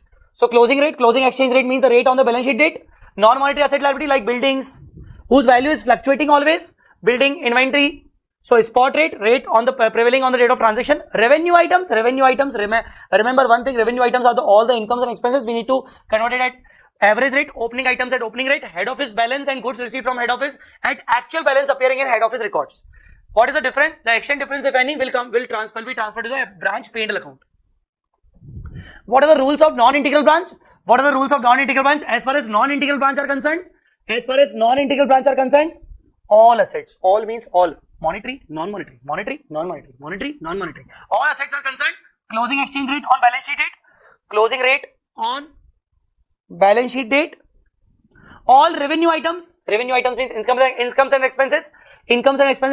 If possible, take actual rate for each and every income and expense. If possible, otherwise take average. We always take average in the questions because they don't give us the actual rates for each and every income and expense. Okay. So as far as head office account and goods received account, same actual balance and head office records, opening balance, opening rate. Now what about the difference? Exchange difference will be transferred to one special account called FCTR. One special account called FCTR, Foreign Currency Translation Reserve. FCTR. This FCTR, unlike integral branch, this FCTR is created out of non-integral and to be shifted to balance sheet under reserve and surplus. If it is a positive, credit balance. If it is a negative, debit balance. You don't need to defer it and amortize it in the P&L. No defer and amortization. So FCTR is a very important account. You need to transfer it under the reserve and surplus, positive, credit balance, negative, debit balance. This FCTR account is different from AS11, FC mid difference account. AS11, para 46. AS11, para 46, FC mid difference account. This is different and this is different. Whether FCTR can be transferred to P&L? This is the important working. Yes, we can transfer the FCTR to P&L when the non-integral branch is converted to integral. Earlier it was non-integral, it was shifted, the exchange difference was shifted to FCTR. Now since the non-integral is converted to integral, now the entire FCTR will be shifted to P&L. Okay. Or when the non-integral foreign operation was sold, we disposed the non-integral operation. So FCTR is to be written off to P&L. Last, we dispose the non-integral branch partially. Suppose we have a 100% investment in non-integral foreign operation.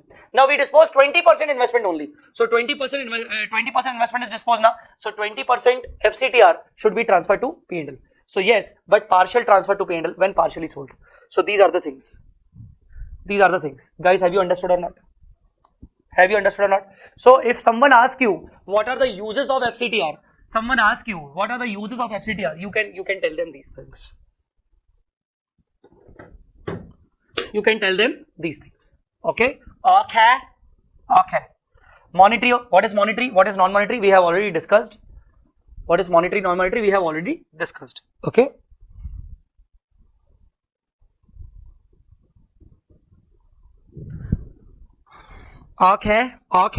So I discussed few more questions on foreign branch, like question number 18, like question number 16. You can see them, like question number 10. So whatever questions I have already written in my notes, you can follow them. Okay. Now come to the independent branches.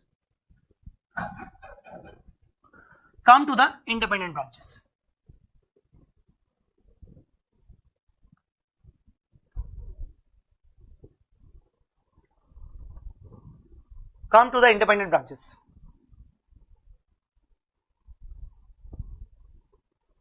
Independent branches, domestic branches. Independent domestic branches.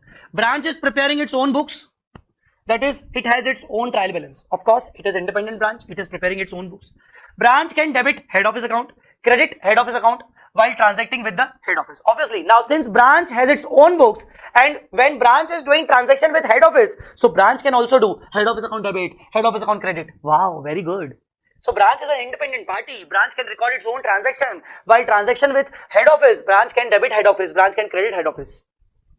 Just like this. Suppose branch received the goods from head office. What branch will do? Goods received from head office account debit to head office. What branch will do? Goods received from head office account debit to head office. Done? Now, can you please read this one and if you can if you can explain this, can you please read this one? And if you can explain, please try.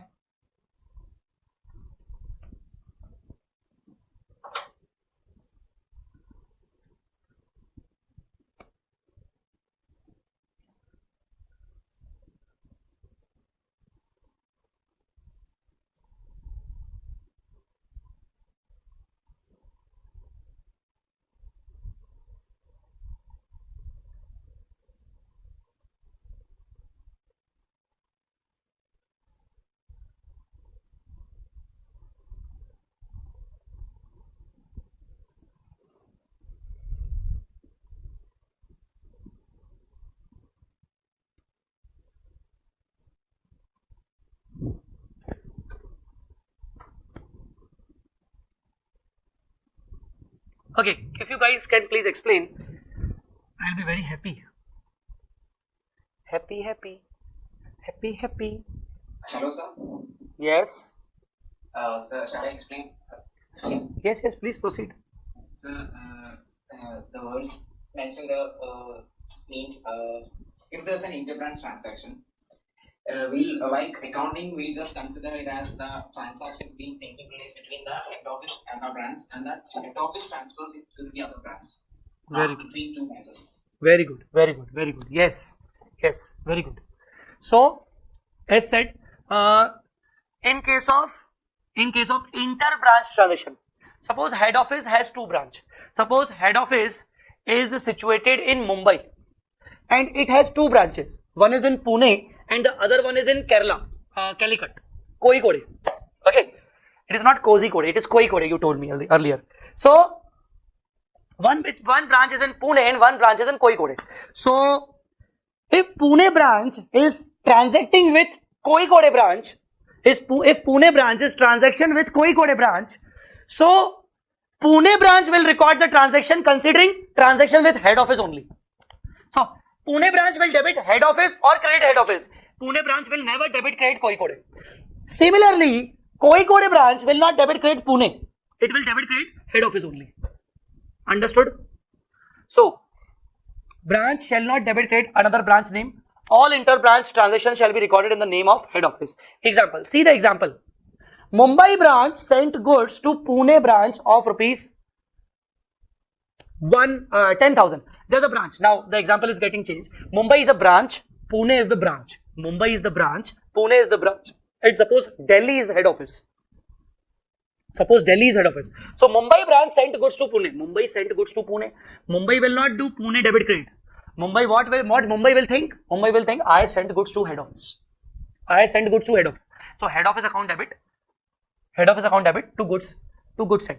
Or see earlier we did goods received account debit. So the same goods received will be credited.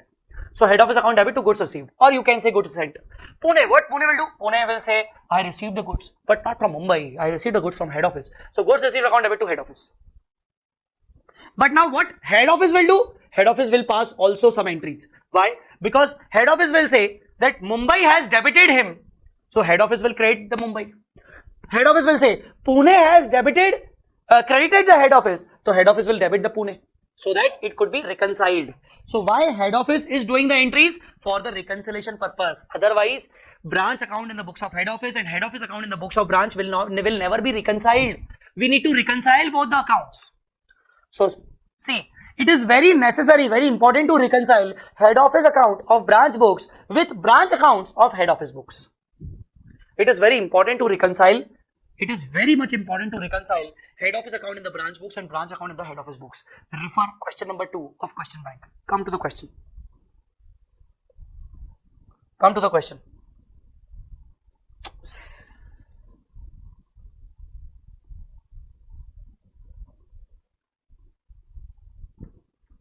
Come to the question.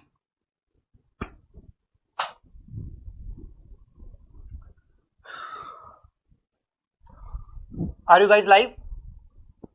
Are you alive? Tell me.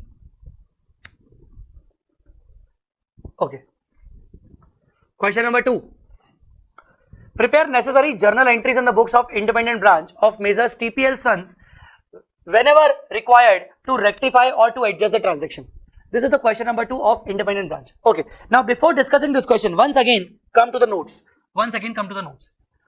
If both are not reconciled, then the reasons are as under. Suppose head office account in the books of branch and branch account in the head office books, they are not reconciled. Why they are not reconciled? There may be some reasons. What are the reasons? Reason number one.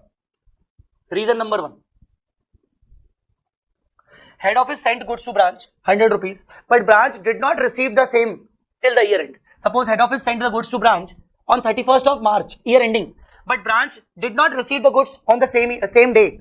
Branch received it after 2 days. So closing on the year end, head office has already sent the goods, but branch have not received the goods.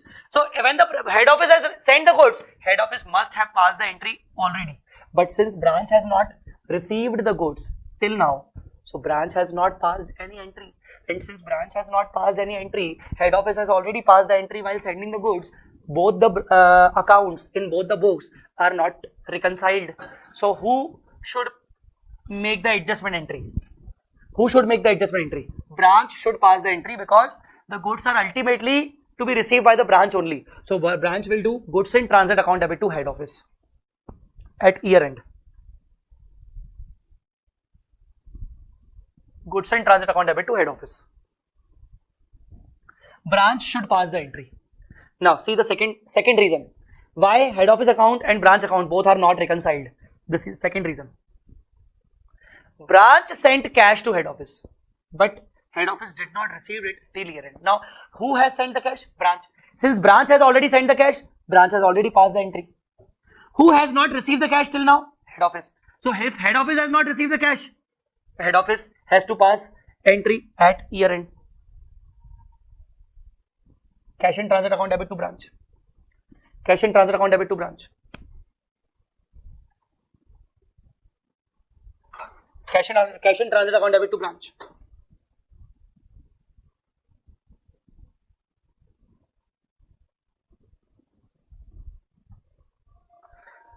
The next reasons could be miscellaneous reasons, like head office received cash from branch debtors but not informed to branch.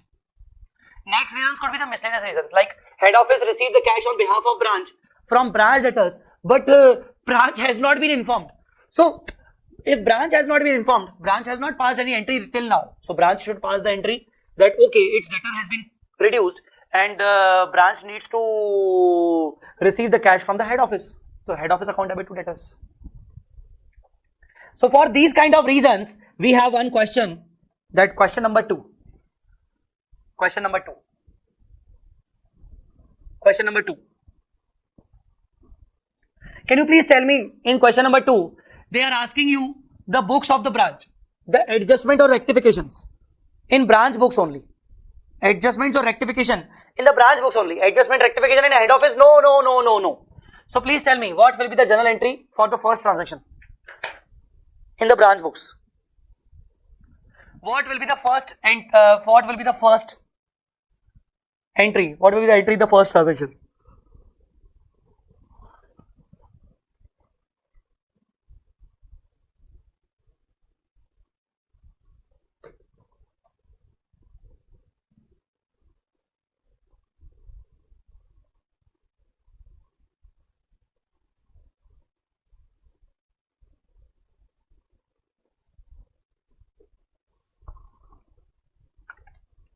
Branch paid 5,000 as salary to head office manager, but the amount paid has been debited by branch to salary account. So what is wrong in that? The wrong is branch paid the salary on head office behalf.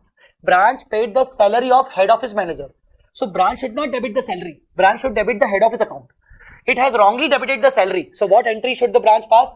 Branch should reverse the salary account and debit the head office account. So this is the answer. Head office account debit to salary. Head office account debit to salary. Very good. Second.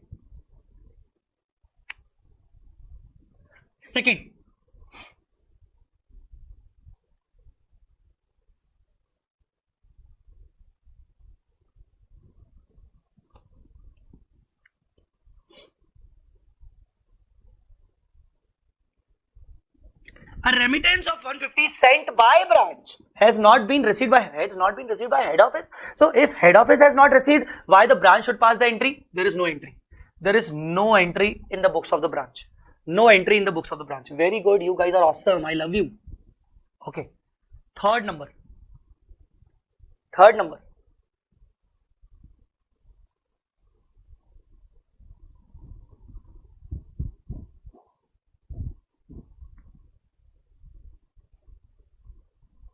Branch assets account retained at head office. Sometimes the asset is using branch physically with the branch, but its account is maintained by head office. Okay, not an issue.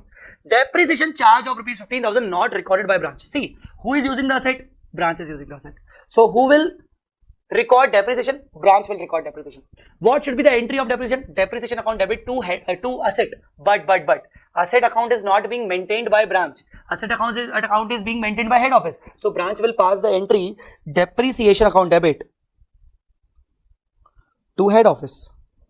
Depreciation to head office. Branch has to record depreciation because branch is using the asset. But branch is not maintaining the asset account. So it cannot credit asset account. It will credit head office account. Are you getting my point? Depreciation account debit to head office. Fourth, head office expense 75,000 allocated to the branch. Okay, if you are asking the entry in the books of head office, for this same depreciation, so what head office books will do? Head office will pass branch debit to asset, because asset account is being maintained by head office and asset account is getting reduced. Okay, the fourth, head office expense 75,000 allocated to branch but not recorded by branch. Understood or not? Not recorded by branch. Clear? Not recorded by branch. What to do? Head office expense 75,000 allocated to branch. There may be some common expenses, common company-wise expenses. Head office did that expenses, and out of that, those 75,000 expenses are to be recorded, was allocated to the branch. So what branch will do?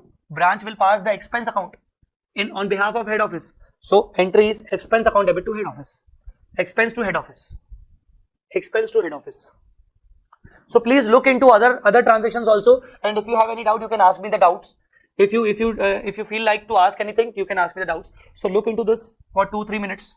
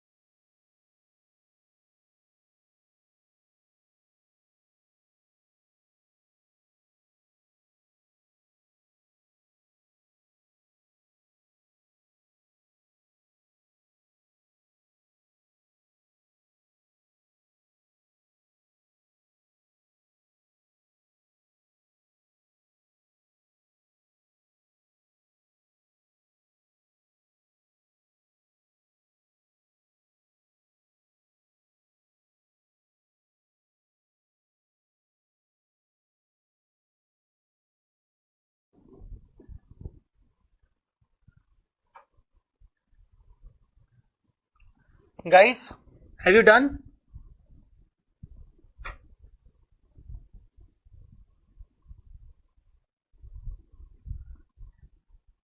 Guys, have you done?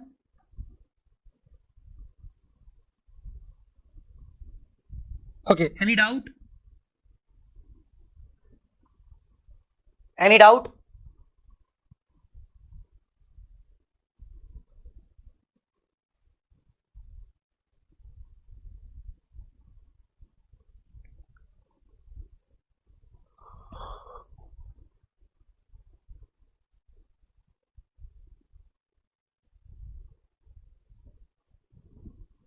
Okay. So this is done. Next is now after reconciling. See, once the books are reconciled, the accounts are reconciled. Branch account in the books of head office account in the books of branch. Once these two are reconciled, what is the next step? If head office sends goods to branch at IP, that means cost plus margin. In the independent branches, this can also be done. So if the head office are sending the goods to branch at IP cost plus margin, opening and closing stock of the branch must have the unrealized profit. That means the stock reserve. We all know opening and closing stock. So head office will pass following entries. For opening stock of branch, the entry will be the stock reserve to P&L. Why stock reserve to P&L? See, this is the opening stock. Opening stock means this stock is going to be sold in the current year. If this is going to be sold in the current year, we will earn the profit. So profit and loss will be credited. So stock reserve account debit to P&L. As far as closing stock is concerned, see, the closing stock is there. That means the goods are unsold. If the goods are unsold, we need to eliminate the margin. And to eliminate the margin, P&L account will be debited. P&L account debit to stock reserve. So head office shall pass these two entries. Head office will pass these two entries when there's the opening and closing stock of the branch contains margin. Guys, are you understanding or not? While preparing the consolidated balance sheet of the entire group, the stock of head office will be shown, the stock of branch will be shown at IP, and then the stock reserve will be deducted. This stock reserve will be deducted since the branch stock is shown at IP, but the head office has eliminated the margin, so minus stock reserve will be shown. Understood, guys? Understood, guys?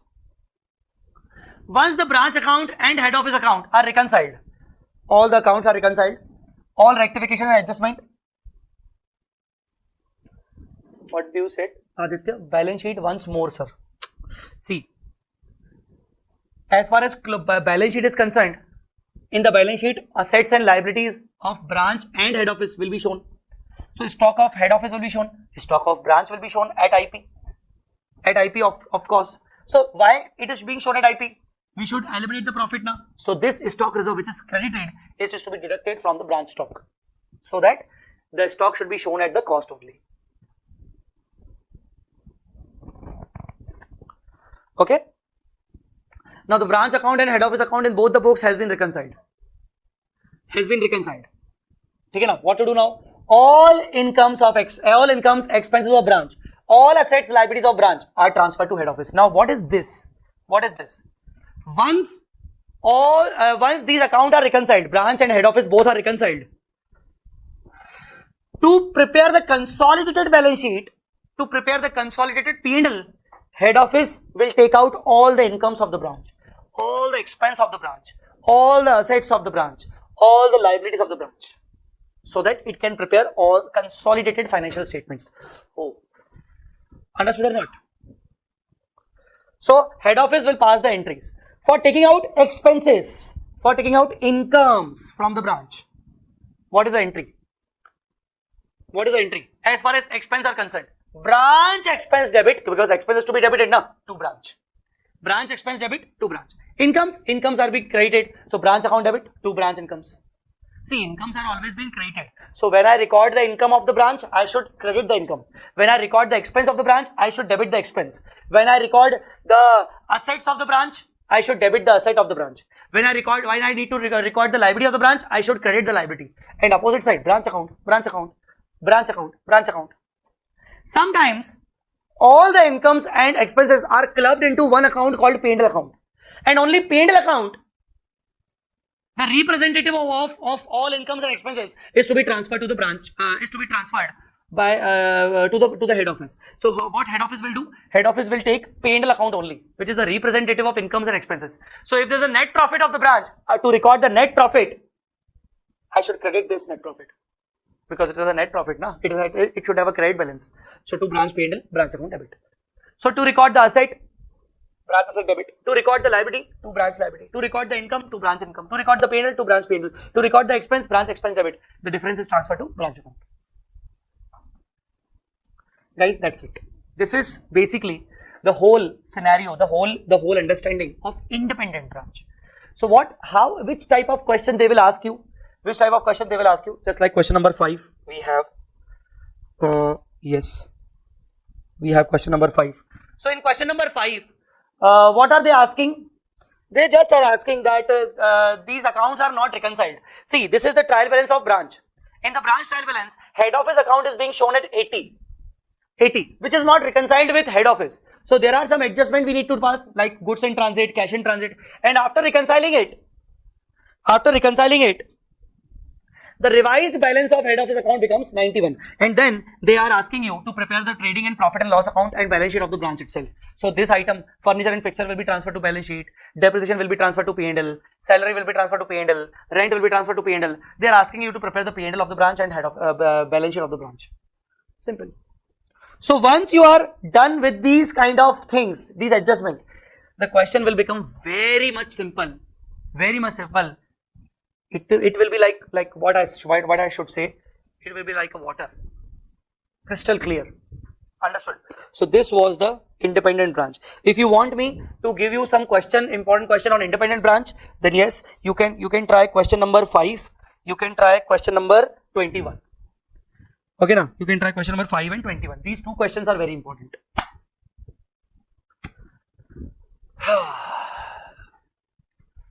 Have you any doubt? Sir, one doubt, sir. Yes. That FCTR reserve, they actually, sir, you told one point about that partial case. Could you repeat it once more? Right. Wait. This one, na? Yes, sir. See, suppose I have made 100% investment in my foreign subsidiary. Now, foreign subsidiary could be my non-integral foreign operation. So I have made 100% investment in the equity of my foreign subsidiary. So since that was a foreign subsidiary, whenever I need to consolidate that foreign subsidiary, I need to apply the conversion rules, and these are the conversion rules. And whenever I apply these conversion rules to that foreign subsidiary which was a non-integral, the exchange difference, I used to transfer it to FCTR, and it is to be shown under reserve.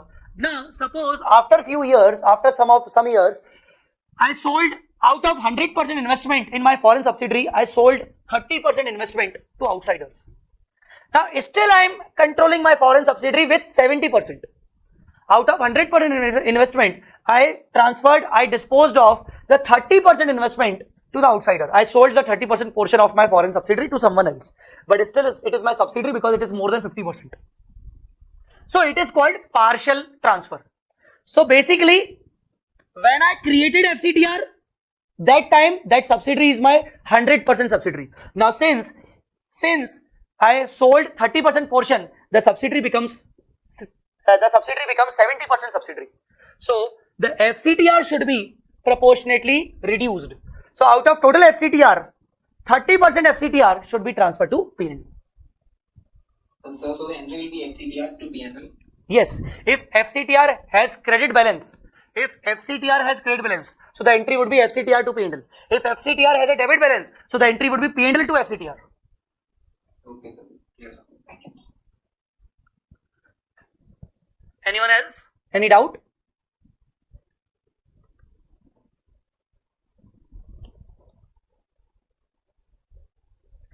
Guys, one thing I should say, really sorry for yesterday and that day I couldn't take the lecture. Really sorry for that. Actually, I was not intended to do that, but on that day I was not well. I was sick, and yesterday I stuck into heavy traffic because of the heavy rainfall in Pune. So really very sorry for that. I know this is the exam time and I could be available on time, but that was out of my control. So please pardon me.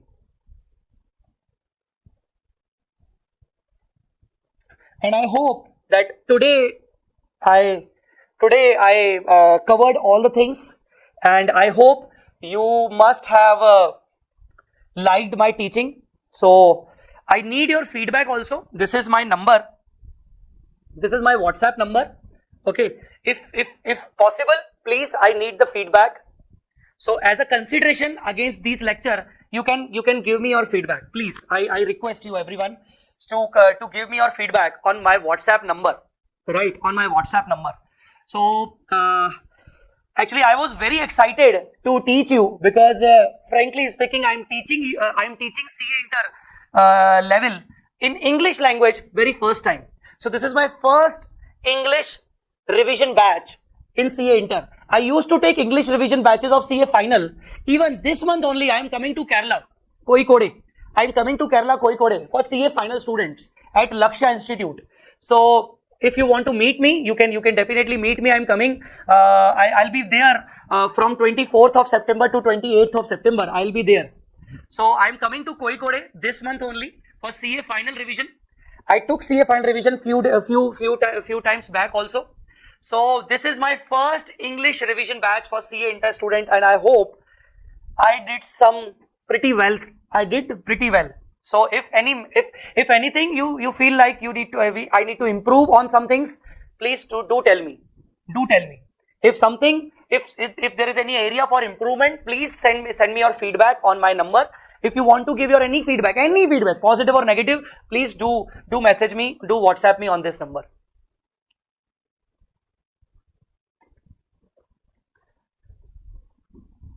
So as a consideration, I'm asking you just, as a consideration, I'm just asking your feedback. I actually need that. Okay. So yes, thank you so much guys. The branch has been covered. Now all the very best from my side for Group 1 accounts and Group 1 and all your inter exams. I hope you will do some wonders in your exams. Okay. And please do share your result with me also. Whenever your result is out, please do share your result. If you want to ask anything, if you want to ask any doubts, I am available. Okay. One more thing, the sheet I will share again with Mubarak. Okay. The sheet I will share this. The same lecture will be uploaded in my YouTube channel CA Jai Chawla. The same lecture, that day 1 and today's day 2 merge. The single merged lecture will be uploaded in my channel CA Jai Chawla. You can subscribe that. Okay. In that channel, I will in the description I will upload these notes. I thought I'm sure you must have got question bank compiler, full question bank compiler. I hope you must have got full question bank compiler, if I'm not wrong. Okay, you must have got full question bank compiler, right? One thing more, if you have 5 minutes, I'll show you one more thing, if you allow me. If you allow me, one more thing. See, this is our website. This is our website. I am giving you one free subscription. You can go to CA Inter. You can go to CA Inter. This is our website, vsmartacademy.com. One free subscription you can avail for AS lectures. What you can do? Here, you can just search Jai Chawla. Okay. And search book sale. Okay. Now you will get 0 rupee Genie book, the smart Trump book. You don't need to pay anything. Don't worry. All the accounting standards are available here in the form of digital with video playing facility. So you can revise all the accounting standards digitally, and you can play the video also in for every concept. So here you can subscribe yourself for this development. This is an awesome thing you can have as far as AS are concerned. Okay, I hope you will like this. And please share this news with everyone. Sir, what's the website? Website is vsmartacademy.com. Okay, you can go this. What you need to do? Book sell and CA Jai Chawla. Here, the Smart Genie book, Smart Genie digital book. This is of 0 cost. If I have to show something, wait a minute. See, this is like that one. See, this kind of book you will get this kind of books. Now see the magic. This is a digital book. Okay. Now suppose you are stuck into this concept. Suppose you want to understand the grant types and treatment of the government grant. Just play the video here. Just play the video here. If my internet may be slow. Okay. Just play the video here. The video will arise, and even I will start describing the treatment of government for this particular treatment. And here one more facility you will get, the speed option. One more facility you will get, the speed option. Okay. Now next page. Suppose you are stuck into this question. Suppose if you are stuck into this question. Play video. You are not understanding this question. Play video. The video will be played. The video will be played. I'm explaining this question. Speed option is there. Tell me, how is the development? This is for entire accounting standard. How is the development? And this is not only for group 1 accounting standard. This is for the group 2 accounting standard also. But actually these are in Hindi. So you may get some what I can say, some difficulties in understanding. But I hope this is bit helpful for you. Okay. At least you can understand the questions at least. So this is the development. You can share with all your friends. Okay. This is available for group 1 AS and group 2 AS. This is available for all the students. All right. Yes.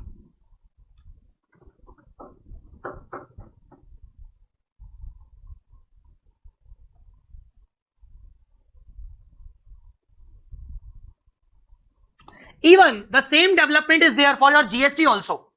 GST questionnaire. Even the same development is done for GST also. Just you need to type Vishal sir name, Vishal Bhattar sir for GST. So same development is being done for GST questionnaire also. That is again free. Okay. So GST also, that is free. So that's it. That's it. One more thing. If you like my chart book, if you like my chart book, see, question bank I have already given you free. If you like my chart book, this is my chart book that covers, this is the hard copy book. This is the hard copy book, and that covers all the summary charts of accounting standards as well as some more questions also, some more topics also. Like how should I show you? Wait. See, this is the chart book. Every accounting standard has charts. Every accounting standards has charts. So you can avail this chart book also from our website. You can avail this chart book also from our website.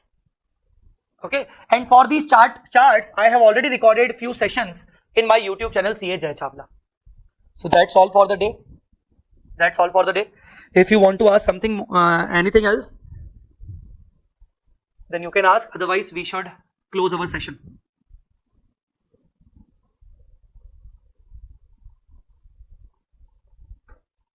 Sir, your family means what? Sir, when are they in your house? Can you tell? Sorry, pardon? Sir, about your family, your children. Okay. I live in Pune basically. My wife, along with my wife and one child, I have my son who is 10 months old, Dharvik. So he's 10 months old. I live in Pune with my wife, and basically I am from Bhopal. Bhopal, have you heard Bhopal? MP, Madhya Pradesh, Bhopal, the capital of MP. So I'm basically from Bhopal. My entire family consists of father, mother. I have my father, mother, elder brother, right, and younger sister also. So I'm basically from Bhopal, but I actually live in Pune since 4 years with my wife and one son. Thank you so much, Aditya. Thank you so much, everyone. Thank you so much. So that's all for the day. Thank you, guys. And really, I am thankful for you all for patience listening to me. I hope this lecture will help you, and you will do some wonders in your exams. Do tell me your feedback. Do share with me your feedback as well as your result also. Thank you so much. Bye. Take care. All the best. All the best. Thank you, Roshni. Thank you, Aditya. Thank you, Archa. Thank you, Arya. Thank you, Lakshmi. Thank you, Rohit, Vishwajit. Thank you, Mohammad Rais. Thank you, Neha, Pavitra. Thank you, Prasad. Thank you, Priya. Thank you, Real Me. Anyways, thank you, everyone. Thank you, VNK. Thank you, Swapna. Thank you, Sahira. Thank you. And a big thank you to Sikasa Koikode branch. Thank you so much. Thank you.